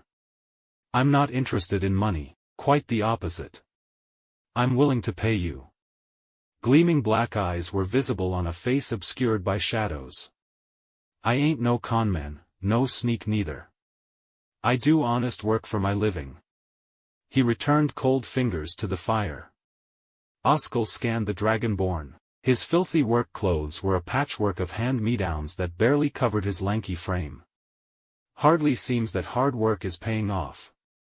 I'd wager you were living hand-to-mouth under some dwarf's payroll. They cut you loose when honest work became a bit too pricey. Not it at all. He shook his head slowly. Now buzz off, I've got a career to work on. The tiefling put her hands on her knees. I'm offering you a chance to turn your life around, to turn this city around. The Dragonborn spit sizzled on the grubby sand, playing at being Mother Mercy now. Must think I'm daft. I'd prefer to not be associated with her. The tiefling rose swiftly and turned away. A snap of her fingers brought a pike down between the boards overhead. The yellow gem at its end reflected firelight as it stabbed downward. A nobleman's failure can cost countless lives without consequence, but a single mistake could condemn you to a life of poverty if you share blood with orcs, dragons, or demons. Living in a drop world like that is worse than death. Never was one for politics or religion. The Dragonborn stared at the spear sinking into the sand. Just want to earn an honest wage to keep food in my belly and a roof over my head. He paused to gaze into the fire. Audiobook snip is what they call me. I'm a working stiff. I grew up here and this life's all I know. Take the pike and I'll show you a better life. The time when the toaster was broken down was one of the darkest times in my life, said B-Boy, squishing a sponge fruit between two hardtack biscuits. Truly a tragedy, commented Nonetheless. I am reminded of my first attempts at chimp scampi. Why does it remind you of that? Asked B-Boy, pulling more fruit from a barrel. Those chimps broke more than the toaster that day. The professor pushed a crate into an uncluttered corner of the storeroom. But such vexatious times are behind us. We've procured a vast abundance of delectable ingredients. I look forward to my bed of staffs and my lovely wife. He added to himself. Even though she'll have choice words for me. B-Boy finished his sandwich, licking juice from his reptilian lips. That's what I like to hear. I'm going to see what everyone else is up to. He climbed the rope ladder, returning to the main deck. As daylight flooded his eyes, he winced, adjusting slowly. Behind the ship, the Isle of Delights shrank into the distance. During a sweep of the ship, he spied Phil at the helm. They shared a friendly wave before the kobold continued drinking in his surroundings. His attention was drawn to the cabin, where two rowdy voices were carrying on. That's no setback. A real scourge of the sea, can get a new crew in 2 days. The higher pitched of the two voices was punctuated occasionally by a glugging sound. No more trade routes. You should be looting and pillaging before the end of the week. A gruff voice countered. Swabby, you don't know your port from your starboard. Crew's easy to find. But a true crew be rarer than a two-tailed tuna. There was a sound of clinking glasses before he continued. After what ye bilge rats did to me ship, there'll be no work fair 2 weeks. She can't stand a cannonball in this shape. Growing tired of eavesdropping, the kobold peeked into the kitchen, finding Cuppy cleaning dishes with great difficulty. He stepped forward, causing the metal plates to clang under his feet. "What cha need iscum?" inquired the gnome, putting down a slime-splattered pot. "Just wondering what you'll do once we're done with this hullabaloo." Cuppy sat down on a box. "I was hopin' dey all would help me like dey did Mugsy here." B-boy nodded. "I'm sure Phil will rope everybody into helping. What do you need? You see, dis old buddy o' mine in de slugwood ain't doin' so hot. She's been sick fa a while." A red-brown hand was waved in front of her face. "Not a problem. Not a problem. Takal can heal her wounds and I can soothe her soul. She'll be better in no time." The druid turned around, silently returning to the dishes. B-boy moved towards the bow, where Takal was patching up a banister with pitch and tropical wood. He sauntered up, resting scaly elbow on the crooked railing. "This little venture is wrapping up. Got any other exciting tales to share?" This venture was a failure. Takal finished the repairs and turned a furious face towards the kobold. "We staunched the output of that dragon-blighted temple to Tyalaga. But there was no head of Tyalaga to be found." She slammed a fist down, knocking the banister out of alignment. "My quest won't end until the remaining 4 heads are slain and dragonblight is removed from this drop world." The bard blinked, momentarily stunned. "Seems like you've got some epic adventures ahead of you. I think I'll tag along and see how the story unfolds." The boat tossed violently on the gentle sea. Roran rushed from below deck. "The hull has been breached. The ship is taking on water." He grabbed a bucket of pitch and sprinted downstairs. Cracking sounds were heard from below as planks were ripped from the underside of the hull. Webbed hands grabbed onto the gunwale, hoisting a small squad of fishfolk over the railing.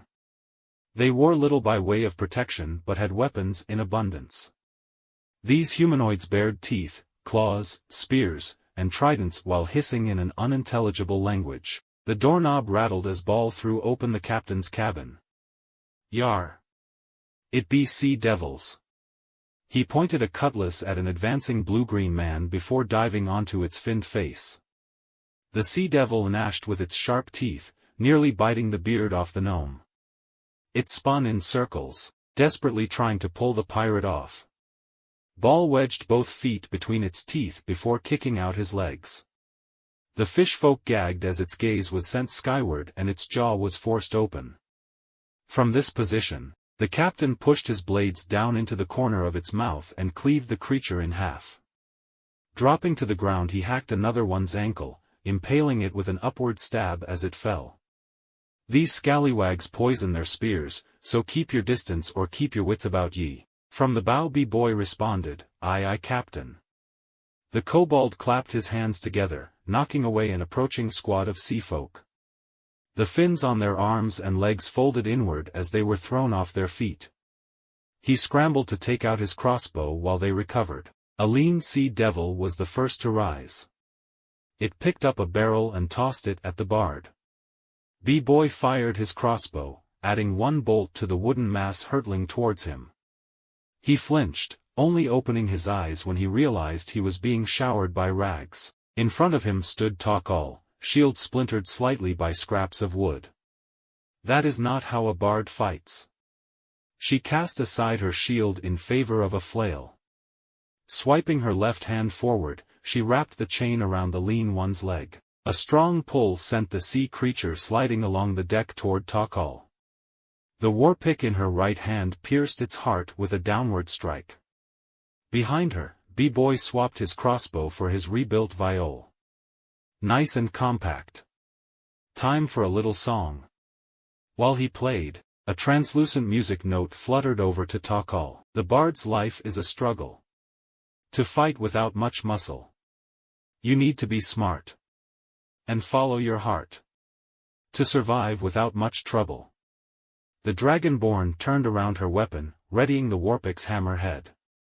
She struck the floor with a vicious blow, cracking deck boards and sending out shockwaves. The note hovering around her weapon exploded in tandem with the attack. There was a noise like thunder followed by the sound of rupturing organs and splintering bones. The kitchen door was kicked off its hinges as Cuppy flew into the fray. Holding out both hands, she siphoned the life from two of the unaffected fishfolk. Their skin went pale as the floorboards under their feet were slowly mended. This gradual decay caused the few sea devils left standing to shrink away. They hauled their compatriots' limp bodies off the ship and into the ocean. Yo-ho-ho. Ye be a gnome after me own heart. Ball wrapped an arm around Cuppy and led her below deck. I'll be needin' ye to patch up the O'Fury Mark II. She fired out futile complaints as the captain dragged her away. Hold on dear. Magic like dat is slow and has its price, you know. With a look of resignation, she waved goodbye to the two dragonkind on deck and disappeared down the steps. B-boy put away his weapons and joined Takal in tidying up the deck. No word of a lie, we make a pretty good team. The dragonborn hummed with thought as she swept together a pile of sparkling rags. Perhaps you are right. A bard may be a great asset for spreading the teachings of Oromut. A plume of water sprayed upward, showering Takal and B-boy. They watched 6 sopping wet feet land on the deck. Each of the 3 jet-black creatures stood nearly a yard tall. Their slimy skin was covered by seashell armor. Half-dome eyes sat on the sides of their head, above jaws lined in multiple rows of jagged teeth. All 3 of the Sea Devil elites had 2 sets of arms, one pair wrapped around their waists and the other at the ready. They clutched spiral shields and spears with multiple prongs. The largest one stepped forward, shaking seaweed from webbed feet. We blessed with water-breathing demand the return of our artifact. Die Tialaga tainted abomination. Takal's shout was followed by a spray of killer frost. Frigid wind and chunks of ice showered the 3 monsters. Nothing compared to the cold of the ocean's depths. The frontmost sea devil brushed snowflakes from its armor. We shed such weakness when we left the land. There's a peaceful solution, shouted Phil from the helm. Give him a laughing attack, B-boy.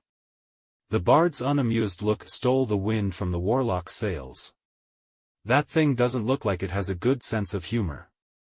More importantly, somebody ate my tiny tarts. Phil submitted this statement in his defense. The sweetness was too much to resist. Oromut, grant me power to purify this living blight. Takal raised her warpick, beginning an incantation. The lead sea devil turned around its spear and stabbed down through the ship. If your god grants you strength, we'll fight under the waves. If not, my people will feast on the murderers who destroyed our factory and showered our civilization with its rubble.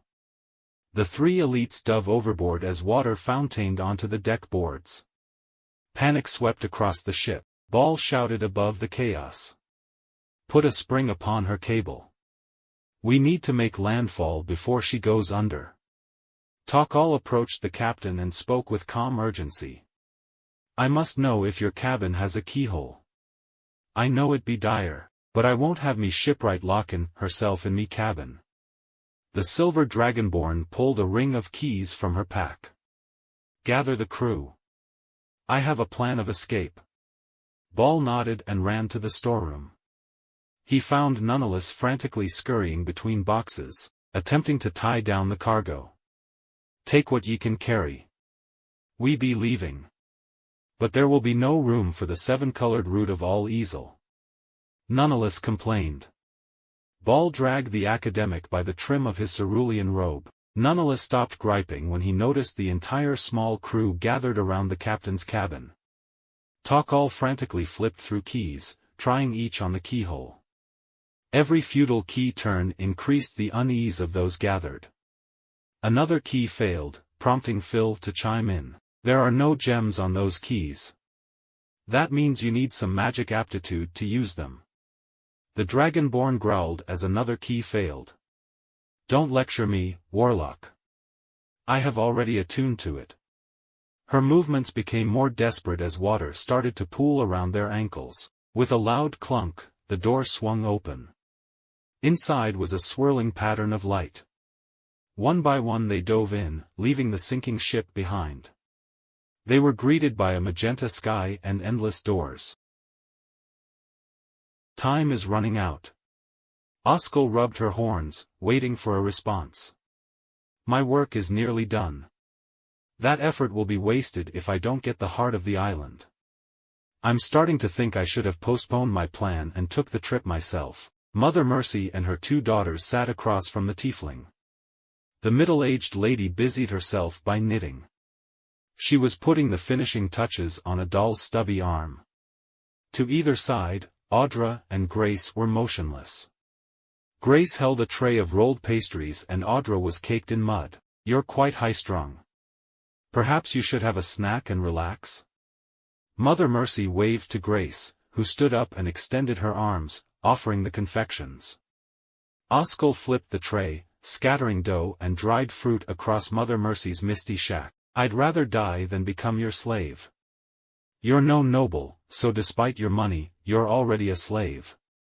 As far as Cimasla is concerned, you became enslaved the second you were born a monstrous race. I offer to adopt you from that squalid life and remove your freedom to suffer.